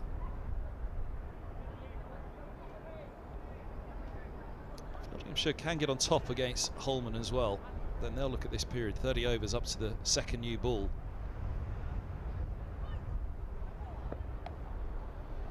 Drop short and swept away to deep backward square leg, a single taken. Hamid moves to 81. That's the reason to bowling from the pavilion end, I guess, with the leg spinner as well, especially a young leg spinner, ripping it down as you certainly do early in your spell as well.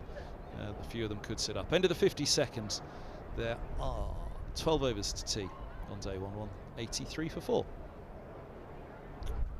eToro lets me copy the trading activity of other traders. From now on, whenever I make a trade, I make the same trade automatically. Join over 20 million users and start investing now with eToro.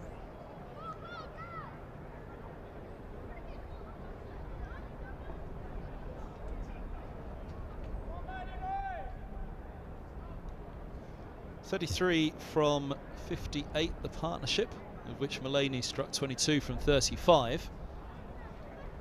Hamid was in the 70s for a long, long while, just picked it up a little bit in the last couple of overs.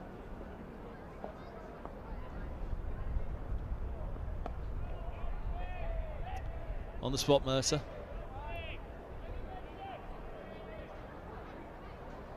How much pace this ball loses in the next 10 overs or so, that will be, again, that tipping point where they have found a little bit of life in this ball after lunch, Middlesex. But as it softens, certainly those next 10 overs are a period where Middlesex will think if they have anything left in it, they need to get something out of it now. 60 to 80 could be a long spell for Middlesex if Mullaney and Hamid have settled in by that point. It's going to come back in again, Mercy. Good stride from Hamid.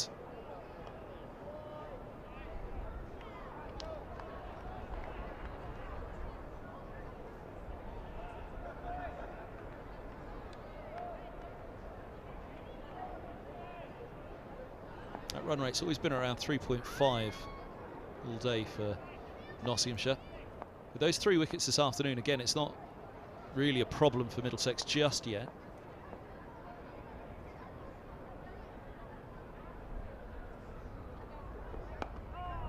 It's higher than they'd like, and has been across the day, but having come back with the 3 wickets this afternoon, they won't be particularly focused on that. They'll still be thinking about the wickets column. Put 2 more on now before tea, and pressure just start to grow on Nottinghamshire from what was a very good lunchtime score to a slightly nervy tea time on, but equally if it's knots that get through 4 down at the interval, and that run rate will look very healthy for them if they can maintain it throughout the evening.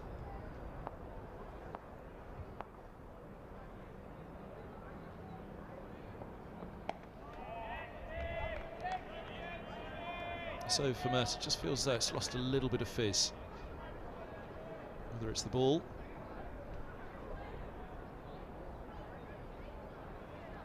one wicket to his name with the 6th ball of the match. He picked up later this morning, caught by Simpson.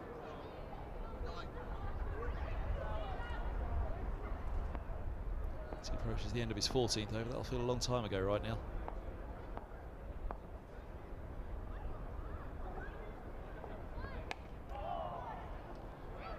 Stretching for that one, Hamid. Mercer's given it every chance in this over. Again, just looking at his consistency across this over. Nearly every single ball's been there or thereabouts where Mercer would want it.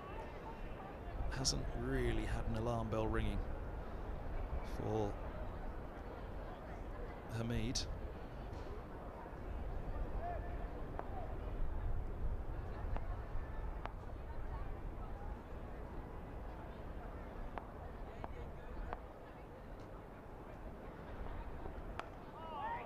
Behind that one, an ease to back. We'll point into the over in 83 for 4. And Hamid, I think, a lot of credit for him again today, and especially the way that he's played Mercer, I think. One of the theories, you hear that batters or guys of a higher level talking about how does Tim Mercer do what Tim Mercer does. You know, there's a theory, well, look, at his pace, you should be able to get a very good stride in and negate what he does. But nobody ever seems to be able to do it. It's a great theory. You know, at his pace, he should be able to get far enough forward to negate what Mercer does. Nobody, you know, across the years, Mercer racks up those wickets from, you know, all sorts of overseas, down to youngsters that he's got tied in a knot. But Hamid has played him very, very well today. Really has responded well to all of the tricks of Magic Mercer.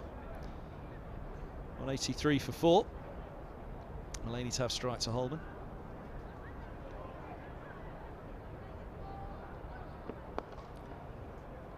Tossed that one up a lot more, didn't he? And that's been whacked through the covers unceremoniously by Stephen Mullaney.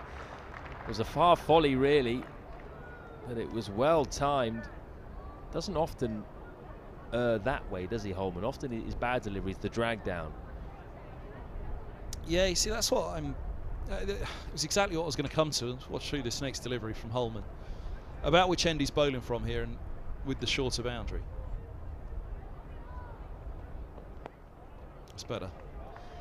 It feels almost as though the bowling from the pavilion end, you're protecting him from the bad ball.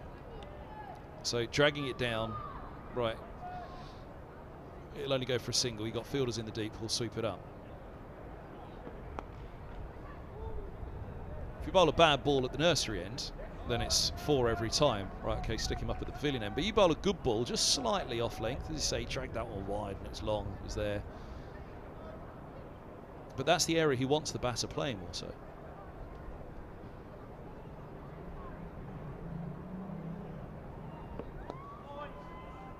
Gets away with that one.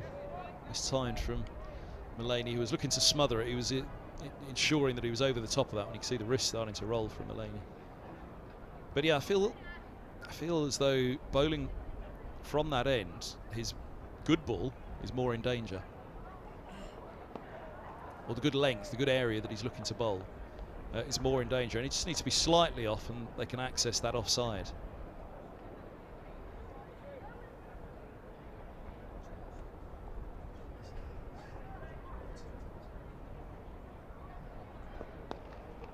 See there again, the areas he's bowling at the moment, that's where you want Mullaney playing. If he's bowling from the nursery ends, then the good ball's protected by the big boundary.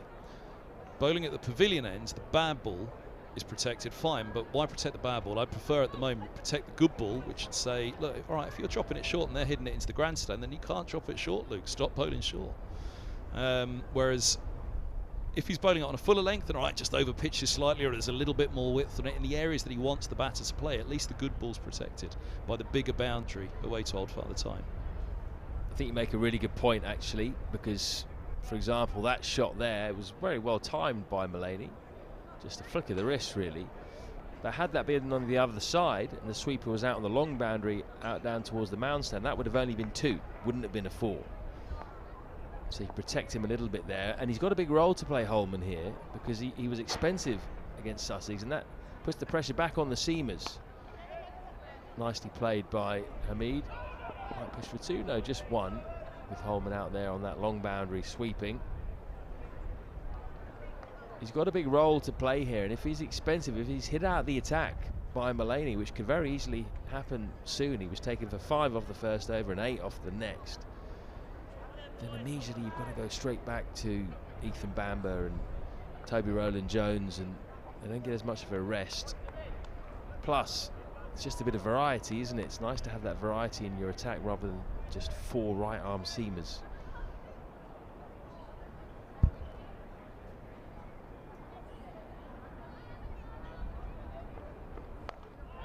Yeah, again, with the slope, he's putting it into an area where if it does go down the slope, the leg spinner, then you might just find the right hander stretching for it that little bit more, which brings the keeper and the slip into play. It may well be that with Mercer's spell here, they might turn Holman around. Once Mercer's done at the nursery end, I cannot see the point in continuing Holman at the pavilion end and then bringing Roland Jones or Bamber on at the nursery. So it might well be that the natural end of Mercer's spell does see Holman switch ends.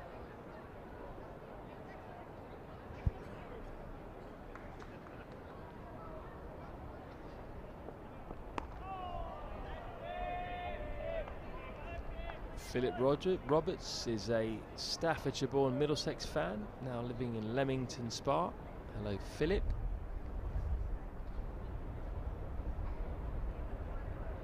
You got many Notts fans watching? Give us a shout if you're a Notts fan. Let us know where you're watching. How confident are you at the moment? Do you feel that Notts have broken the back of this first innings, have done the hard work here? You feeling like you're in a very good position?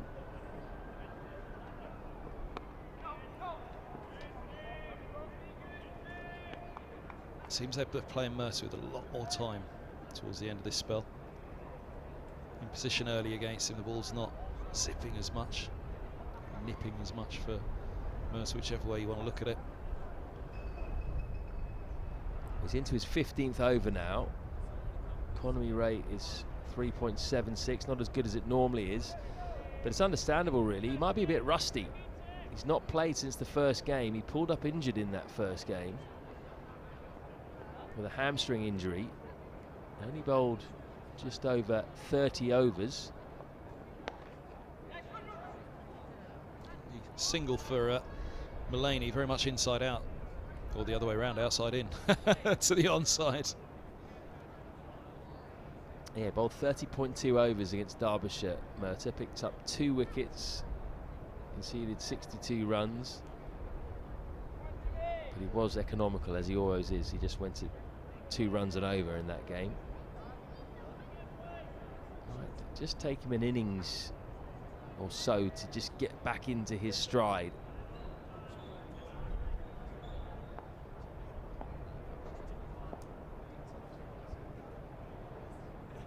Not as easy, of course, once you get past 40. Something different there. I think he went for the in-swinger. Didn't quite work. Mead picks up another one. This partnership now up to 44. It's come quickly too. Yeah, in that pavilion they'll be well entertained today, I'd say. And the Warner, it's a good attendance in today. Thursday start, sunny day. Highly anticipated fixture, this one, and well, with the big name Stuart Broad playing, will have added to the anticipation for this one also. And the fact that he does play, you can't always guarantee, can you, with the England internationals that they'll play. But of course, Broad's got a point to prove at the moment, given that nod from Rob Key and from Stokes. There's one of the first looks at the ball. Doesn't put it through the. Seem to be looking at a particular point, don't they, as opposed to putting it through the little device they have. This is your opportunity, Handy. Come I'm on, not doing it. Let's talk about the batch of balls. It's not happening. This is it. This is your time. Your time to shine. It's in the Times from the weekend if you want to read about it. Lizzie Hammond was obviously tuned into the commentary a couple of weeks ago. I'm not saying a word. Right, for those that don't know, we don't want to bore you to tears. There's a theory this year that the balls they're using are a little bit different, and I think that the seams are a bit smaller. So obviously if the seams are a bit smaller, it's less likely to hit the seam and do something off it. So that's one of the theories at the moment as to why we've seen a lot more runs scored in the county championship this year than last year and the year before that. There must be something in it, I'd imagine, if everyone's talking about it. I would also say that the pitches have been better. That surely has been a key factor. March was a good month, wasn't it? I think the ground staff have been helped by that. Preparation's been better. Was it last year? It must have been last year, because the year before was the 2-month year at the back end of the season because of COVID. But didn't they have a wretched March, and they just couldn't get anywhere near the it was just sodden, the month, and they couldn't get near the square to really prepare the pitches as they wanted to. If it wasn't 2021, then 2019 it must have been. But it's a familiar story as you approach each summer. It's a case of, well, how good was March? If they had a fair chance to get working on the surfaces in March, then you'll have reasonable tracks. But they've been much better tracks up and down the country this year. As that piece in the Times suggested, there's a rumbling amongst the bowlers about this batch of balls this year.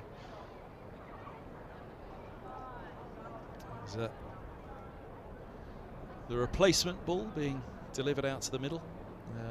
They didn't put it through their little device, did they? Their little measuring device or shape device to see if the ball had gone out of shape. It just seemed to be a particular area on this one that they were upset with, whether it was damage. That they convinced the umpire that it's been damaged, it needs to be changed. I asked earlier if there are any Notts fans out there. Hello to Super Notts CCC. Can I just say how good the live pictures are? And awesome commentary. Absolute pleasure. Pleasure to be of service. We've actually got some good numbers watching the stream right now. I think a lot of that will be down to Notts fans. Big county, well supported.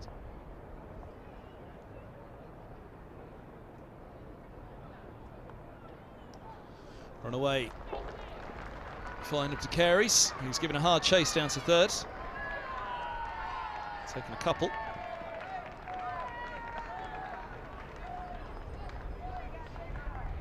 Yeah, just not willing to let Holman settle here, are they? These two batsmen determined to make him feel uncomfortable. 2.1 overs have gone for 15. If they can get him out of the attack, Middlesex will have to flog the seamers a bit more. Quite got hold of it, just a single. Tumbling stop from Mercer, just what he needs at the end of a spell.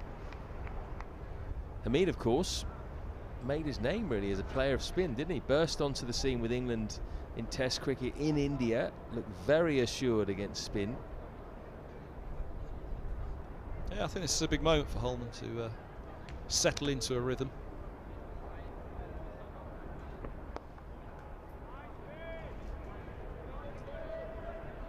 He plays that drive nicely, doesn't he, off the spinner Mulaney. He just sort of flicks it with his wrist, doesn't get his foot really to the pitch of the ball. It's just all about hands and timing. Slaps away to cover. They've tightly knitted those covers now. That was almost like the Joss Butler top spin shot, tennis shot, really. All he has to do really is beat one of the two men who got short man on the drive now and a cover. If he beats those two, it's 4. Drop short, drags away, and well, a couple of bounces and rolls over the boundary rope for 4. And that's a 200 up for Notts. 201 for 4, put in by Middlesex this morning. 335 deliveries, 234 minutes. Mulaney going nicely on 35. Nottinghamshire skipper, he'll be very happy with the way the day's panned out. Having lost that toss, they may well have battered themselves anyway. 50 partnership off just 81 balls. And so far the Holman experiment is not working for Peter Hanscom, which is a bit of a problem. His 3 overs have gone for 21. Started expensively against Sussex, started expensively against Nottinghamshire as well. So that man on your screen, Hasib Hamid, is he making a big statement today in terms of getting back into the England Test side? Well, if he can get 14 more runs plus, he certainly will do. 3 figures on this kind of an occasion, that can really grab the selectors' minds and attention, particularly on the day that a new head coach is announced. Yeah, I think he's done a fabulous job. Hamid. Here's Mercer with that replacement ball. Let's see if there's any more life in this one.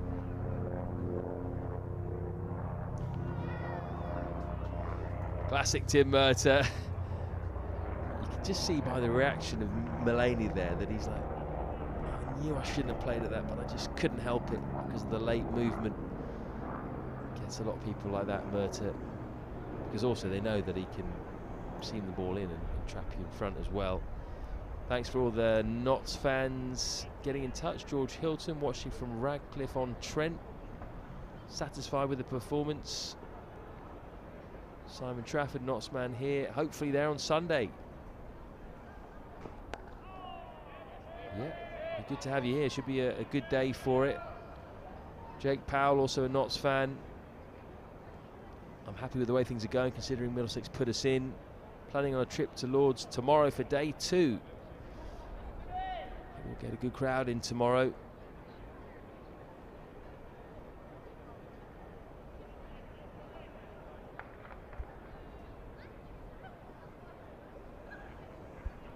Does have the feeling of a four-dayer with this pitch. Although you never know. Some really good bowlers on show. Never know if one side gets on a roll here with their bowling. Could get one low score, one low innings. It's not going to be this one. Nottinghamshire have done well, having been put in. Yeah, this partnership's been a good hour, hasn't it, for Notts? This partnership's, again, every time Middlesex just seems to have a little glint of light. Notts have shut that door on them again.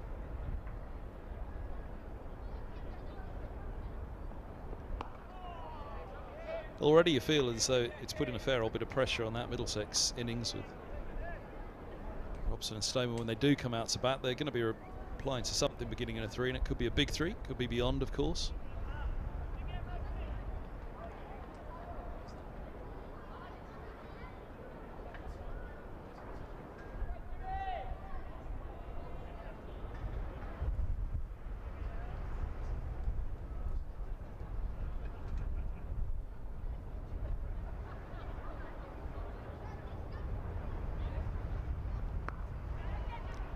Bounce on that for Mercer. It does feel as though this it was a very sedate previous over from Mercer at the nursery end, wasn't it? The ball seems to have all the time in the world playing it, but this one they seem to have just got a little bit out of Middlesex. We shall see.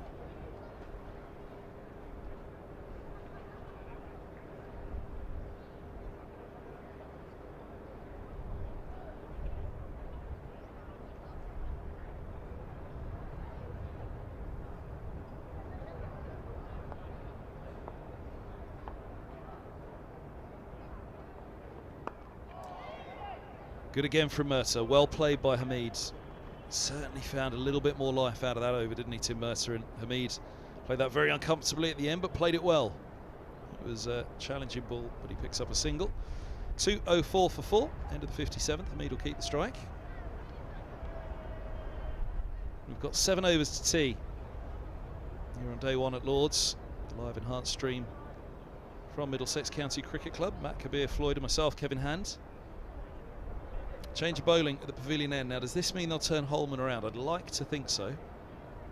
It's going to be Bamber, 2 for 59. It may well be that the replacement ball also has made Pete Hanscom there think, well, let's get one of the seamers back on. If there's anything in this replacement ball, then again, it's a ball that's got legs in it. So they'll hope that if they can find something, they'll find it quickly, these seamers, rather than holding them back to have a go at it.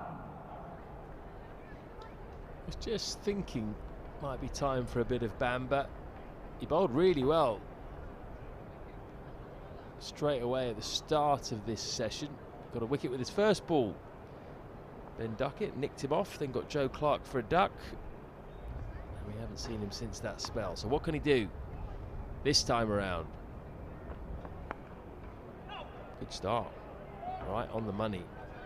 It's getting to that point where Middlesex need a breakthrough again here. And 150 for 4, as you say. Lyndon James had just gone. Had a chance there, Middlesex, to get a couple more before they got to 200 knots, and that would have changed the complexion of the innings. as it is, Notts are looking upwards, thinking we can get a big score here, get up to 350, 400 maybe. Just strayed a little and put away by Hamid. Into the 90s he goes.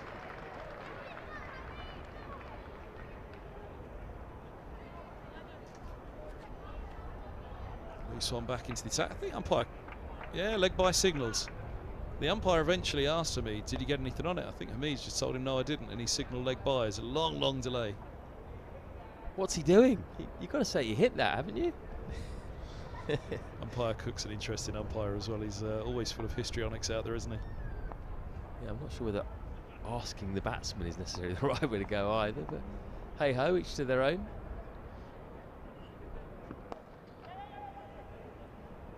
He's a character, umpire Cook, isn't he? I wonder. But there you go. Oh, he's giving him a little tap on the back. Look at that. The non-strikers then, it would have just been out of shot for you on the stream there. But as he got to the non-strikers then, Cook came and gave Hamid a little pat on the back. There he is in the foreground. Actually, I see what Hamid's doing here. It's not a bad tactic. Exactly. I was going to go to that. If he nicks one on 99, little faint one, maybe he'll just get the benefit of the doubt from Mr. Cook. That was exactly where my mind was going as well. Not that I'm suggesting that that sort of thing happens or umpires think in that kind of way. Of course not. He's a mischievous character, umpire Cook, so you could well see. Oh, come on, youngster, how honest are you? Did you get a little bit of bat on that or not? Not that he's a youngster anymore, Hamid, at 25, but Cook would have called him it still.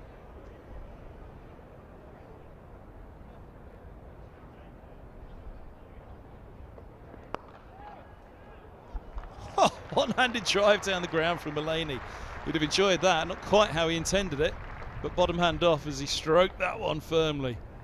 Strong forearm there from Mulaney. Oh, dismissive, wasn't it? Just like a waft. Get away. Get to the boundary. What timing. He is a really natural timer of the ball, isn't he, Mulaney? He's got power, but he gets that power through timing, not through massive flourishes. We saw that with a couple of his drives off Holman that raced away to the boundary.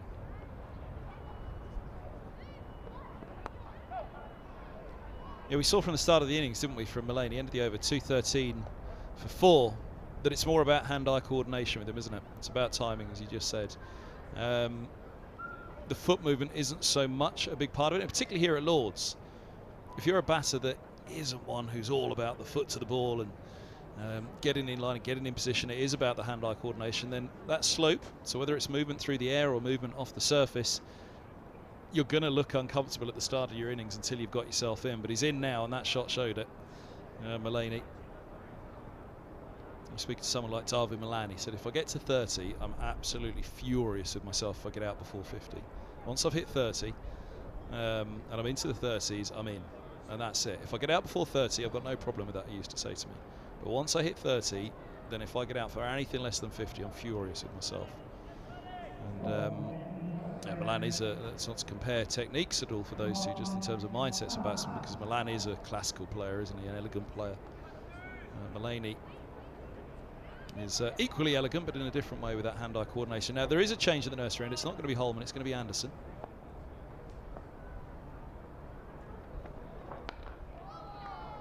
Strays onto the legs first up, and a comfortable single for Hamid. But again, I think this is because of the replacement ball. I think had they not have got that ball replaced, it would have been worth just sending Holman straight down to the nursery end. Rotate the others from the top until the second new ball comes available. Well, the only problem with that is that Holman's going at 7 and over. So if he's going to carry on like that, you can't keep him on for too long. You have to go back to Seamer at some point. Also, I think Anderson did trouble Mulaney a couple of times with his away swing, didn't he? So it's worth just checking out whether this new ball, as you say, swings a little bit. I don't know about this new batch of balls, whether they swing a bit more than if you've got that info. But if you remember, but the bit that's intriguing for me is if this is a replacement ball, then it can't be from the new batch. It must be the old batch. I'm not developing this point. You can read about that one in the Sunday Times we're next not week. talking about the old batch and the new batch. Now, Dino86, who's a regular watcher, has made an interesting point on the YouTube comments. Middlesex to remove an opposition batsman on 99 for the 3rd consecutive match, question mark. Interesting. Hamid just 10 away from 99 at the moment. So it was Orr, of course. So Ben Mike, Alistair Orr, and could it be Hamid here?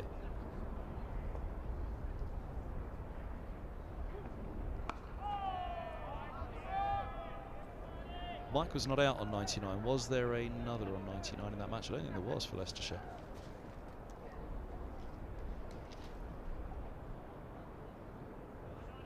How could we phrase it? Middlesex to deny another batter on 99 for a 3rd match.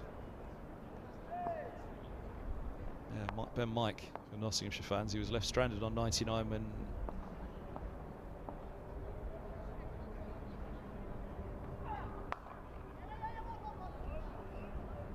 single taken. Bjorn Hendricks was out to the final ball of the innings, and poor old Ben Mike, having bowled well, was on the verge of a ton. His maiden first-class ton it would have been if memory serves. Yeah, he played brilliantly. You felt for him, didn't you? He bowled really well too. Picked up 4 wickets with the ball earlier, then 99 not out. The galling thing about it is Bjorn Hendricks didn't play shot. Shoulders, arms. Saw the stumps go cartwheeling. And Mike probably would have been upset with himself too, because he entrusted Hendricks, I think, with 4 balls of the over to survive, and he lasted 3.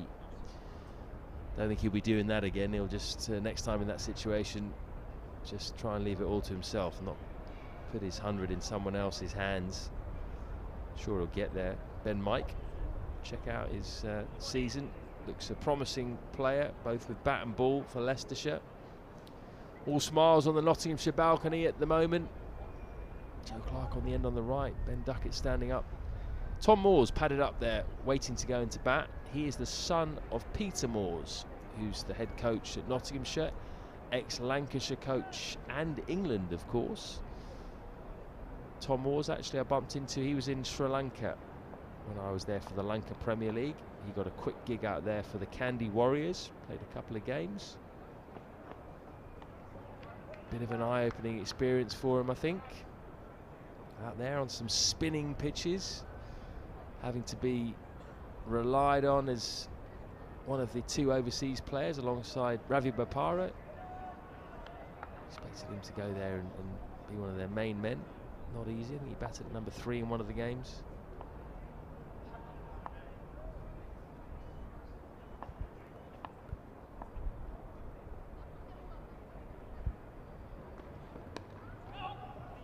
That happens a lot to Hamid, doesn't it? Where he takes the hand off the bat, because he plays with such low hands. Often it seems like the ball is bouncing more than it actually is, and he gets wrapped on the gloves a lot. I think that's why a lot of people were worried about how he'd go in Australia, because if you do that in Australia, you will get wrapped on the gloves a lot. The ball might pop up and get you out, or you might get you might glove one through to the keeper or something like that. Doesn't happen so much over here. Yeah, and that was that toss-up between Hamid and Gubbins, when there was a lot of talk about Hamid, good on the front foot, good against spin, but Gubbins would have played Australia better off the back foot.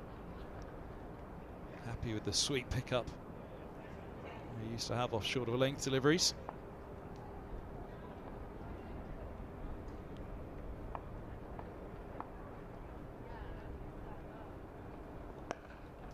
Bit of width, sweeper out to protect that short boundary though is to Carey's, so just a single.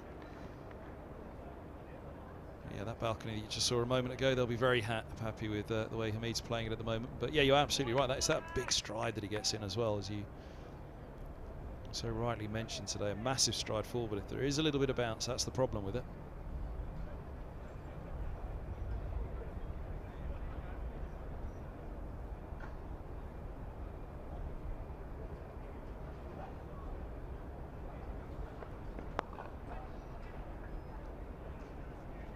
Void on Twitter has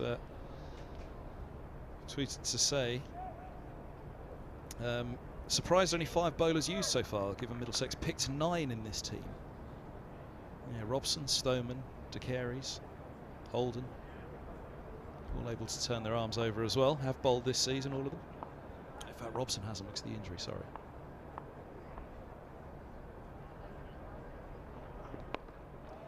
I'll tell you what, De Carey's is probably not the worst shout. If Hanscom wants to go to a bit of spin just to get through a few overs, particularly before the next new ball. He had to bowl over 30 overs in the first game against Derbyshire, De Carey's, after Murtagh got injured. Bowls off spin and actually did a decent job. Wasn't too expensive. Got a big wicket, his first ever wicket for Middlesex. Shan Masood, it was a good wicket as well. He was a set batsman. Saw him coming down, just hung the ball outside the off stump, turned it a little bit, was out stumped by John Simpson. I wonder if De Carey's, he's thinking about that. The problem is that at the moment you've got 2 right-handed batsmen in. And Tom Moores comes in, he's a left-hander. Might be more of an option then. But if Holman is expensive, they might have to go to De Carey's for just a few overs at least. Went to Stoneman, didn't they? At Hove, and he picked up a wicket. In the end, he bowls a bit of filthy off spin. Maiden first-class wicket at 34 years of age. Wow. That's something he'll remember, I'm sure. Big celebration, was it?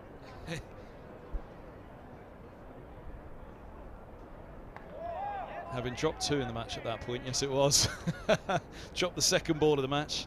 Alistair Orr put down a square leg off Shaheen Shah Afridi by Stoneman, and then dropped Orr in the deep as well at deep mid-wicket.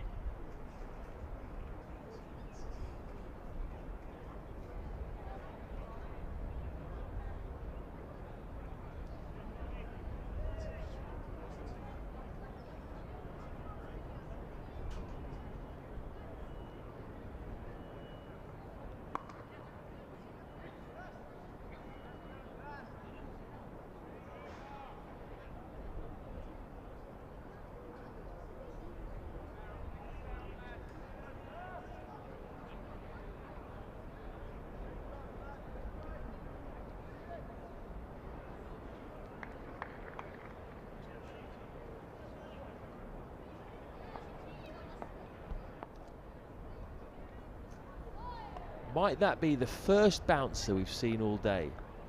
Wasn't a very good one, it was a long way outside off stump, but I think it might be, you know. Yeah, so sometimes the role he's given, isn't it? Anderson, just come in and try and rough it up a little bit more, send a few around the ribs. Be a little bit more the Tim Bresnan of the team. I think we talked about that one in the last match, didn't we, against Leicestershire? Oh, that just kept a fraction low.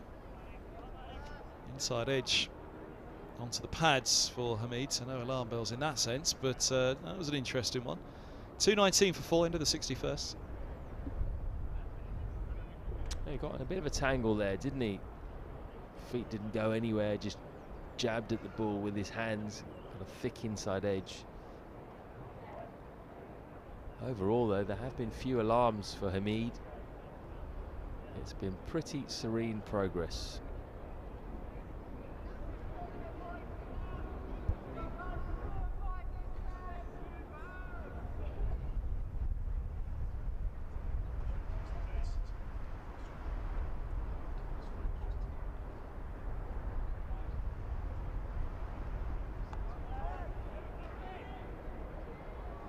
Busy balcony now. There's Stephen Eskenazi, who's hoping to be back in this side soon enough. Stood up to the left of Richard Johnson in the centre. Coots on the right, the club coach at Middlesex now. Alongside Mark Ramprakash, the batting consultant. There for, well, where required across the club. Tom Helm, another of the walking wounded, sat down alongside Jane Durback.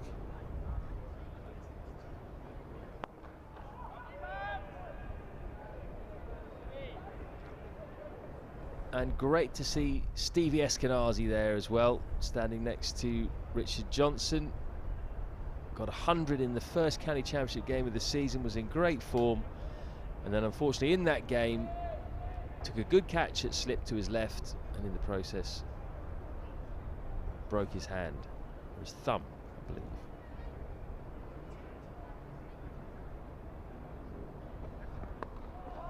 Well, the good news as far as Middlesex are concerned is that apparently he's been hitting some balls in the nets, Eskenazi. So there is the possibility that he could be fit for the next game. We'll have to wait and see. If he's hitting balls, and he's certainly not too far off. I don't know if Durham will come too soon. I'm sure he'll hope that it won't. All eyes on Josh DeCaries, and I think Max Holden's nailed down his place for certainly the short term. Just started to shape the body more towards the onside there, Hamid, didn't he? And ended up pushing it up to mid-off. Just a couple of signs he's looking a little bit antsy in the 90s. Full shot the previous over, the inside edge onto his pad, and that one there just seemed like he was searching for a bad ball rather than waiting for it, as he has done brilliantly all the way through his innings. Just played out in front of his body there a little bit.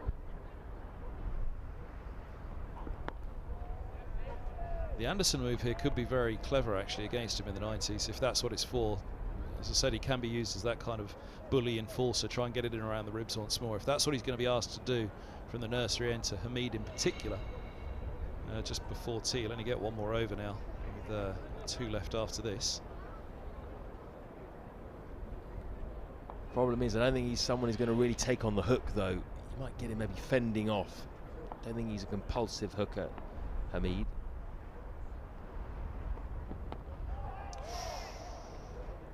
Agitated, I think, is a good word for it at the moment, isn't it? 220 for 4. You're absolutely right. He looks as though there's just a little bit going on there, Floydie.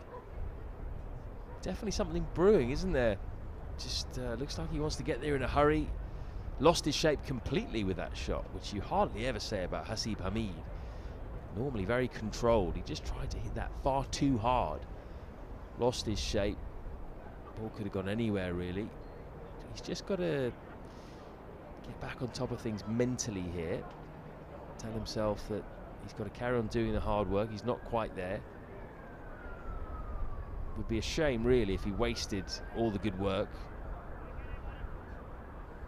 Does deserve 100 the way he's played.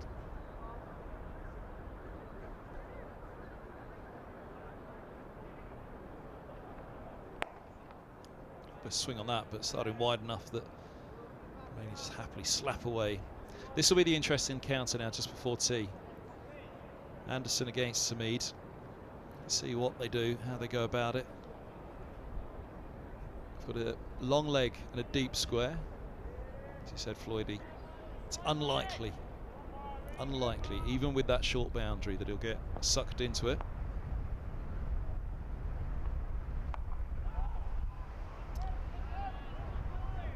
Played that so it just died on him slightly outside off. Yeah, might have kept it a bit low, but I think he also probably could have either left it or at least gone on the front foot. He's just maybe struggling slightly with picking up the length of Anderson. He's been stuck in the crease a couple of times.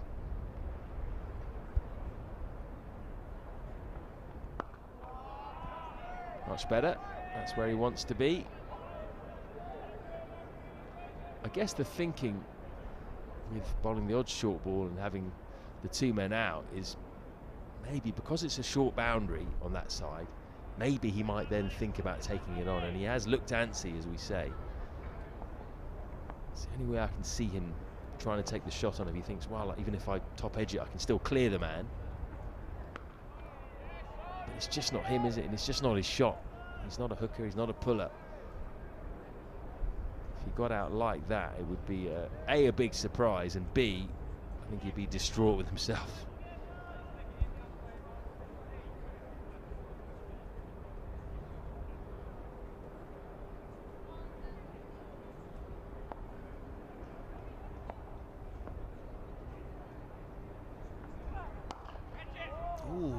Uppish into the offside. Didn't play that happily at all off the back foot. Hamid, and fielded by Stoneman in the covers. I think just the little bit of shape that he's getting away as well. We saw it on the first ball at the over, didn't we, to Mulaney, who followed that swing happily. It was full, very full, and with the width he just followed into it. Like that ball that died on him slightly, Hamid. There was a little bit of shape away on it. It felt as though he was down and across to it, didn't it, following the ball slightly.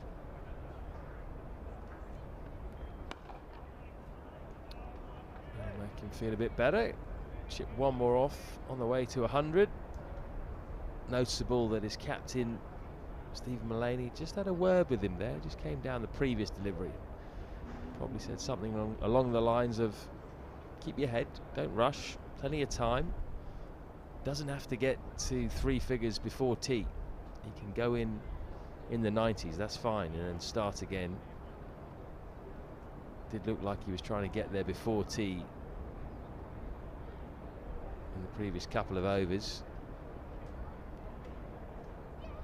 This will be the final over before tea, and it is going to be Josh De Carey's. Thought we might see a bit of off spin, bit of part-time off spin, you'd say at the moment. Took his first wicket for Middlesex in County Championship cricket against Derbyshire in that first game. Not a bad shout, this.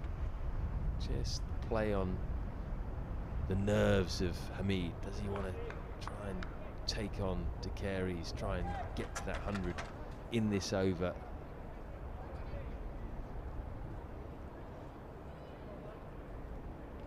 Well, at least something for Athers to smile about downstairs. Watch his son in action if he's not going to bat today. Actually played away to backward point, there's no run.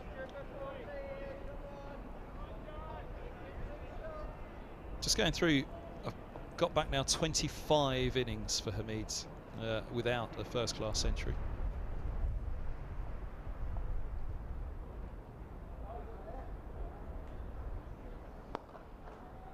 Sat the wrists on that one, that's nicely driven straight in mid-on. We saw him do that off Roland Jones earlier. Wristily get over the top of it, steer it. Doing it to the off spinner now as well, straight to mid-on for 4. Lovely shot, 96 for Hamid. Yeah, very similar shot, almost identical to that shot he played off Roland Jones. Plays that nicely. It's just a snap of the wrist, as you say, right at the last minute, just to make sure that the ball doesn't go straight back to the bowler, but just goes to his right. So now he's just one blow away from a century. Field spreads a bit, long on, long off, go back. 3 balls to get there. You've got 2 men out on the offside boundary as well. We've got a cover sweeper. We've got a man dead on square. There's a man deep on the leg side as well. Deep mid-wicket and a deep square leg. Well spread. That's the quicker one that goes straight on. He plays that well, recognises it. That was the arm ball. Is he going to take it on in these 2 balls? How badly does Hamid want to enjoy his tea? Get to that 3-figure score.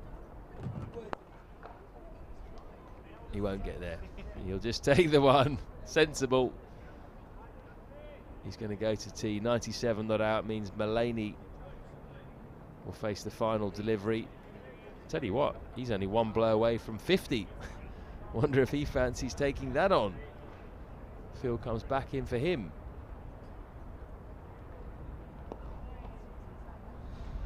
Dot ball, and that's tea. So they're both on the verge of milestones here at Lord's for Hamid. It's a long old wait for a first-class century. I've got back through 28 of his first-class innings, and there's not one in there for Mulaney. A fine 46, which really took this session in the end away from Middlesex. 3 wickets in it, but Mulaney came in and settled things down. Coupled start the session very quickly as Duckett was caught Simpson off the bowling of Bamber for 43. Clark bowled Bamber off the inside edge for 0. But when James went, caught Simpson off Anderson for 21, there was a real opportunity there at 4 down for Middlesex to firmly make this their session. As it stands, Nottinghamshire still be the happier of the 2 teams, but Middlesex have given themselves something there, haven't they? They have, with that burst in the first half of the session, particularly early on. Bamber came out, got those 2 quick wickets. At 150 for 4, I think Middlesex would have been quite happy and would have been thinking, right, now's our chance to show this was a good decision to win the toss and bowl first. But this partnership has just snatched that thought away from them very quickly. It's now very much Notts in the box seat. 227 for 4. This partnership worth 77.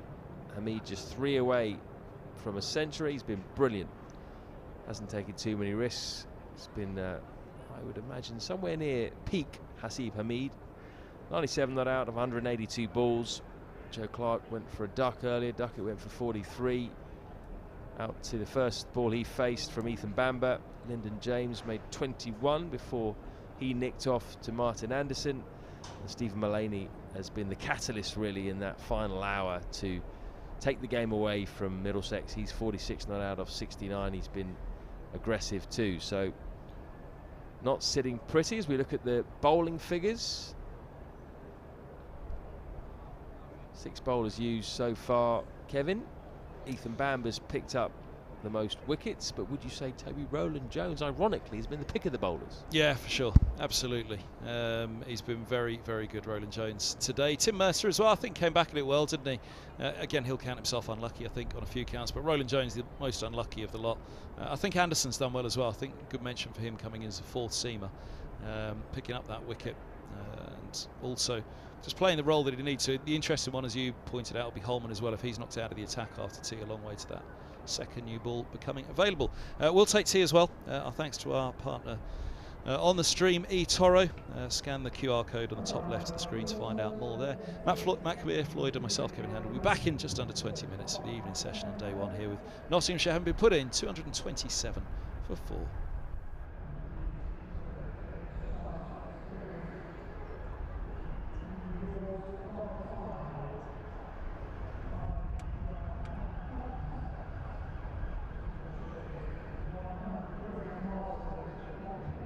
eToro lets me copy the trading activity of other traders. From now on, whenever I make a trade, I make the same trade automatically. Join over 20 million users and start investing now with eToro.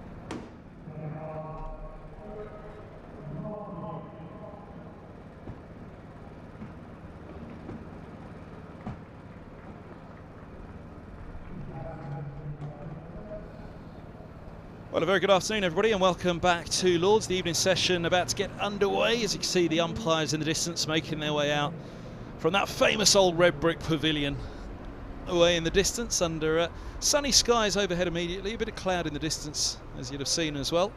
There's Tim Mercer and John Simpson and Toby Roland Jones, three very familiar figures for Middlesex at the front of the pack for the hosts, and having a long natter with umpire Cook, or perhaps it's the other way around, umpire Cook having a long natter with Stephen Mullaney, and quite rightly Steve Hamid is staying well away from that conversation. As I think about it, I don't know who'd be the worst to be listening to, Cook or Mullaney in that situation. Mullaney on 46, Hamid on 97.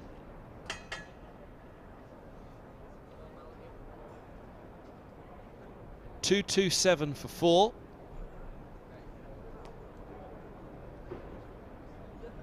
And a very, very fine performance for him today. It's been a chanceless innings. Duckett was the man dropped in the third over this morning. Made Middlesex pay in the morning session, but gone quickly after lunch. But Hamid has not offered a chance to hand. And barely an edge to think of either.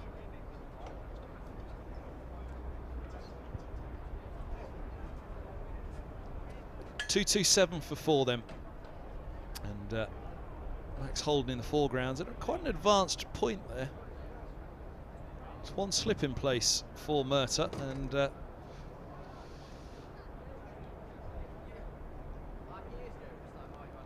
one wicket for 58 for him today from 16.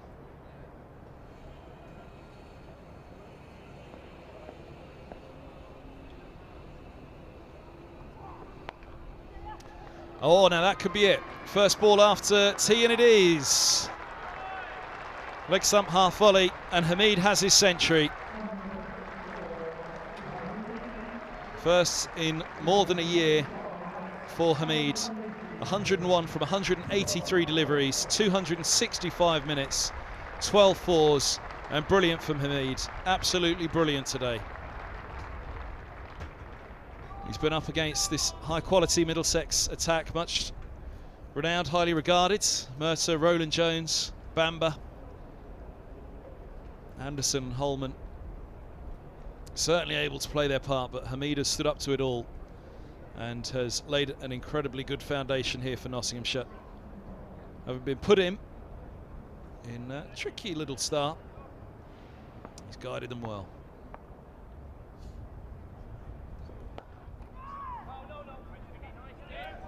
Well, he got over that little nervous period, didn't he? Just before tea, and he was in the 90s. That was the only time, really, in the whole innings where he's looked troubled at all. It's been a really, really good knock. And probably about as fluent as I've seen Hasib Hamid, actually. Scored very quickly initially, and overall it's been a good rate. He hasn't got bogged down, he's kept the score ticking over. He's drove crisply, straight and through the covers.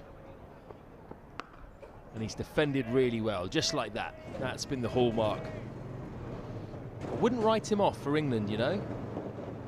Still very young, he's still 25 years old. I'm sure there are some things that he can improve, but one thing he does have, which a lot of openers don't seem to have at the moment in county cricket, is he's got very good judgment. And he is extremely patient. He doesn't mind sitting in and waiting for the bad ball.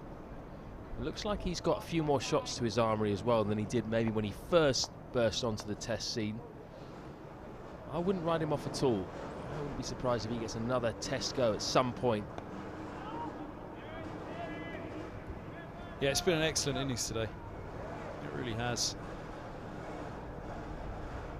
Faultless century, chanceless century from Hasib Hamid.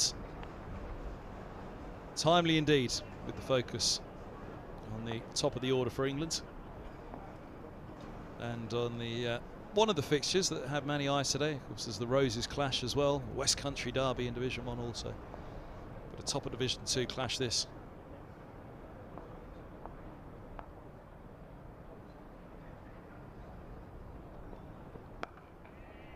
Well, this will get quite a lot of attention, and rightly so. You mentioned earlier there's quite a few journalists downstairs in the media centre, and a lot of them have come here possibly to have a look at Stuart Broad and reporting some county cricket, of course, on a big game. Possibly had the McCullum news brewing as well, but Hamid will take some of that limelight. Well, that's short and wide, dispatched by Hasib Hamid. But that is a very long boundary out there, so Luke Holman comes round. It's just 2 runs.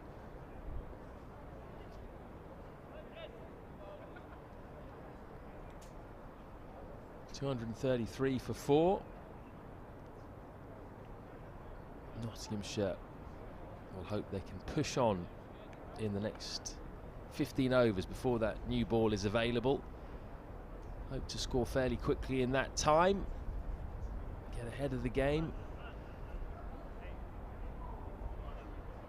They are in a good position.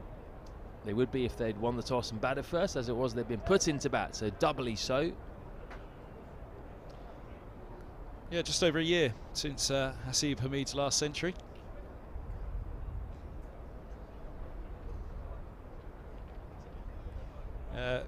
Last one against Nottinghamshire, against Worcestershire, sorry,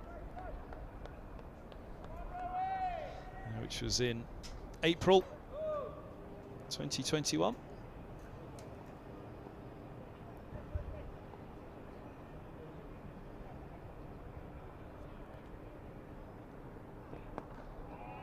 Roland Jones starting from the pavilion end. Need a breakthrough now, don't they? 83 this partnership is worth.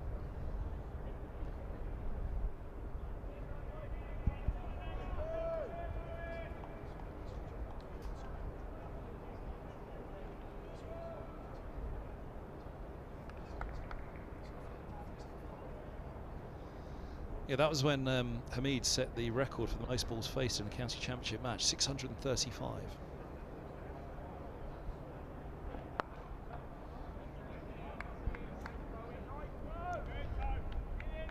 But it took it out of him, more than a calendar year for the next century. Hamid and Slater batted through the final day after Nottinghamshire were following on at New Road.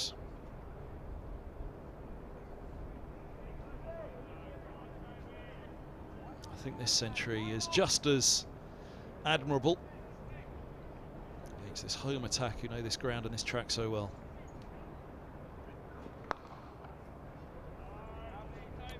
Well, Maloney looks keen to get on with things. Any width you give him and he tries to throw his hands at it. He'll have to be wary of chopping on though, with Roland Jones coming in from that end.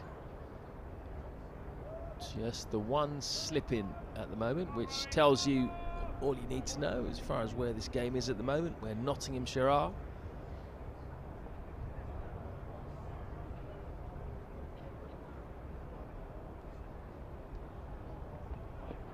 That's Jaffa. The Notts captain gestures as if to say, I should have left that. But not easy to leave those balls. They're right in the corridor. If one jags back in, you might be in trouble.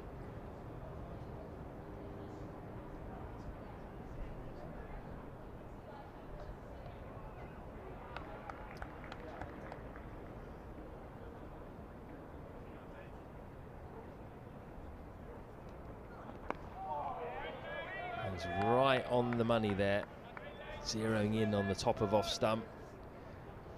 So quite a bit of reaction on the YouTube comments in favour of that Hamid innings.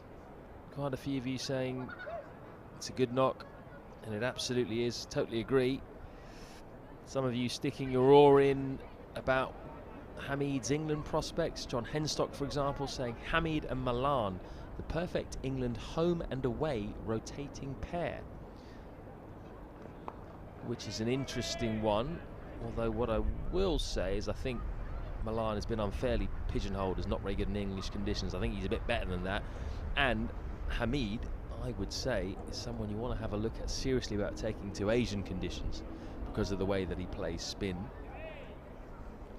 So I wouldn't just say he's a home person, but in general, let us know what you think on the YouTube comments.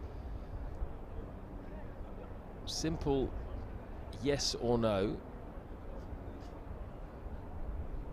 Will Hasib Hamid play Test cricket again in the next year? Just give us a yes or no. We'll just have a little straw poll. We'll tot it up, see what you think. Will Hasib Hamid play Test cricket again in the next year? What do you think? Let us know on the YouTube comments. Nicely guided straight to that fielder on the gully line. Yeah, he got that last ton just before his recall last year. Whether this one can be the launch pad for another call-up.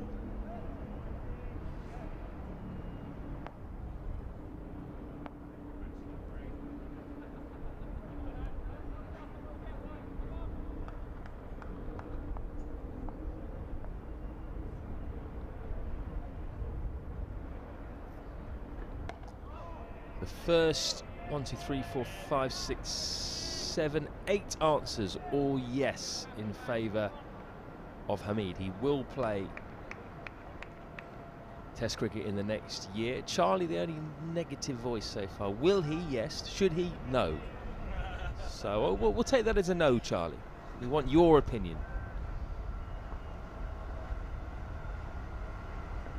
I reckon that's about 10 or 11 in favour, 2 against so far.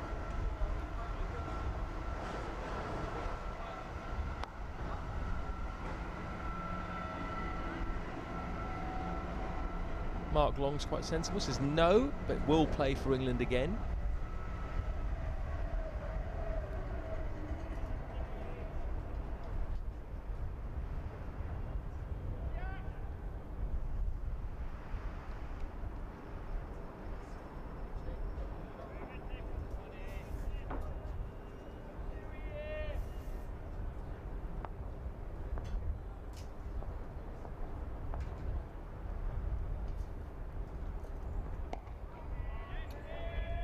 Rohan S has thrown that right back at us. What are our opinions on that?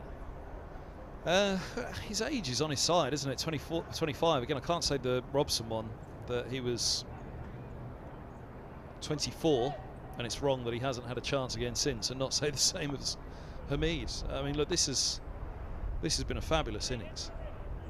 He hasn't. You wouldn't say he's ridden his luck, right? There might have been an inside edge or two, but that's all. Hasn't ridden his luck in this innings. It's been a day where there has been assistance for the bowlers.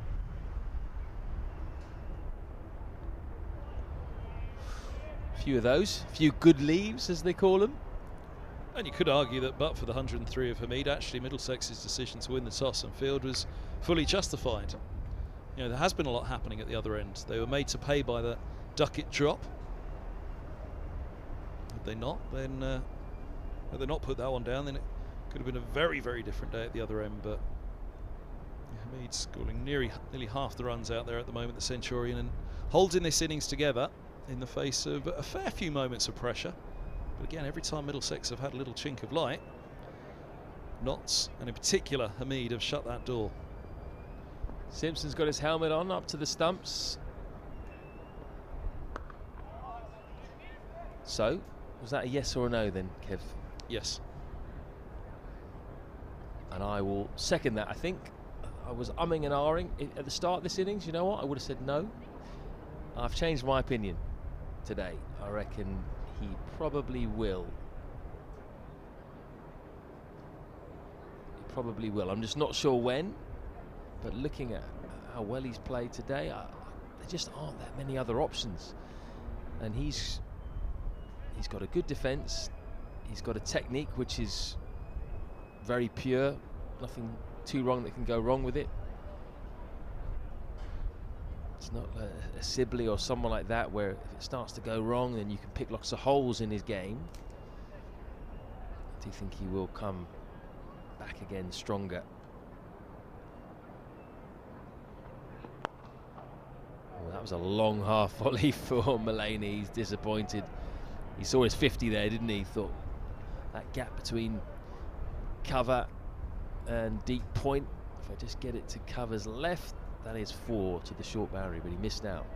Well, there's always the talk with England, isn't there, about preparing for the next Ashes. Instead of playing the game that's in front of them, the test that's in front of them.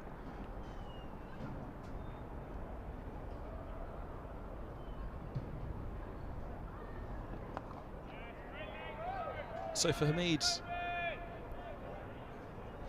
to come in and play this test summer ahead for England, fine, well, let's see. Put him in, he's got a good summer ahead of him. Let's see what happens and take it from there at 25 years of age. Again, the same reason to make the Robson argument, that he kind of went in too early and then wasn't backed. So don't make the same mistake with Hamid. And Robson was shot to pieces for a little while after being dropped in 2014.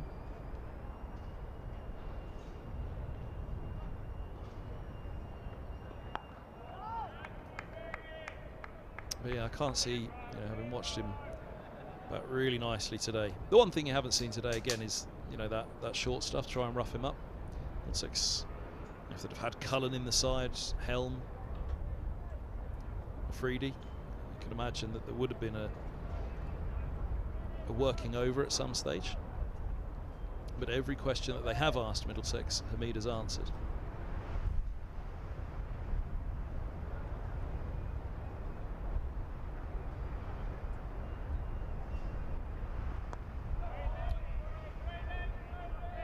Yeah, that's maybe an area where you say at test level he might really get worked over.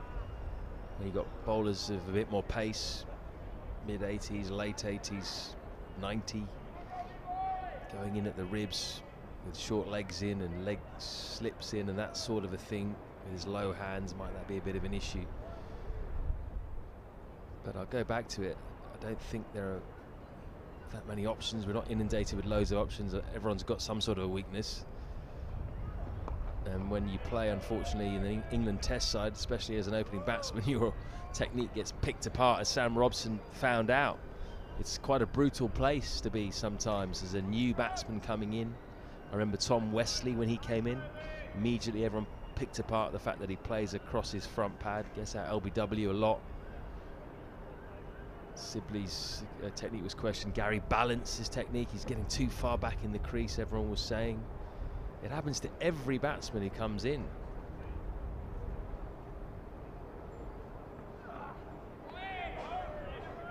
I think with Hamid, obviously there are things you can pick out with him as well, but I think there are others who have more obvious technical faults than he does. Yeah, that's exactly where I was going to go with it. Robson had that major question mark on off stump. For an opening bat, it's an awkward one, it's a difficult one, but he seems to be answering it with his averages, with the weight of runs. If Hamid's weakness is the shorter ball, that's something that is perhaps more workable. If you're going to go through, all right, each one of them has this particular weakness, I'd say that the shorter ball, okay, fine. If they want to bend their back and keep banging it in short, then you do have the option to duck.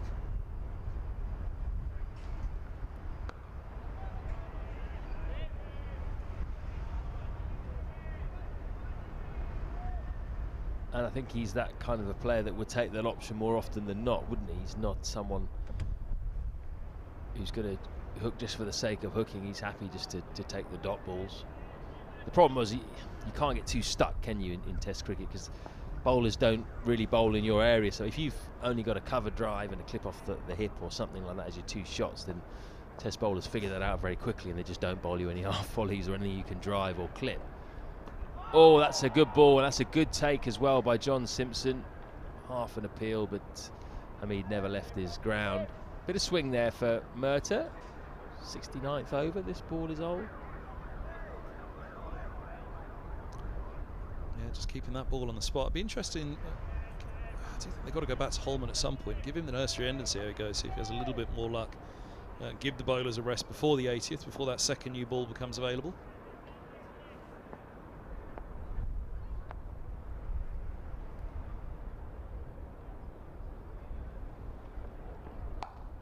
Short. It's going to be a single. Yeah, I wonder if Middlesex going to give the new ball to Bamber this time. Bamber alongside maybe Murta back again, or Roland Jones from the other end. Anderson even.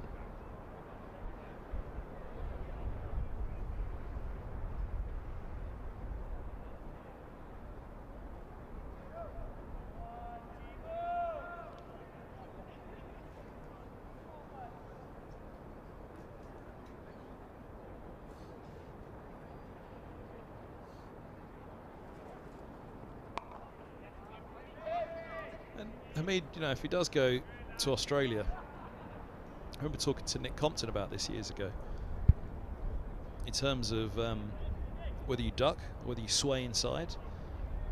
In England, you need to duck because the ball will move. You bang it in short, it will follow you. You can't sway inside it. That ball's going to come swerving back in towards your nose. You can't sway the other way with it. You know, the ball can swing after pitching. Abroad, and the Kookaburra ball,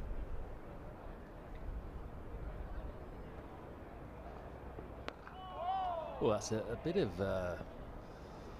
he pulled out of it at the end. It was almost a bit of a heave from Mulaney. Abroad, you don't even need to duck. You can just sway. That ball, they bang it in short. That ball's not moving massively as it does in England. In England, you've got the problem where, you know, you can find yourself doing the Matrix, can't you? That ball's coming swerving back towards your nose, even though you tried to duck or sway inside or an outside off. Likewise, try and lean your head forward and let it go down the leg side. That ball can straighten on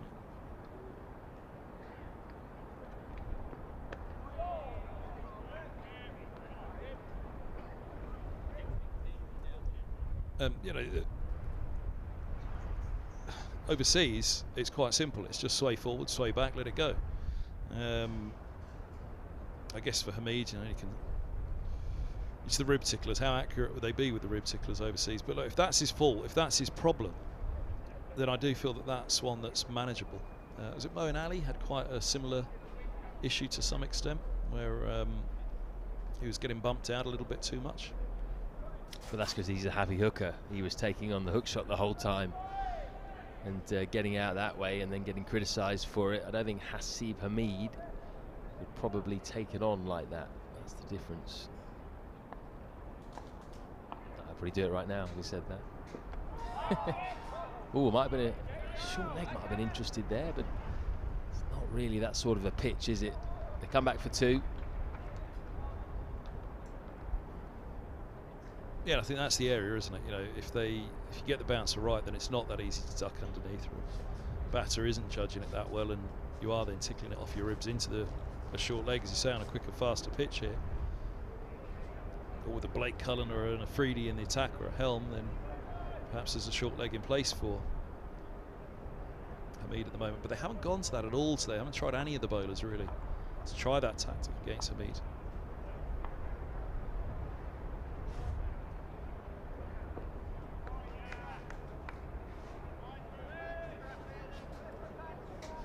Now this pitch looks ostensibly like it's pretty similar to the pitches that we saw in the Derbyshire and Leicestershire game.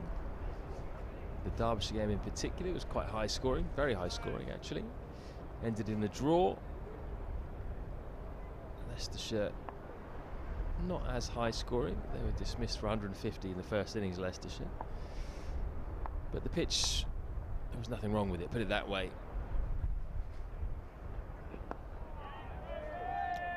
This looks a little bit similar. There is a little bit of sideways assistance for the bowlers if they get it in the right spot. But I do think it's going to come down to which of these bowling attacks can operate when the ball's gone a bit softer and the pitch has gone a bit flatter. Which attack is going to have the most variety? Mike Selvey at T tweeted he's thinking Toby Roland Jones must have smashed a mirror this morning before running over a black cat on the way to Lord's and then walking under a ladder in the ground. First bouncer from TRJ. That's fair enough. Mike Selvey always looking at it from a bowler's point of view. Should probably get him up here at one stage, shouldn't we? Selv, he's up for it. And I think that's probably where Nottinghamshire might have the edge. That's where James Pattinson will come in with the extra pace. Broad as well to a certain degree. When the ball gets softer, the pitch flattens out. That pace really helps. Well, 2 bounces in a row. Something different. Well, it's taken a while to go to it.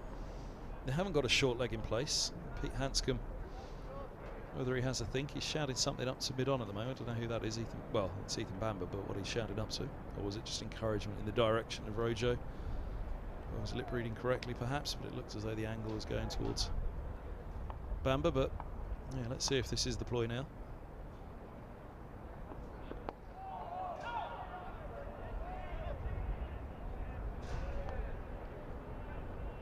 Two off that over, 70 gone, 236 for 4. But I think that backs up pretty much what you were saying, and the fear for Middlesex will be that, you know, Stuart Broad or one of the other list from Nottinghamshire, they're a brilliant attack as well. One of them has a slightly luckier innings, you know, that few of the edges are taken. It's mad to think Roland Jones is wicketless, number 29 from 18. It has been exceptional from him. He's done absolutely nothing wrong. He's done everything right, and he's got no reward from it today.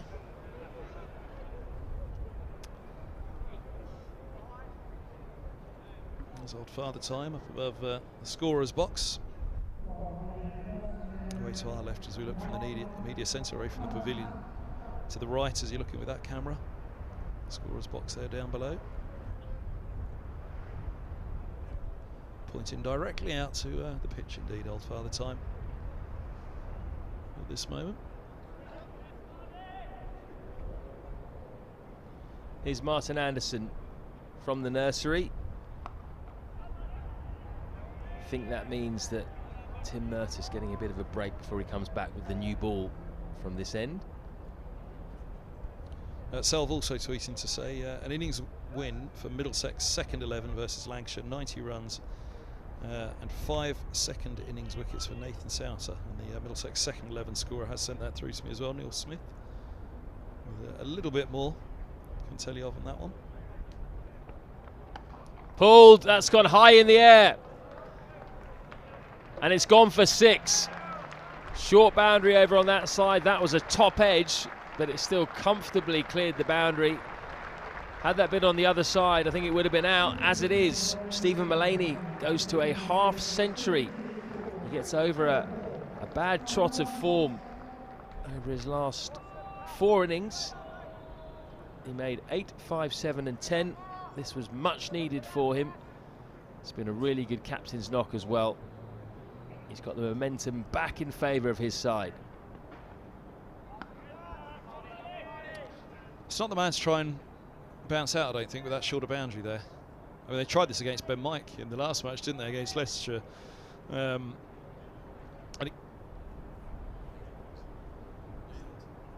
And Mike just kept on getting it away, and if he didn't, then into the spot as well. And it was that longer boundary when the pitch was down towards old Father Time.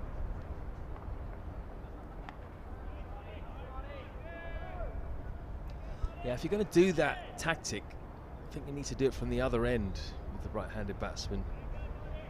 Get the men out there. Then it's a big blow to try and clear those men down towards the mound stand side. That was nowhere near the middle of the bat. It was a big top edge, and it still went, what, 3 or 4 rows back. Oh, a bit of an inside edge.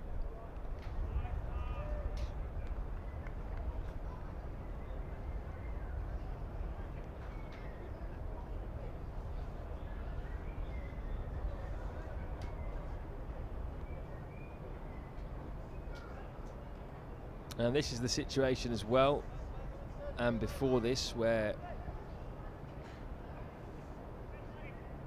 a top quality spinner, Paul Howarth, makes this point on the YouTube comments. Oh, that's taken off. Top quality spinner in the latter half or last 20 overs heading into this second new ball. Even if it's one that can just keep the runs down, hold an end up, certainly helps you out a lot. And again, Notts might have the edge on that front in this game with Liam Patterson-White left arm spinner who started really well this season. At one point, actually, he was the leading wicket taker in the county championship. Interesting to see how he goes. John Lewis on the left of your screen there.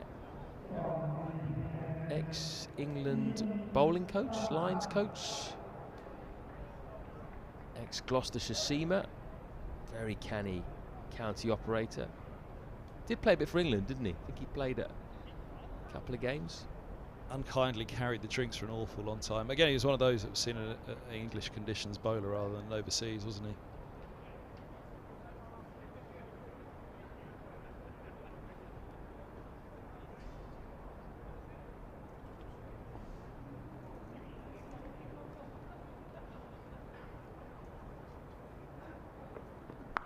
Ethan Bamber's on, short, and pulled away with aplomb by the Nottinghamshire captain.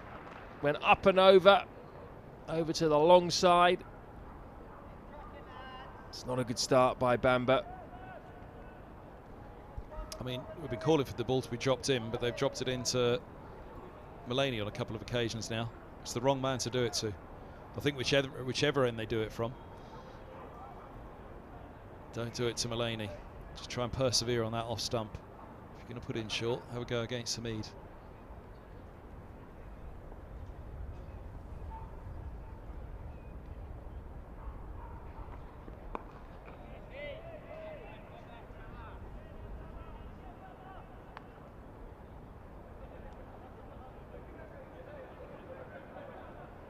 So maybe with Bamber on, it means that Roland Jones is going to get the new ball from the pavilion. Bamber's been the only bowler so far to pick up more than one wicket, but he's not really been at his best. He's been quite expensive for him. 16.2 overs, 2 for 72. Very expensive for him.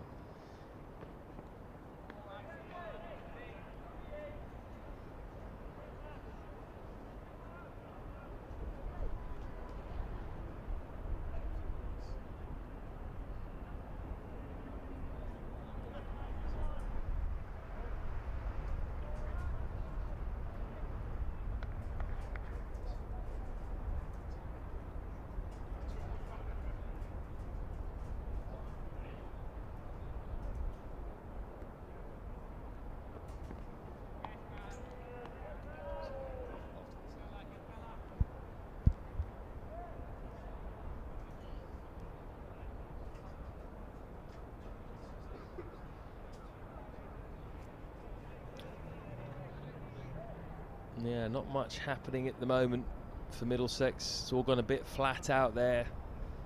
This partnership nearing 100. Need a bit of magic from somewhere. Cuts straight to the man. Sweeping on the offside boundary to Carey's. Now Mullaney's got to his half century. I wonder if he'll just have a bit of fun here. Just try to really tee off.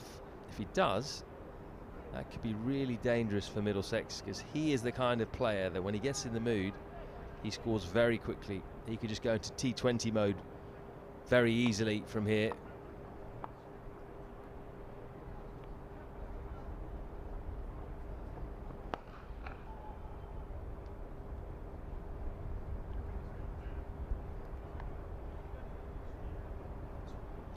$249 for 4, 72 overs gone.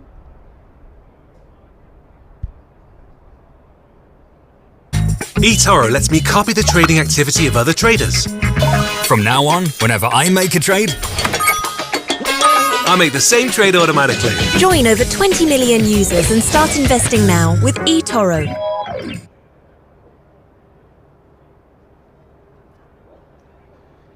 Yeah, that's second level match for Middlesex.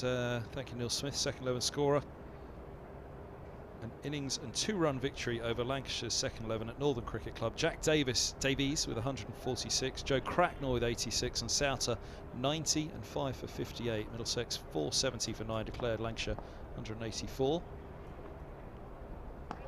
and 284. Good win for the seconds. You mentioned spinner, 5 for Souter in that one. Yeah, these next 8 overs now up to the second new ball becoming available will be interesting. I'd really like to see Hanscom give Holman a go from this end. Mullaney is starting to think about upping the scoring rate in this period, which he should. Capitalise on what already is a good scoring rate. Then that short boundary to the leg side with the leg spinner turning it away down the slope. An interesting prospect for him. But yeah, that run rate of 3.46 has been a not too much of a nuisance across the day for Middlesex, but at this stage now I think it could become a real danger for them if Nottinghamshire do pick it up to the second new ball. So they're going to have to think pretty carefully about how they manage this next passage of play.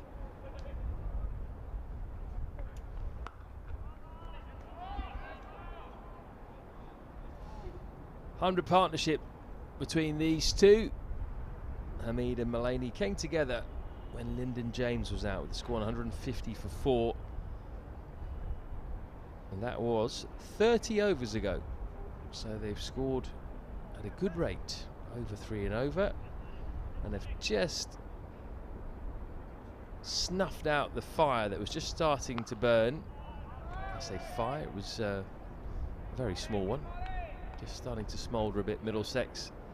But now they've really dampened that, Nottinghamshire.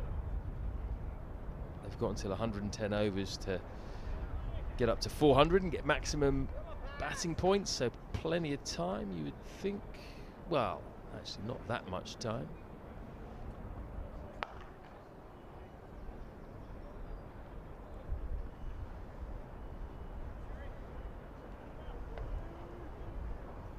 But if Mullaney gets going, they'll get there with ease, that's for sure. And Hamid's in a good position here because he can just knock the ball around. The field is spread for him. We've got 2 men out on the leg side boundary, 2 men on the offside boundary, including third man. He can just knock it around, get Mullaney on strike. Picked out the man on that occasion. He brought up his 50 off 87 deliveries. So a further 131 deliveries for the next 51 runs that he's managed. They managed to slow him down a bit, but not so that man in shot, Mullaney. He's the one that's been helping to keep that run rate close to the 3.5, as he just mentioned. The scoring rate for this partnership 3.3, but Mullaney going much the quicker of the two.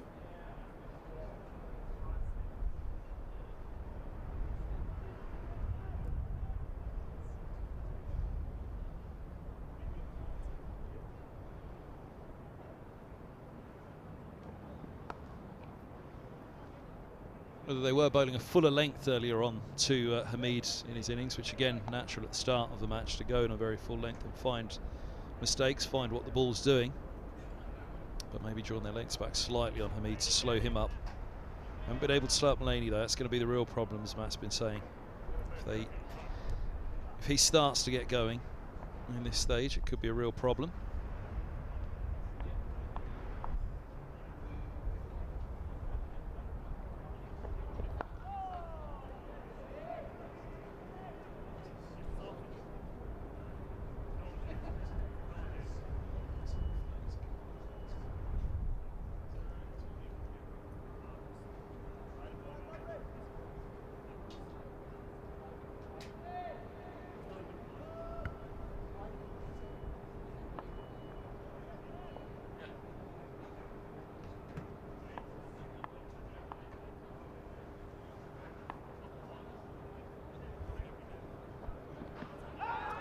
On the pads, but drifting down leg. Just a yelp from the bowler, nobody else. John Simpson not interested in that one. It's just clouded over in the last half an hour or so. Now we've got cloud everywhere. Can't see any blue sky. So this might help Middlesex a bit. This might be their best shout of getting a couple of quick wickets. Great if they could pick one up before the new ball's available, and then with the new ball in hand, it's exactly what they want. The clouds rolled in. Trying the bumper again on that one. Long leg and deep square back. That's fine from that end, as you said. If they're going to do it to Mullane, you do it from the pavilion end with a big boundary to the onside. Don't do it from the nursery end.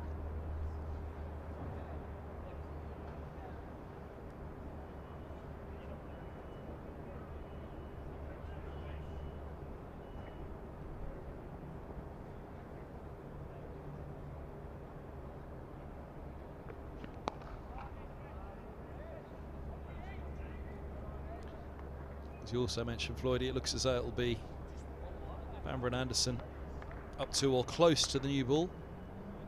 Roland Jones and Murtagh tasked with trying to get some breakthroughs going in this evening session.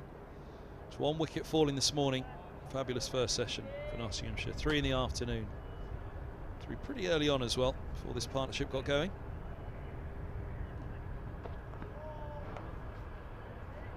No ball called by umpire Cook.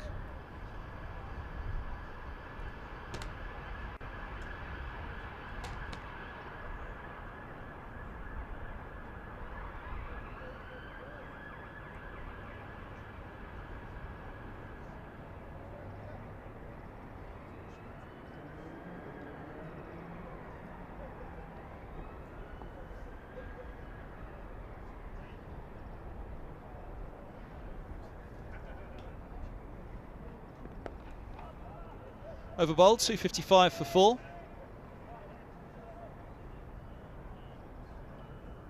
Bamber has been a little bit more expensive than usual for his 2 for 76, but it was those 2 wickets after lunch.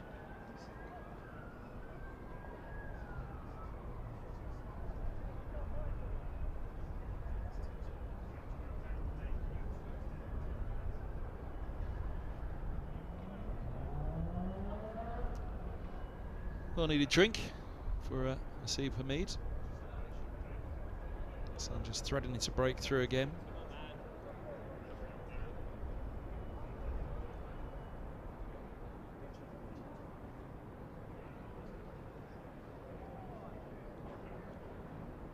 Josh Carey's in the distance.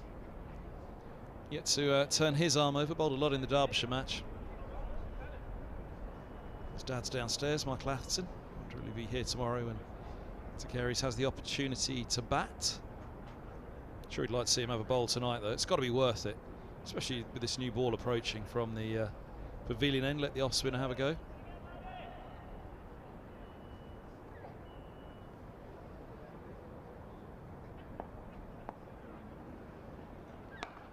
No bowls.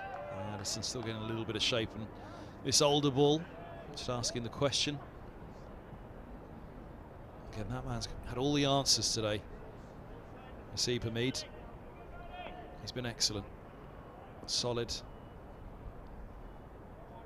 Confident in what he's been doing all day long.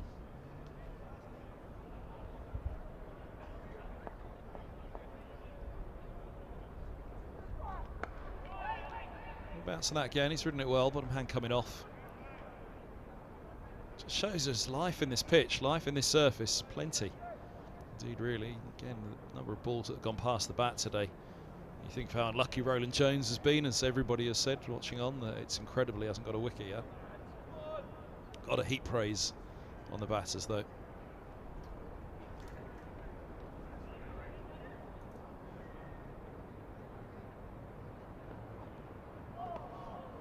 That was a good leave. That shaped away, or looked to shape away, then decked in. Wasn't too far away from the off stump. I think amidst all of the criticism about the toss and bowling first, I do agree with that. It's obviously not worked out, has it, for Middlesex? It's not been a good decision. It's been interesting to see, though, how well Broad, Pattinson and Fletcher would have gone on this pitch had they had to bowl first. Would they have got a bit more out of it? I wonder. I think I'll go back to 3 overs for Murtagh, followed by 3 overs for Bamber, Then Bamba's changed to the pavilion end, and it took him 3 overs to get going at the pavilion end again. I don't think that helps matters this morning for Middlesex, perhaps to settle into a rhythm, as Roland Jones did from the pavilion end.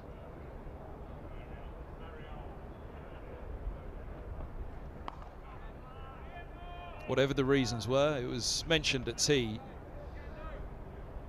Murtagh went for 3 fours in his final over when he was taking off his 3rd over, but that also included the drop catch second ball of that 3rd over, his 2nd. Well, it was the over before, wasn't it, his 2nd? But again, if that catch had been taken, you know, Duckett's all of a sudden starting to feel a little bit better. Oh, goodness me. That's absolutely powered. Bludgeoned into the grandstand by Mullaney. On to 66 he moves. 262 for 4 knots. Have some of that. 2 down in Hove against Sussex. When he gets in, as I mentioned a few times, runs come quickly. And that's what's happening at the moment. He can score even quicker than that. So Holman's on. He enjoyed Holman bowling from the pavilion end before tea. Hit him for a couple of 4s through the offside. And that's where he'll need a bit of protection, I think, now with that short boundary there. You can't just let these 2 batsmen simply beat one man at cover and then that's it, it's a 4. There is an extra cover and a cover at the moment, but still, if you thread it through the 2 of them or you get it in between mid-off and extra cover, it's a guaranteed 4 because of the shortness of that boundary. Hamid on strike.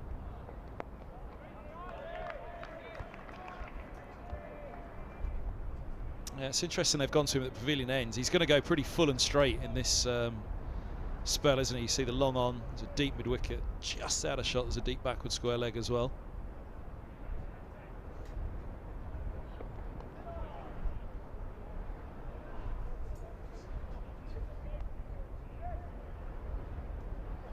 Interesting to see if there is any change from Mullaney.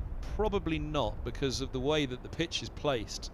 I don't think they can particularly be afforded to change it much. As you mentioned, that tightly knit field in there on the offside, just out of shots the deep point.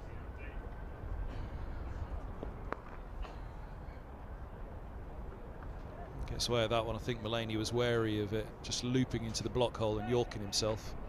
In the end, just waited on it and turned it down to long on rather than going full-blooded straight back down the ground with it. Surprised he didn't try to beat the 2 covers there, really, just open the face a little bit.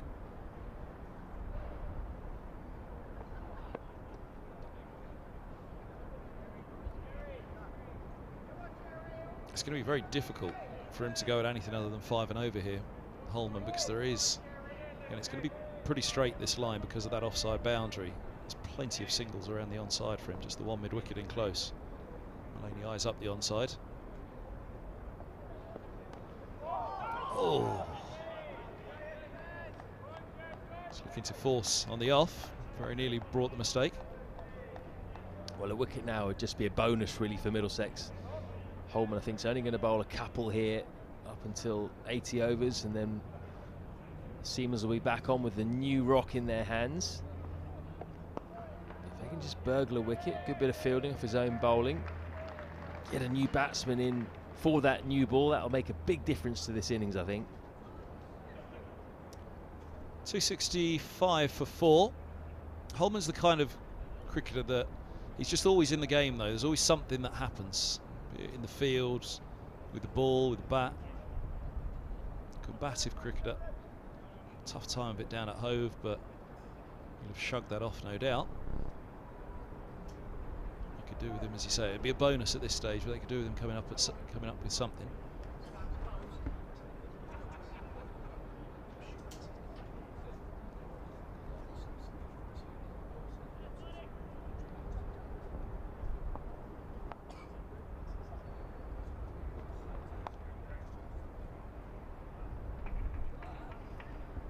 He does that really well, doesn't he? Just dabs down to 3rd man. It's Kane Williamson-esque, isn't it, the way that he plays that very late under his eyes. Just lets the ball come onto the bat with an angled face and picks up 1. It's one of the features of his game that's quite underrated, I think.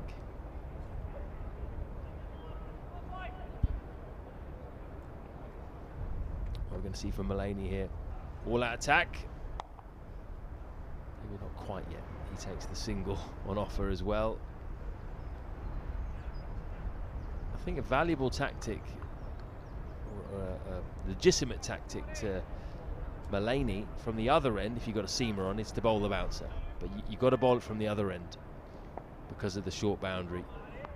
He will take it on, I think, and that's a long hit.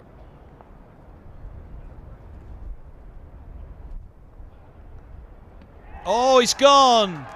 Just before the new ball, Anderson line and length again, nipping it away down the slope, and Hamid eventually succumbs on the front foot, just dabbling at that one, followed it a little outside off. He'll be disappointed to fall in that manner, but reward for Anderson. That was a good line. That was a really good line. That did do a little bit more perhaps than I thought at first. Wonderful innings by Hamid, wonderful wicket for Anderson. 267 for 5. Classic away swingers dismissal for Martin Anderson. Really important time to get the wicket as well. That's the second time he's got a wicket exactly like that. 4 catches for John Simpson, by the way, out of the 5 wickets. But it's all about that man, really. Raises his bat, takes the applause from the members, walks into the famous long room, and he'll go back up to the pavilion. But it's job done as far as he's concerned on the day that England have announced Brendan McCullum as the new head test coach. As we see, big stride in again, but he just, unlike him, he just jabbed out at it with the hands, followed the ball. But he's made his mark on the day that Brendan McCullum is announced as the new head coach. He goes and gets 100. Good timing, that is.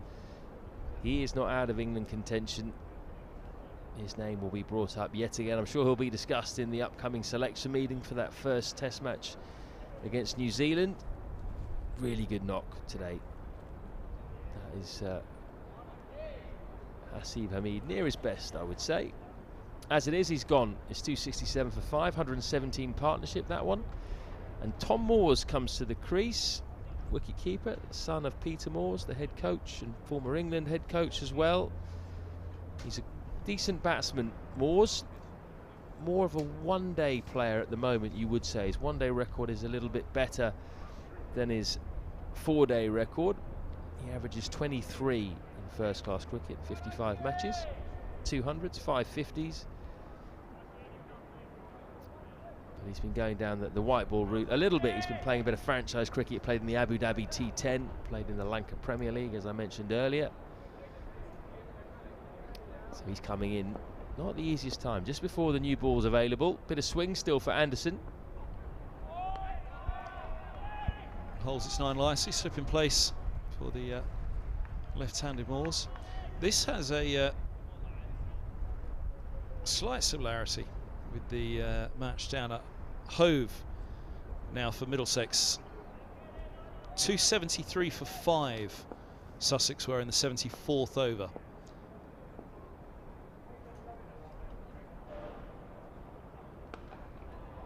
Wedgely along the floor down to third to get off the mark, Moores. And at that point, with the new ball just around the corner, you felt that Middlesex had an opportunity. 6, 7, 8, and just try and put some pressure on with that second new ball. Sussex still managed to make it to 392. Just looking at this, you know, Middlesex again, there was that point at 273 for 5 down at Hove that you really thought there's an opportunity here. You know, try and put a couple together around that new ball. And all of a sudden, what was looking at one point like a big first innings total could be just drawn back to perhaps a more par surface, and it could just change the complexion of this innings and this day indeed. 268 for 5. Well, Middlesex from here, I think, should be thinking we can bowl Nottinghamshire out for 350, maybe even less. But 350 is, I think, a good target from here, from this point. That's another, what is it, 82 runs. Just 3 overs until that new ball comes into play. If they can get Mullaney quickly, either with the new ball or even just before, then again it changes once again. You've got 2 new batsmen in, Patterson White can bat. You'll call him maybe an all-rounder, but he's no Mulaney, that's for sure. Crucial period, perhaps in the whole match, coming up here. Yeah, that was exactly the chat at Hove at 273 for 5. Could Middlesex get them for 350 or less?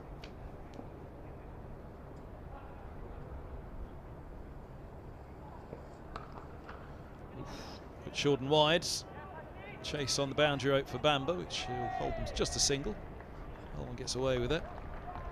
But yeah, I think that's the task of them here, isn't it? Try and be greedy. 330. Can they, if that new ball goes well? And that for Nottinghamshire probably would feel, if they would fall short of a fourth batting point here, Nottinghamshire, of 350, I think they'll feel disappointed from moments that they've had across today.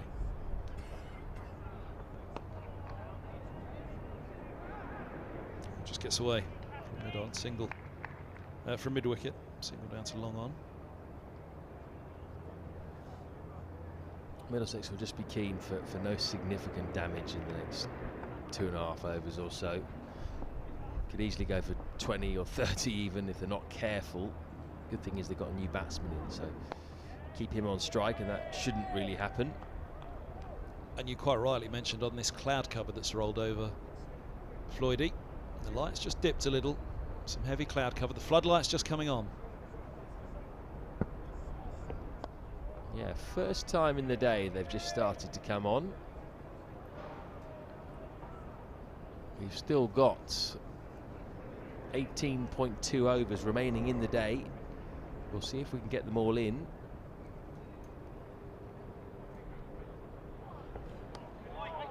Gets a bit low, that. And then we'll see, of course, if the umpires take us off for bad light. That'll be our reading for the rest of the game, won't it? So hopefully they'll keep them out there as long as possible. It's not that dark really at the moment. Oh, nice use of the feet. Interesting use of the feet from the new Bassamores. 274 for 5, end of the 78th. The cavalry's arrived. Tom Moore's straight down. He went down early there as well, didn't he? He wanted a piece of Luke Coleman before that new ball arrives. He hit that well. He's got power. He's a stocky little guy. Very punchy player. Good shot. If you go dead straight like that, you've got no problems, have you? So, is this a signal of a changing gear from Nottinghamshire here? And maybe they'll carry on that way with the new ball as well. You can just see a light glinting out of the one of the doorways of the pavilion there, but the sky, I wouldn't say it's particularly dark at the moment. I wouldn't be worried at all just yet. It'd be nice if some lighter stuff rolled in to make sure we get the full day. Edged, no slip in place. Not sure it would have even carried to a third, but along the floor down to third for a single. Just putting their foot on the gas here a little bit before the second new ball. I think it perhaps tells you what Stephen Mulaney thinks of these conditions at the moment at Mercer, and Roland Jones running in with a very different skyline to that which we've seen all day. And under the lights, we know that here at Lord's, once the lights come on, the ball does funny things. Visibility is a little bit different. It's not a bad option, this, really. Just have a go a little bit in these final 11 balls before we get to that new ball. That new ball probably can't come quickly enough for Middlesex right now, can it, to have that ball in hand before the umpires start to get nervous about the light? But I mean, look, the lights have only just been turned on, so you can't imagine bad light's going to be a problem for a while yet. You can't just be flick the switch, the lights are on, and no, light's too bad. What's the point of having the floodlights on?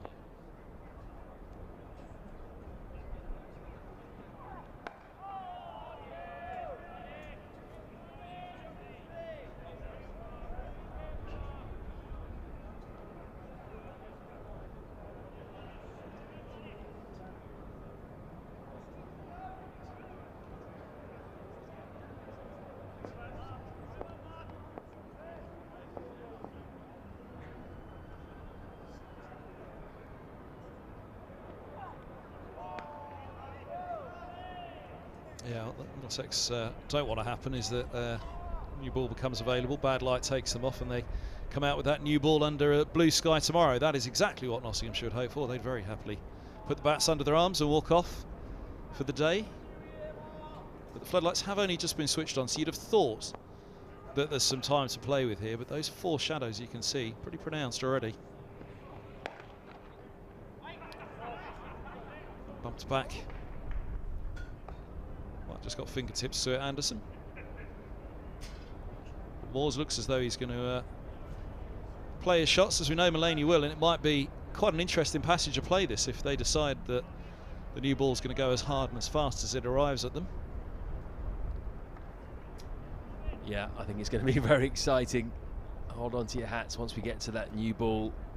Could get a flurry of runs or wickets at the back end of the day. Whitson put away. There we go. Moores moves to 10. Bisects backward points and cover points. 79 gone.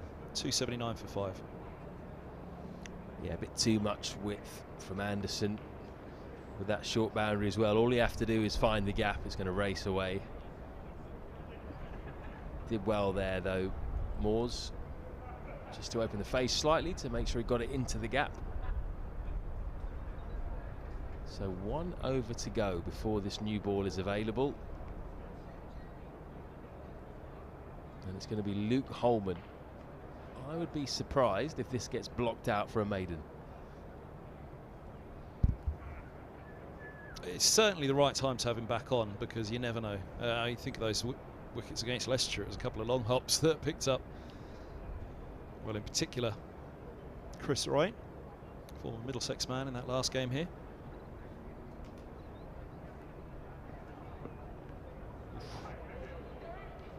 He's gone for the wide Yorker there. That's like T20 bowling at its best, wasn't it? Don't mind that.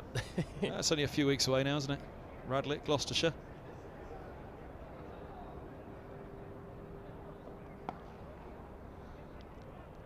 Maybe just a single. Right, so is Moores going to come down the track again? Looks like mid-off has just dropped out a little bit, and mid-on as well, actually. They're both going about 3/4 of the way to the boundary. Yeah, so he's hitting with the spin to that shorter boundary, so it is a danger here for Holman. And there you go.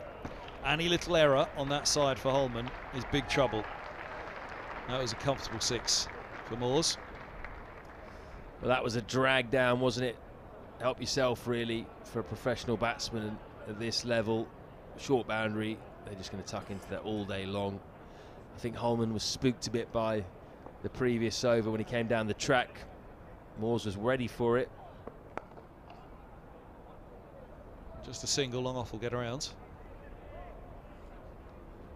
That's the bonus, isn't it, of going down the track, is you put an element of doubt in the spinner's mind. You often get a drag down in the next few deliveries because they're wary of that. They don't want to get hit over the top again.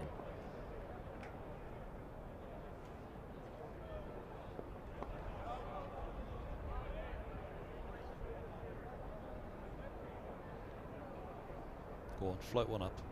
Last ball of the old ball, or we'd expect the new ball taken straight away.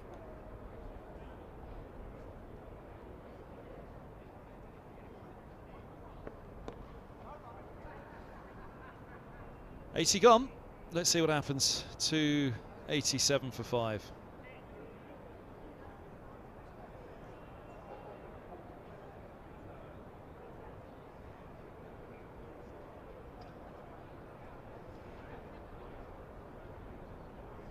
So Nick Cook's having a little look around, the umpire, just gauging the light. Even though the lights have only just been put on, as we see the new ball being taken straight away, no surprises there. It's going to be Tim Murtagh from his favoured nursery end as well. As I was saying, the lights, so they have come into effect quite quickly. You can see the 4 shadows off the players almost immediately after they came on, which shows that the artificial light is working straight away, which is not a great sign. maybe slightly darker than it seemed. But with any luck, they will stay out there as long as possible, and that means we can get as much cricket as we would like to see over the next 3 or 4 days. It just all depends really on what reading that the umpires take tonight. That will set the tone for the rest of the game. But at the moment, Middlesex, they'll be desperate for wickets. This is their chance. Lights on, new ball. Tim Murtagh bowling. There you go, a bit of swing already. Good stop by Robson. Just a little bit of swing. It was a short delivery though, so plenty of time to adjust for Moores. Murtagh's so good at bowling at left-handers, isn't he? He can trap them in front with the ball that swings in. He can also nick them off with the one that seems away. Just wonder, they've got point back at the moment. Do they offer the cover? Put cover in at third slip.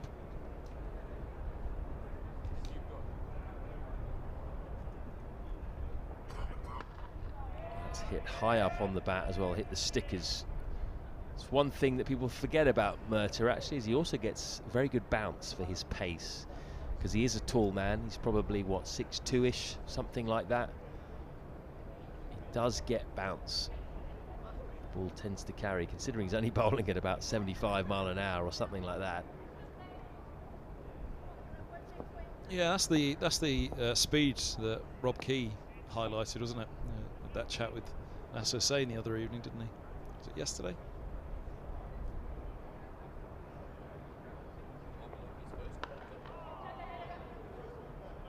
Protection out on the boundary, just a one to bring Mullaney back on strike. So that's the interview you're talking about on Sky Sports. Rob Key and Nasser, two ex-colleagues, of course. What did he mention Murtagh by name? He didn't, but he did previously in his Evening Standard column. He mentioned Darren Stevens and Tim Murtagh picking up wickets in county cricket, and he mentioned the 75 mile an hour range, as it's not doing any favours to the development of English cricket. I think there's a place for everything, though. There's got to be a challenge for what you're up against.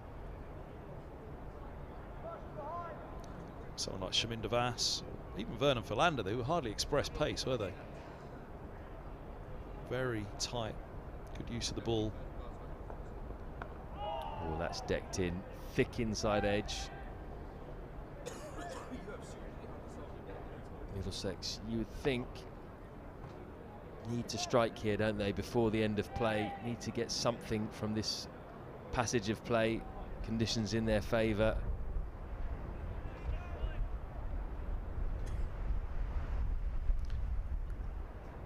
But yeah, he was in the particular chat with Nasser saying he was talking about the pitches, improving the pitches, and not being pitches that perhaps suit 75 mile an hour bowlers.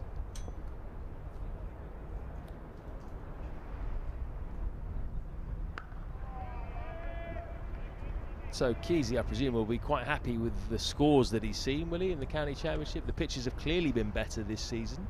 Yeah, he touched on that, I think, and saying that, you know, again, this is how batters learn. They've got to learn by time in the middle. It's time out in the middle that you learn the game. So you need pitches that will allow them time out in the middle. And David Milan, again, having talked to him over the years about it, said, look, you know, how can we be expected to go up to international level and bat for hours when we're not able to do it at domestic level because of the pitches?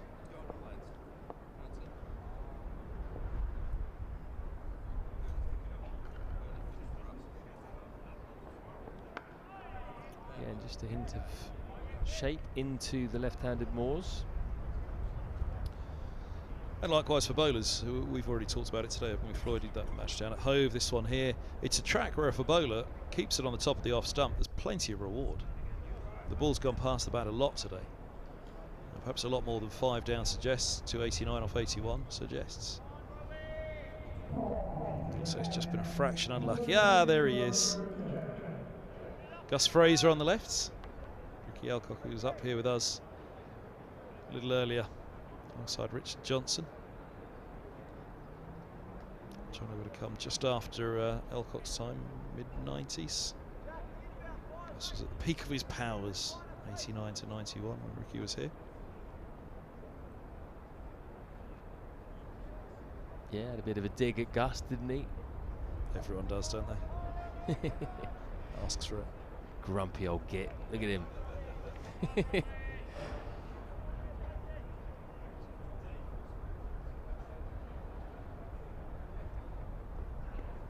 Oh, that has moved off the seam. That's exactly what Toby Roland Jones is looking for. Great start with the new ball for him.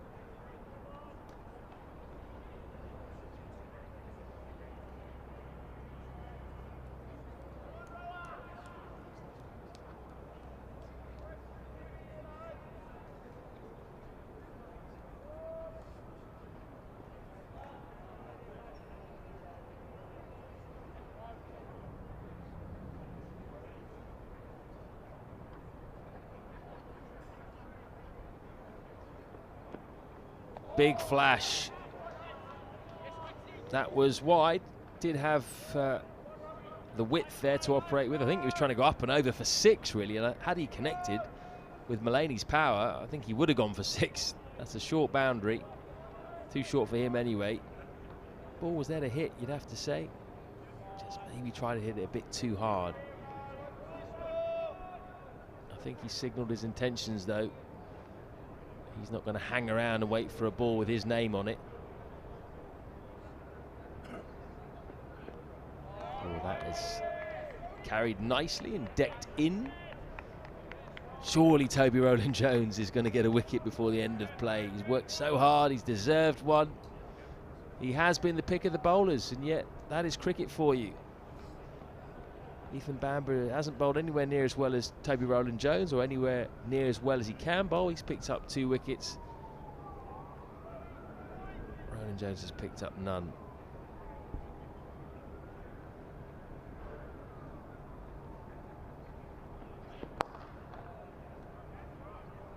I wonder if mate Corey Collimore's tuned in. Was it the Leicestershire match when he was in contact with us? He said he picked up plenty of wickets for Tim Murtagh at the other end, didn't he? This feels like it's been one of those days for Roland Jones. He's just bowled so well that perhaps 1 or 2 more shots have been played against the other bowlers. Likewise Murtagh. I think Murtagh's bowled far better than his figures suggest.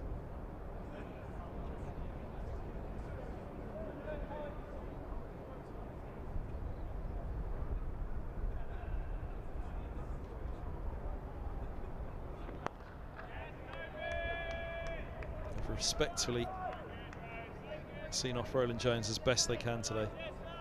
It's quite the workload, isn't it? Nearly 20 overs for no reward for that man.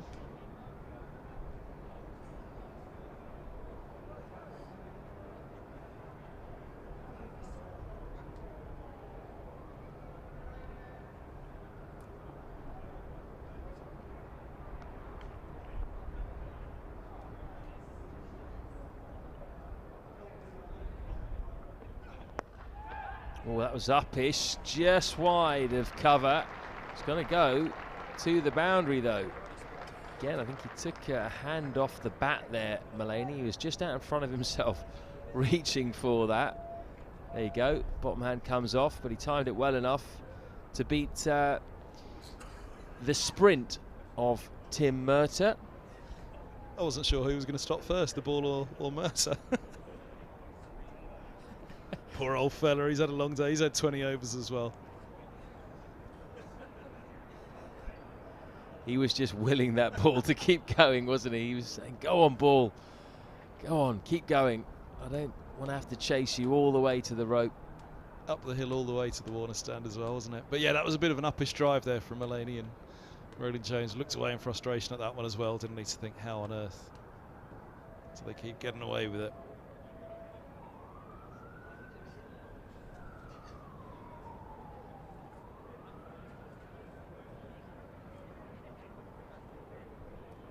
So 2 slips in for the left-handed Moors. What can Murtagh do? Can he threaten both edges?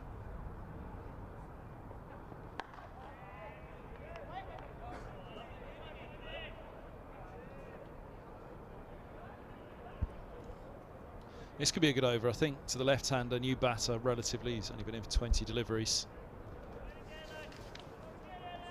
Murtagh's ability to bring it back in with the slope, but also to get it to seam away up the slope. If you can get a full over here against Moores, you fancy there'll be troubles. Keep him on strike and be able to work him over a little.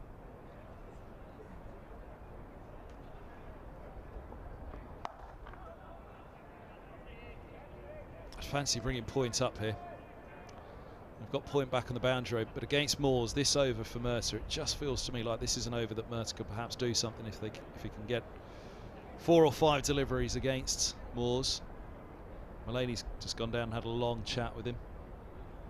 Mercer will be thinking it through, a pitch map in his mind for the over. He'll try to winkle out Moores here.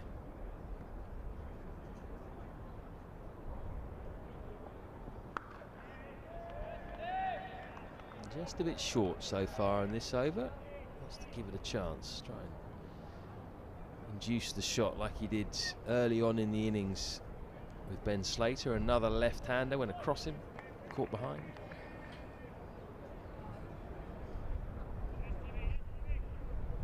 Might have brightened up a tad. Still cloud everywhere, but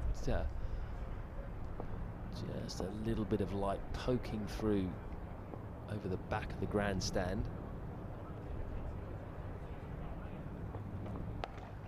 Just going to hit the stumps. Hit too well. I wonder, was that the one he was just trying to tempt him a little, try and get it to keep going across him up the slope? It's not a bad length that. You don't mind him having a bit of a drive. It wasn't a long half volley. That's the kind of length that Mercer can get wickets with. It just does a little bit. Get an inside edge or an outside edge. Just wants to tempt the batsman into a drive, into a ball that's not quite there. Something like that. He'll get another ball as he's overstepped.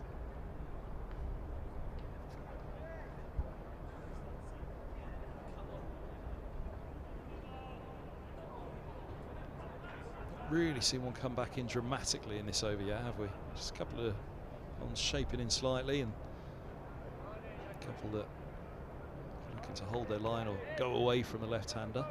2 balls left to the over. Whether that was what Mulaney may have had the chat watch for the one coming back in.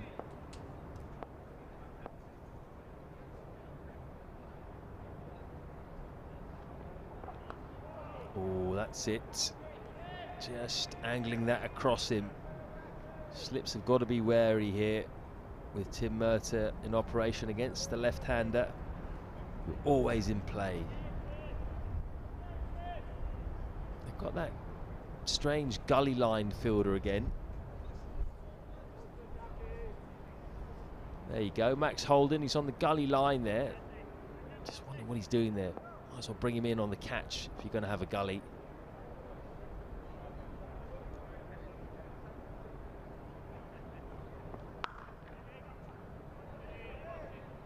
Strange little hop there from Moores, but he managed to play it with a straight back. Straight to Mercer.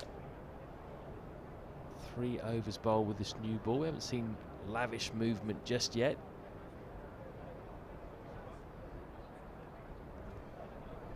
Yeah, it was only after lunch today, the first ball, that Middlesex started to get a fair bit of a response, didn't they? Just got something going after the interval. A little bit more happening for them. Whether it was just the lack of coming off on side. Seemed to do more at that point. But again, the skies are there for it this evening. You'd fancy if it's going to do anything, it should do for this new ball. But maybe it'll be for the morning. We'll certainly want to go off with a couple more scalps before that point, though.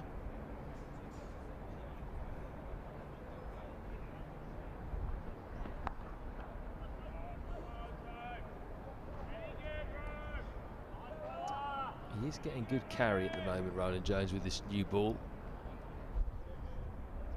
You sense that if he does induce a nick, it's definitely going to carry at a comfortable height.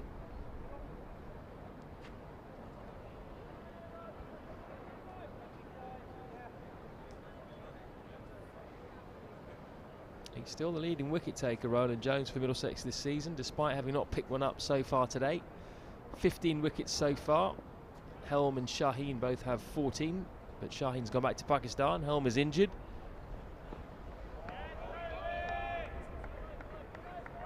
Amber now has 11. Mercer's only got 3, but he's only in his second game. Anderson's up to 8. Holman 5. So that gives you an indication that without Shaheen, Roland Jones is very much the go-to man alongside Murtagh.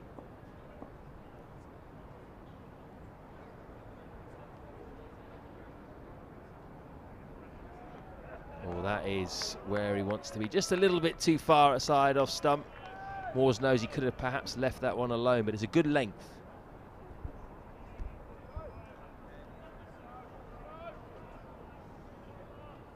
Finger biting for the skipper. Bit to think of. Heard that left thumb you can see there. Heard it in the field, in the covers at Hove. So not bad enough to take him off the field then, or keep him off now.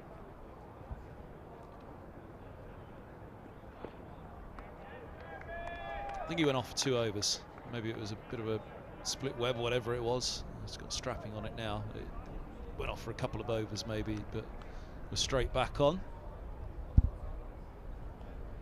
Those 3 in shot. Some really important runs. Simpson in the first innings. Hanscom and Robson in the second. 400 runs in 2 innings at Hove for Sam Robson.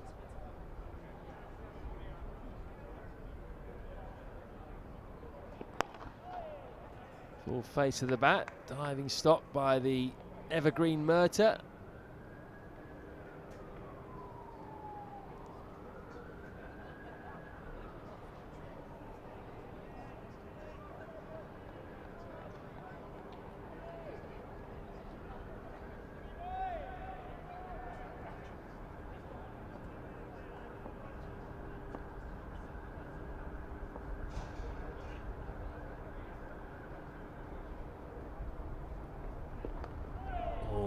Stuck in the crease there.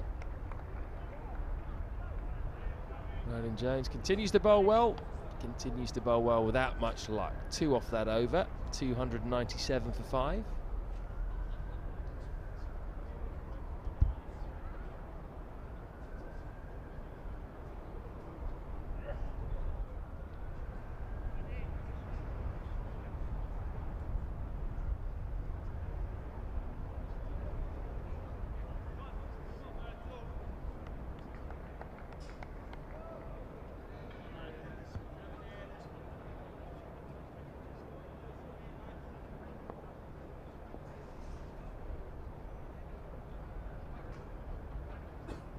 Well, big drive.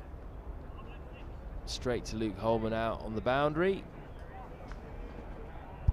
Yeah, picks up that single out to point, as I was mentioning. If point was up there, that was 4. He's had that hole over, a 7-ball over with a no ball at Moores last time. So perhaps a good look at Mullaney here.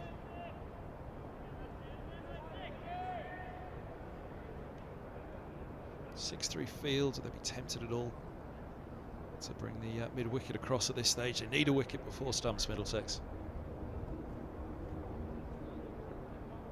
Oh, yes. That's Tim Murtagh. Bit of movement, both in the air and off the pitch, I think. Just inducing the batsman into the drive. And how many times have we seen batsmen nick that delivery? 7-2 field, please. Bring that mid-wicket across, or even the cover. Like I say, at this stage, I think it's got to be worth it. Conceding 4 here or there at this late stage of the day now, I don't think it's going to make a massive difference. But a third slip in place, or not having one in place if an edge goes through. And that one, maybe just going the other way.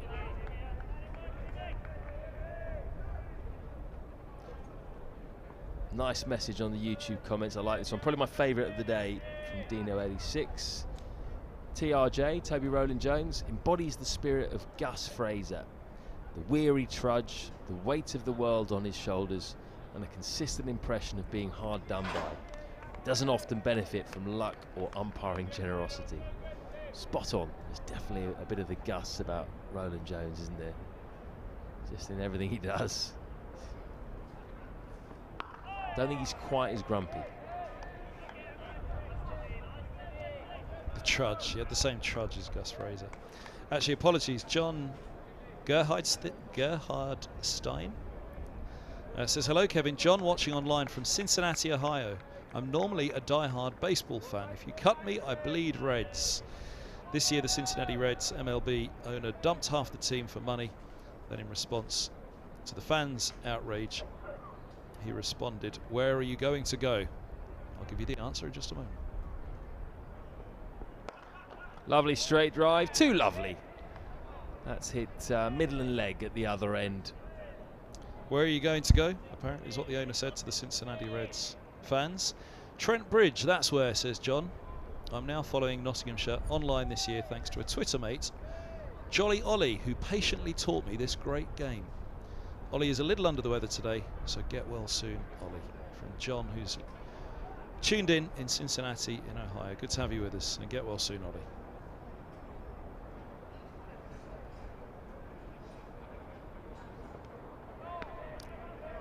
Nice over that from Merter.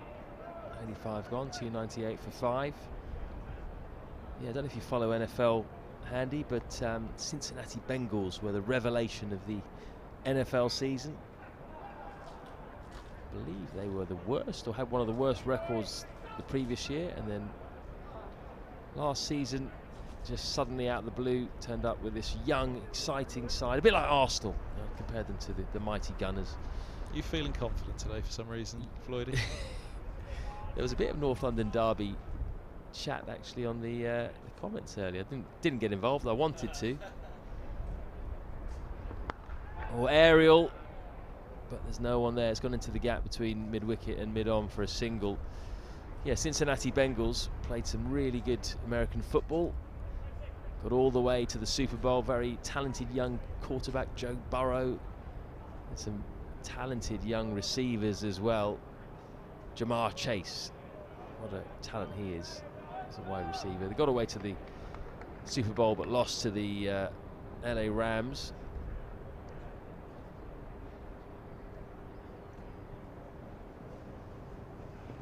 Edged. Had there been a third slip, I think that may well have carried to him. We'll have to have another look at that on replay. Might have just been short of the third.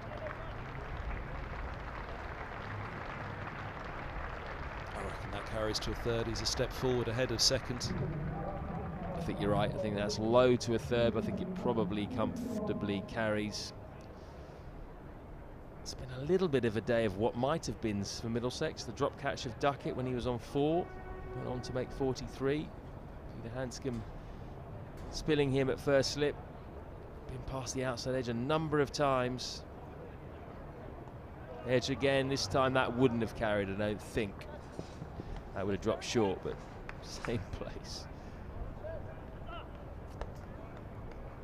Yeah, that third slip just felt as though it could be costly for Middlesex tonight.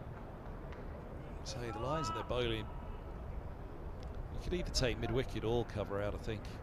Not feel as though you're really missing much. Yeah, NFL, I watched it as a kid. When you watch all sports, don't you, when you're a kid? You watch everything.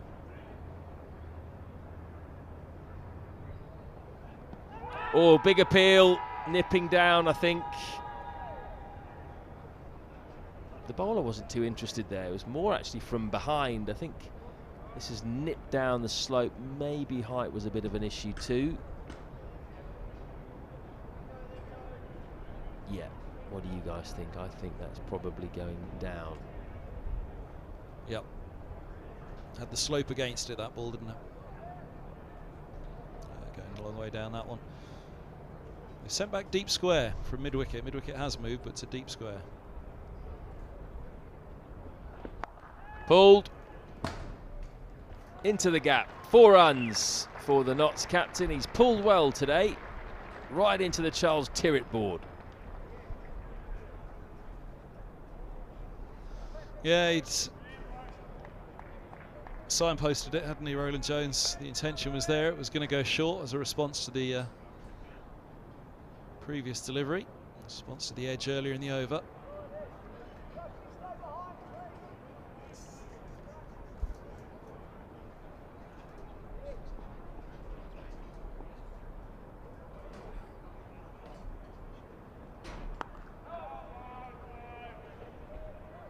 Expensive over. 9 from it. Friday Night Lights, that's what got me back into NFL. Great TV show, that. Absolutely brilliant. Apparently a fabulous book. I haven't read it yet. A book, then a movie, then a TV show, and I haven't watched the movie yet, but apparently the TV show is far better, but the book apparently is the best of it all. What's a book?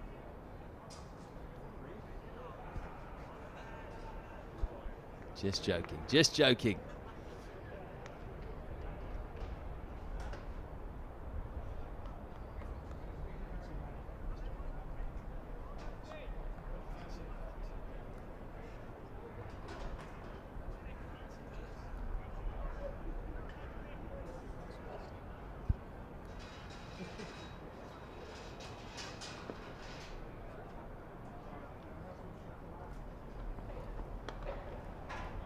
Thick outside edge, it's going to go to the boundary.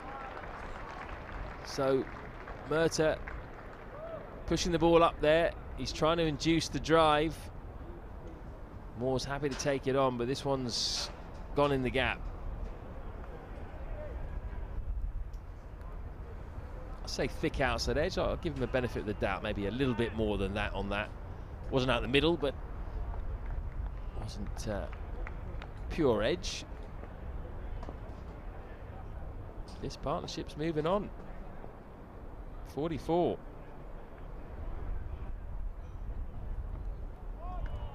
Play well inside that. Yeah, we said it'd be fun, this new ball, one way or the other. The ball would either depart quickly or pick up wickets. Still feels like wickets are in play here, though. There are edges. The ball's doing a bit, but it also feels a little bit like it's just one of those days for Middlesex. Again, one where perhaps they'll look back on that third over of the morning when Duckett was put down, went on to punish Middlesex.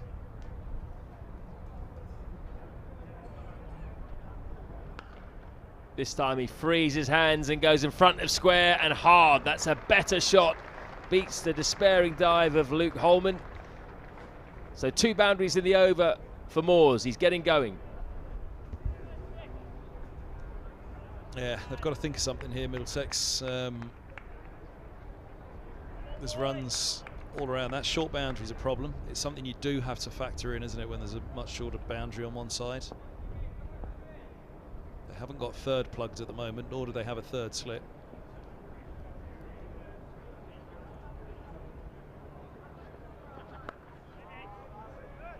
A bit of pace off that one, I think. I feel like he floated it out a bit more as a slightly different delivery.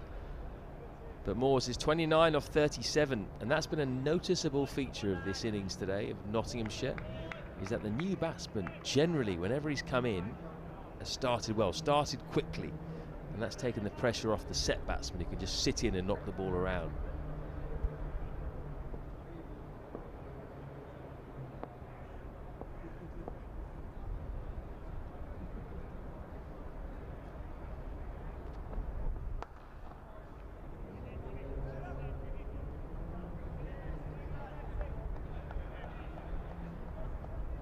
Yeah, with the, like I say, at this stage, I mean, it's difficult. We can do set an offside field with that short boundary. There's really no room for error at all on length then for Murtagh. He's got to keep it on a perfect length, otherwise no matter how well set that offside field is, it will be hit for 4. Here he comes off his short run at the end of the over, Murtagh.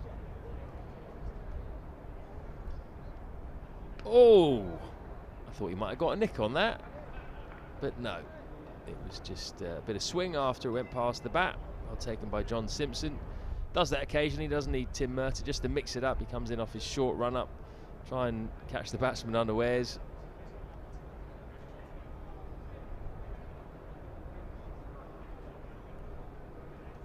I think Hanscom there's just had a chat with Murtagh, so thanks for now. Take a blow. First match back from that hamstring injury, 1 for 78 from 23. Will they go Bamber or Anderson from the nursery end? So that looks like Paddison White is still padded up. You don't get a night watchman, do you, when you come in at number 8. James Pattinson is on the balcony there. He can bat, not bad, left-hander. And you've got Stuart Broad as well. I wonder if we can go back to that shot of the Notts dressing room. see if Broady's padded up. Where's Stuart Broad? Oh, there he's on the front. No, he's not. He hasn't even got his whites on, Broad. So I presume that means he's not coming in at number 9.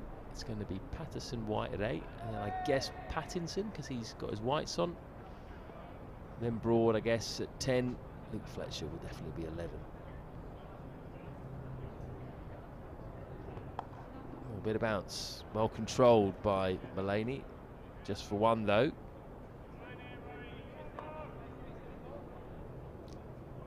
So far, few alarms for Moores and Mullaney with the second new ball. There's a bit of breeze, not a whole load, but just the occasional gust. I'm reliably informed by one of our cameramen.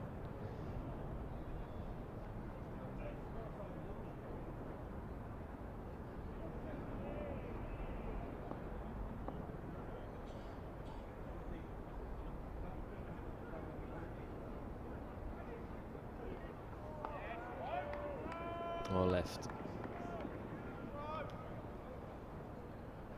Middlesex really could do with striking while they've got the lights on, while there's still cloud cover, still significant cloud cover all over Lords at the moment. Clouds as far as the eye can see, really. I can see a bit of blue sky on the back of the pavilion, but it's a long way off.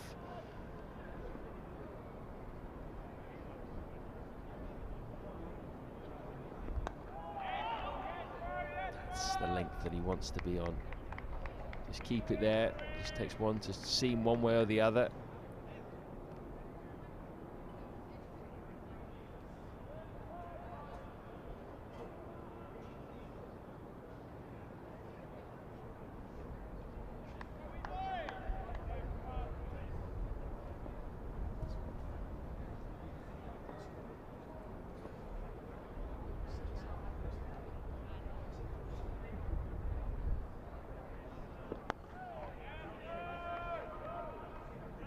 He's looked solid in defence. Tom Moores, to be fair to him, he's come in and put the bad ball away. Not had to do too much. He used his feet nicely to Luke Holman. But it's just been sensible, aggressive batting. He's done everything well since he's come in, hasn't he? I mean, I think they all have today. I think they've been excellent. Nottinghamshire with the bat.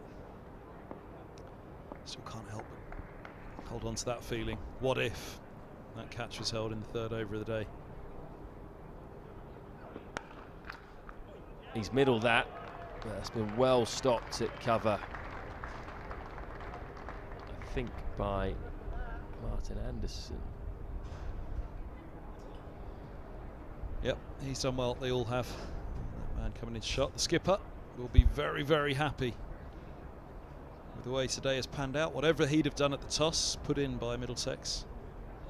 It's all gone pretty well for the Division 2 favourites here at Lords.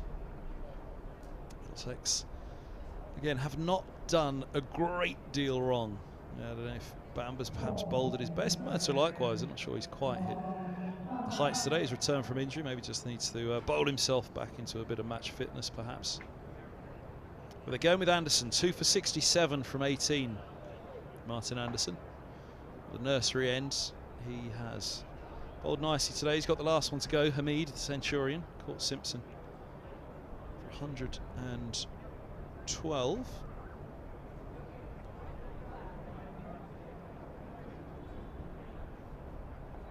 At that point, we were talking, much as the chat was down at Hove, could they have them for less than 350? Oh, up there, inside edge onto the pad. Mullaney on one leg. Almost undone.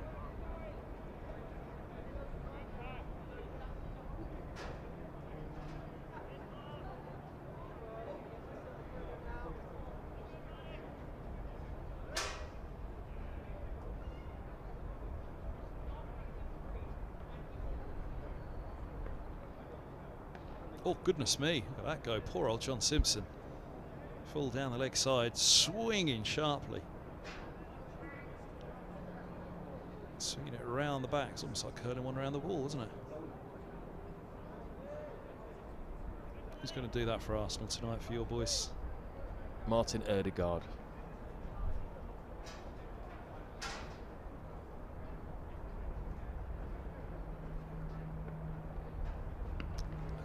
that ball swinging. Just pushing that one down the leg side again.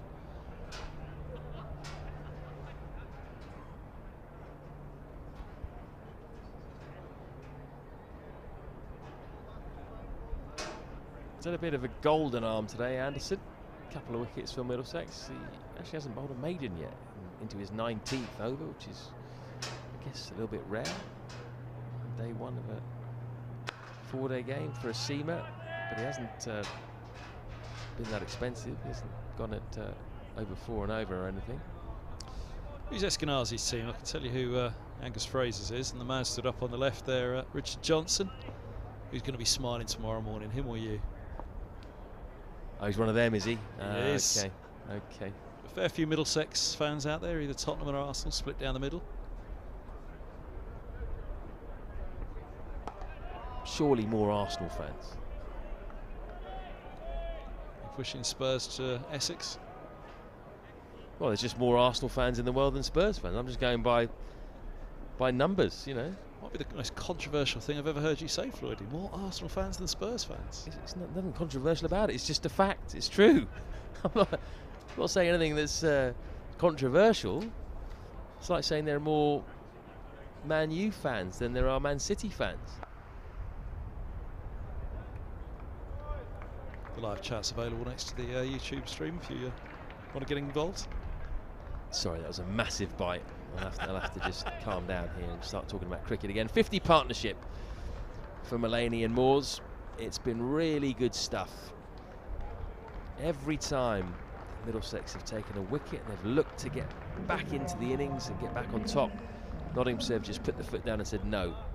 50 partnership of just 76 balls between these two. 29 for Moores and 19 for Mulaney. That's what I mean by the new batsman coming in and scoring quickly, taking pressure off the guy at the other end. Be a few Nottinghamshire fans torn on Saturday afternoon at 3 o'clock. The Tricky Trees away at Sheffield United in the Championship playoffs. The stream on one screen. 3 o'clock kickoff, that'll be live, won't it?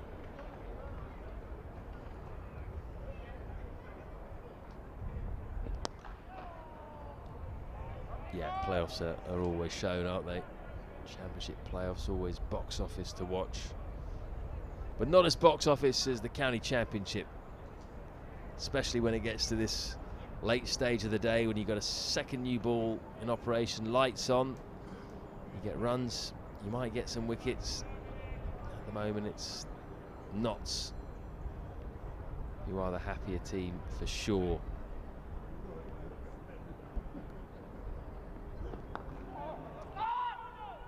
You always fancy would Notts be the ones happier going at this point, actually. Umpire Cook feels as though he's getting a little bit tetchy to me. With the light again, we've had some broken sky for a little while, just lighter cloud, and there's some more in the distance, but I'm not sure it will get here quickly enough if Umpire Cook's feeling that we're on the line again with this one. A load of Surrey fans headed north of the river on Saturday evening as well, won't there? Chelsea-Liverpool.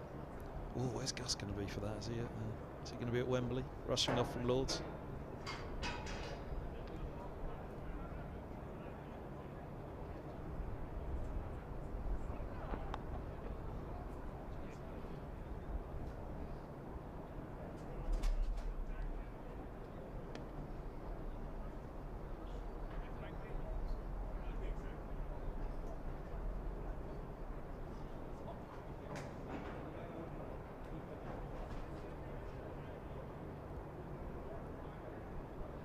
That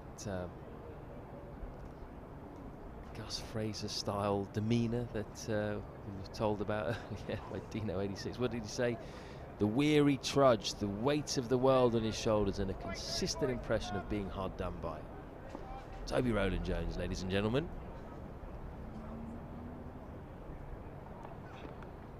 Oh, that's not going to help matters. You can feel for him today, Roland Jones. Will he ever have had a more luckless day than this? He's bowled beautifully all day. Gone at 2 and over, 8 maidens. Barely a stroke of luck all day. Almost the perfect delivery for a left-hander. Around the wicket from the pavilion. Get the ball to run down the slope. To be fair to Tom Moores, he played it with soft hands. That's why it didn't carry to Hanscom.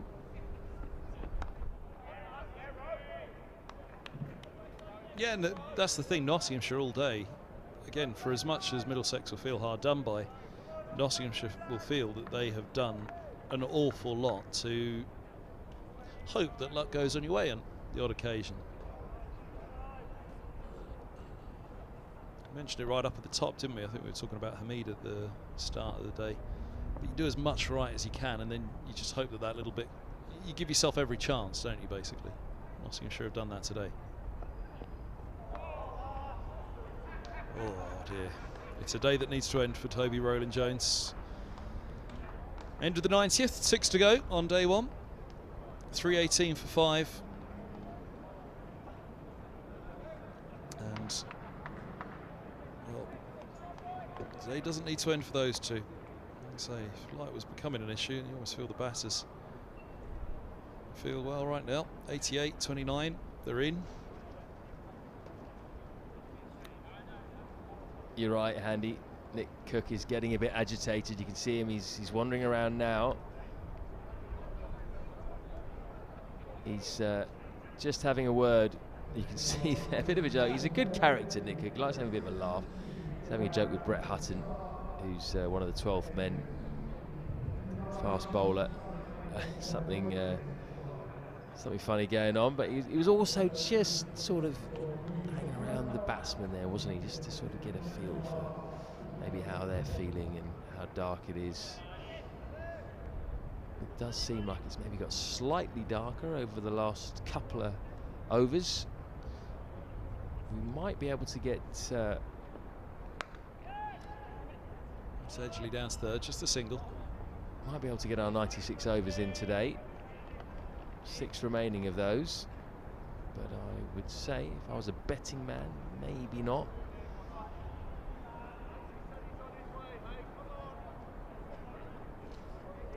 Notts, of course, would be more than happy to walk off now. I think even Mullaney, he's 11 off 100. I'm sure he'd be more than happy just to walk off and try and get to his century tomorrow.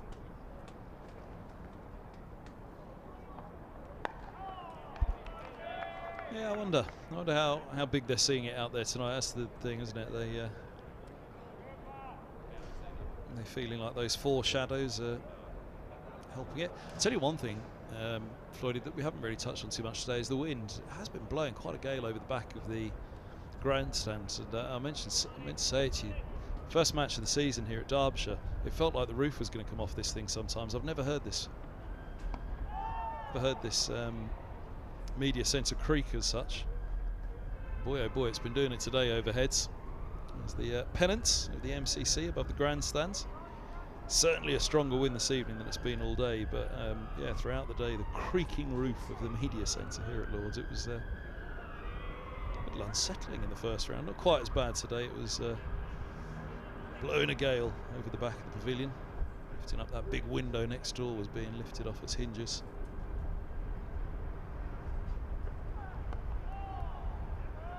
I would still rather be here when it's really windy than where we were last year down in the Allen stand boxes there, doing our commentary from there with the windows open to try and get a feel for all of the noises out on the pitch. When the wind got up in there, it was very, very cold. There you go, just probably round about where, yeah, just to the right of your screen, I think. Yeah, it's probably going in a bit too far left, but yeah, to the right of that. Short ball, just to mix it up. In that Allen stand, it got pretty cold when the wind came in. Had to have a bobble hat on and gloves at times. Colo gave that a few mentions in the first rounds. No matter how creaky this media centre sounded, it was better than down there. Or the turrets of the pavilion. A few commentaries done up there where the older broadcasts used to sit years ago. Oh, Anderson's taken a nasty tumble there. I think he's okay. We've got a single down to long leg. Yeah, he's up and fine. Nothing more than damage prior by the look of it. Maybe an effort ball. Just push one through that little bit quicker.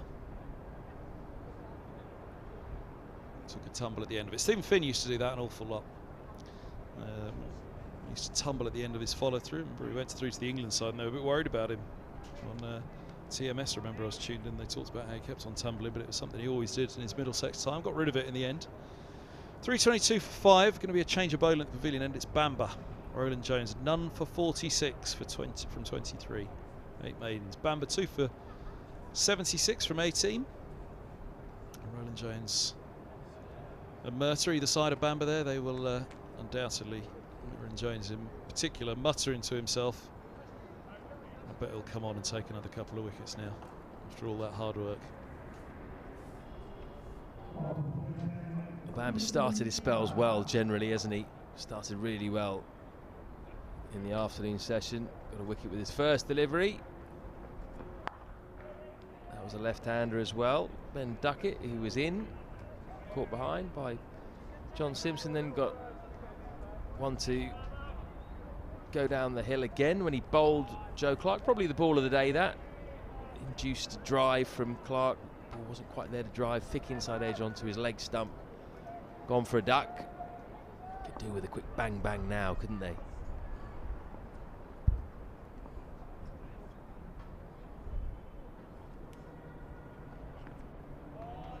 It's a nice ball. Get one just to hold its line up the slope. Left hand facing the right arm over. You're not going to particularly pick up the LBWs at that end unless it's a magic delivery. But just try and unsettle Moores or Mullaney one more time before stumps tonight.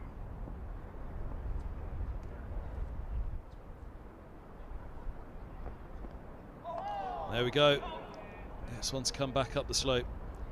2 Moores, but it's not Middlesex's day. Goes through everything. Cut him in half.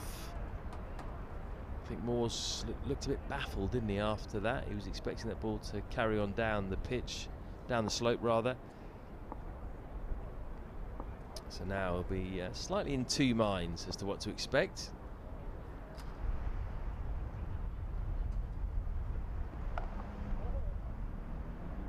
Duncan Edwards has popped up on the comments. Just tuned in from Nashville, Tennessee. Looks like Middlesex made the wrong call at the toss. It's looking that way at the moment, Duncan. We'll have to wait and see, though, how Middlesex bat on it. Of course, if they bowl out Notts for 360 and then get 500, you'd say it was the right decision. So we'll have to hang fire and see what happens when both sides bat on this pitch. But yes, I agree. At the moment, it's not looking like a great decision. I can't judge it just yet. It feels like the amount that they've beaten the bat today, that it should have been a better day with the ball. You put a side in, we talked about it, didn't we? At championship level, you put a side in, you're thinking 4 down at lunch.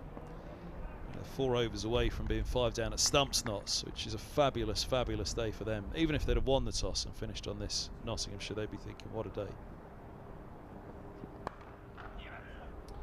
Sharp. That's racing to Kess, who's giving quite the sprint. Give up. It's down the hill. He'll never catch that. 3:26 for 5, and well, any talk we had of Middlesex hoping to have them for fewer than 350. They might be at 350 by stumps at this rate. Very much Notts' day. Tom Moores is coming at number 7 and has looked very at home. He's on 34 or 56 balls at the moment. His captain at the other end, Stephen Mullaney, is 10 short of his 2nd century of the season. It's been a really good exhibition of how to bat in not the most simple of conditions. Just got to be patient, wait for the bad ball and put it away. And largely to a man they have done that, Nottinghamshire.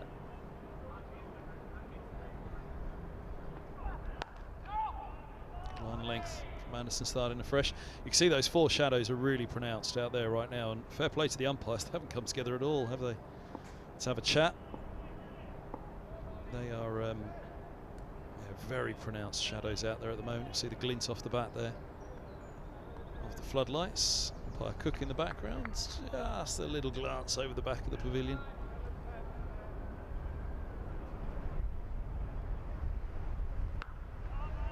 from Anderson again. Solid first 2 balls of the over on that off stump. Yeah, Middlesex, it feels like Middlesex have given it every chance today on the off stump, and they've had the reward in terms of the ball beating the bat. A few edges, perhaps going through a vacant third or put down, coupled in carry. Could have been a very different day, and that's got to be the fear on day 2 for Middlesex with the bat. Has a nice flourish sometimes, Mulaney, when he plays that drive or through the offside. It's a very sort of swashbuckling finish, just to get the extra power, generate the extra power. Yeah, I think you're right. I think Middlesex haven't bowled that badly at all, really. They've bowled okay. The question is just whether there was enough in the pitch to merit bowling first. And the other thing we've got to think about is, of course, the drop catch. Ben Duckett dropped on 4. Ben Slater had already been dismissed. So at that point, I think it would have been, around about 10-15 for 2. As it was, Duckett went on to get 43. The score was 105 when he got out. So that took the sting out of the early situation. Had they got Joe Clark in at number 4 early, had they got him in early, when the ball was still very new, he ended up getting a duck. So had he come in, he'd stop that by Mercer, who then scrabbles around trying to get to the ball, and they come through for a single. Well, if ever there's a shot to sum up the day.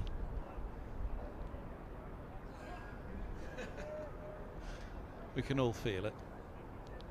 Apart from Nottinghamshire fans and batters, but I mean in terms of general cricket, in the field, in the dirt for a day, not quite gone your way. Speaking of pace, that was Blake Cullen in the middle. Looking to get a bit of swing there, Anderson, looking to give it a chance. Clipped for a single out to deep mid-wicket. Davies on the ends, the left. Scored that century in the seconds that we were telling you about today, and Pete Waxman, the very busy physio at the start of the season.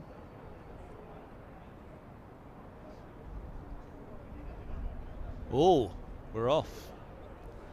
Out in the middle, the umpires have decided that's it. They're going to take their meter reading. 3 overs lost on day 1. So 328 for 5 bucks. A very, very good day for that pair, and in particular the man taking off his helmet, the Nottinghamshire captain. Lost the toss this morning, may well have batted.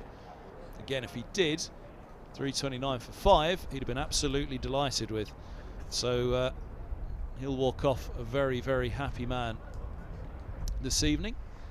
And they'll take a meter reading now. Umpire Newell and umpire Cook.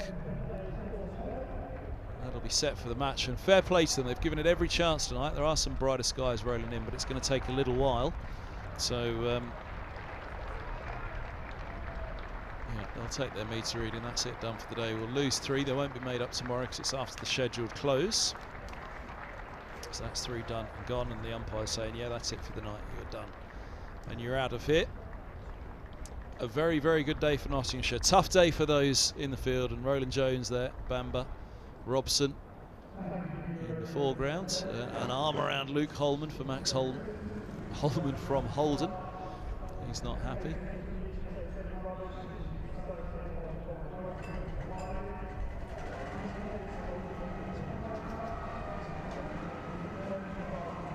And yeah, applause to see them off. Gates open. Mercer made an off first. Again, that second, or well, would have been a second wicket. That drop this morning in his second over, the 3rd of the innings. And tough day for them. So there we go. You can see that broken sky in the distance there. There's blue sky, but it's far too far away to have them on tonight at the moment. Floodlights have been taking full effect for quite some time, so absolutely full praise for the umpires for how long they kept them out there tonight. But last wicket, 267.5, a long while ago. Laney 92 and Moores 35 have done a fabulous job for Nottinghamshire today. So there's the card. Slater was first to go. Caught Simpson, bowled Mercer for 6. Mead with a magnificent century. Didn't offer a chance until he nicked off to Anderson Simpson, 4 catches, as Floydie was mentioning. Duckett, who survived that chance in the 3rd over, making 43, which, although it doesn't look too punishing there, it was the time that was taken out of the morning session where they could have gone at that point. But 2 quick ones after lunch as Bamber picked up Duckett and then bowling Clark off the inside edge. James, being Anderson's 2nd victim, caught Simpson for a fine 21. But that partnership doing an awful lot of damage this evening, where Middlesex perhaps could have thought with that new ball they might have had them all out by now. So the bowling figures then. Middlesex, having put Nottinghamshire into bat, would have hoped for a little bit more. Tim Murtagh started off quite expensive, then got into his rhythm a little bit as the game went on, but still perhaps a bit rusty, playing just his 2nd game after getting injured in the first match against Derbyshire. 1 for 78 for him. Roland Jones was the pick of the bowlers, and yet did not pick up a wicket. 23 overs, none for 46. Ethan Bamber, definitely more expensive than we're used to from him. He went over 4 and over, but he did pick up 2 wickets just after the lunch break. A couple for Anderson as well, a couple of important wickets from him, and just 7 overs of spin from Holman and De Carey's. Holman expensive, 6 overs, none for 38. So, at the end of it all, it's Nottinghamshire who at the moment will be enjoying their post-match tea or scones or beer or whatever it is that they have more than Middlesex, because even if Notts had won the toss and batted first, they'd be pretty happy with their situation. But the fact that they've been put into bat by Middlesex, obviously Peter Hanscom and Middlesex thought there was something in the pitch to merit putting them in, which suggests that when Nottinghamshire come to bowl, there might be a bit in it for their bowlers as well. There's definitely a little bit of grass on the pitch. Nottinghamshire at the moment certainly much happier. Yeah, and you know the old adage, wait until they're both batted and then we'll decide it. It was the timing of that drop, wasn't it? 3rd over. If that was held, look, nobody wants to drop one. Pete Hanscom set an incredible tempo in the field for Middlesex. He's fixed their slack over 8 overnight. You can see that he sets the tempo for the entire match in the field. But the timing of that was crucial. To drop that catch in the 3rd over, Murtagh's 2nd, if they're 2 down at the start of the match, then all of a sudden it's a very, very different morning session. Middlesex didn't come back from that, really. They got those couple of quick wickets at the start of the afternoon session, which they had to get. That was the bare minimum. And again, they weren't able to follow that up. By the time it came to the evening session, they looked a little bit tired. Luck was against them still. There were a few inside edges, weren't there? A couple of outside edges, either that there wasn't a 3rd slip in place or didn't carry. So, yeah, it's very, very difficult to judge today because of that. What I would say, even though you wait until both sides are batted, you fancy. If they'd have held that catch in the 3rd over, you're looking at a very different first day. And if Nottinghamshire had come out and they're as ruthless with the ball as Middlesex were at the beginning, because they were tight on that off stump, and they hold their chances, then all of a sudden 300 plus could look a big score. We've got to take our hats off to Nottinghamshire, though, haven't we? And the way they batted. Let's finish on that. That was a masterclass from Hasib Hamid, wasn't it? I think it was just his 9th century in first-class cricket, which is he's still a young man. You forget that he's still very, very young, just 25 years old. Then Mullaney as well, who's now just 8 runs short of an 18th first-class century man at the other end of his career. 2 contrasting innings, but 2 innings of real substance that have got Nottinghamshire to where they are right now. Yeah, it was a faultless innings as well from Hamid, wasn't it? And I think that really is a mark again of the pitch. So if you can get in, there's no reason why Robson and Stoneman can't go and do what he did. And that's what Middlesex will need them to do. They will need that start from the top, because at whatever point they do go out tomorrow, and again, we'll look at the overheads, you wonder, is day 2 the best day to bat? But there was a big opportunity missed today, and if Nottingham should take those opportunities, they're the favourites for Division 2. I think we've seen today why. This was always going to be Middlesex's toughest test of the season so far. And so it's proved. And it's just been a little bit too much for Middlesex today. But again, they'll walk off feeling a little bit as though luck was against them. If Nottinghamshire walk off tomorrow night feeling luck was a little bit with them, with the ball, then it's been a very bad day for Middlesex, you fancy. Thanks, Kevin. Appreciate it. We'll be back, of course, tomorrow. You've been watching the Middlesex Live Enhanced stream in partnership with eToro. You'll see that little QR code on the top left of your screen. If you want to know more about eToro, then just scan that QR code. We'll be back tomorrow for a slightly longer build-up at 11:15. for an 11 a.m. start. Of course, we'll have highlights of the first day's play plus an interview from tonight. We will see you then. Hope you've enjoyed watching.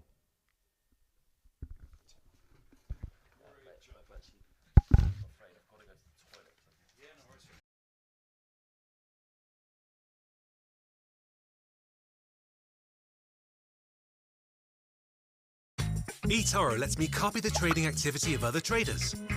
From now on, whenever I make a trade, I make the same trade automatically. Join over 20 million users and start investing now with eToro.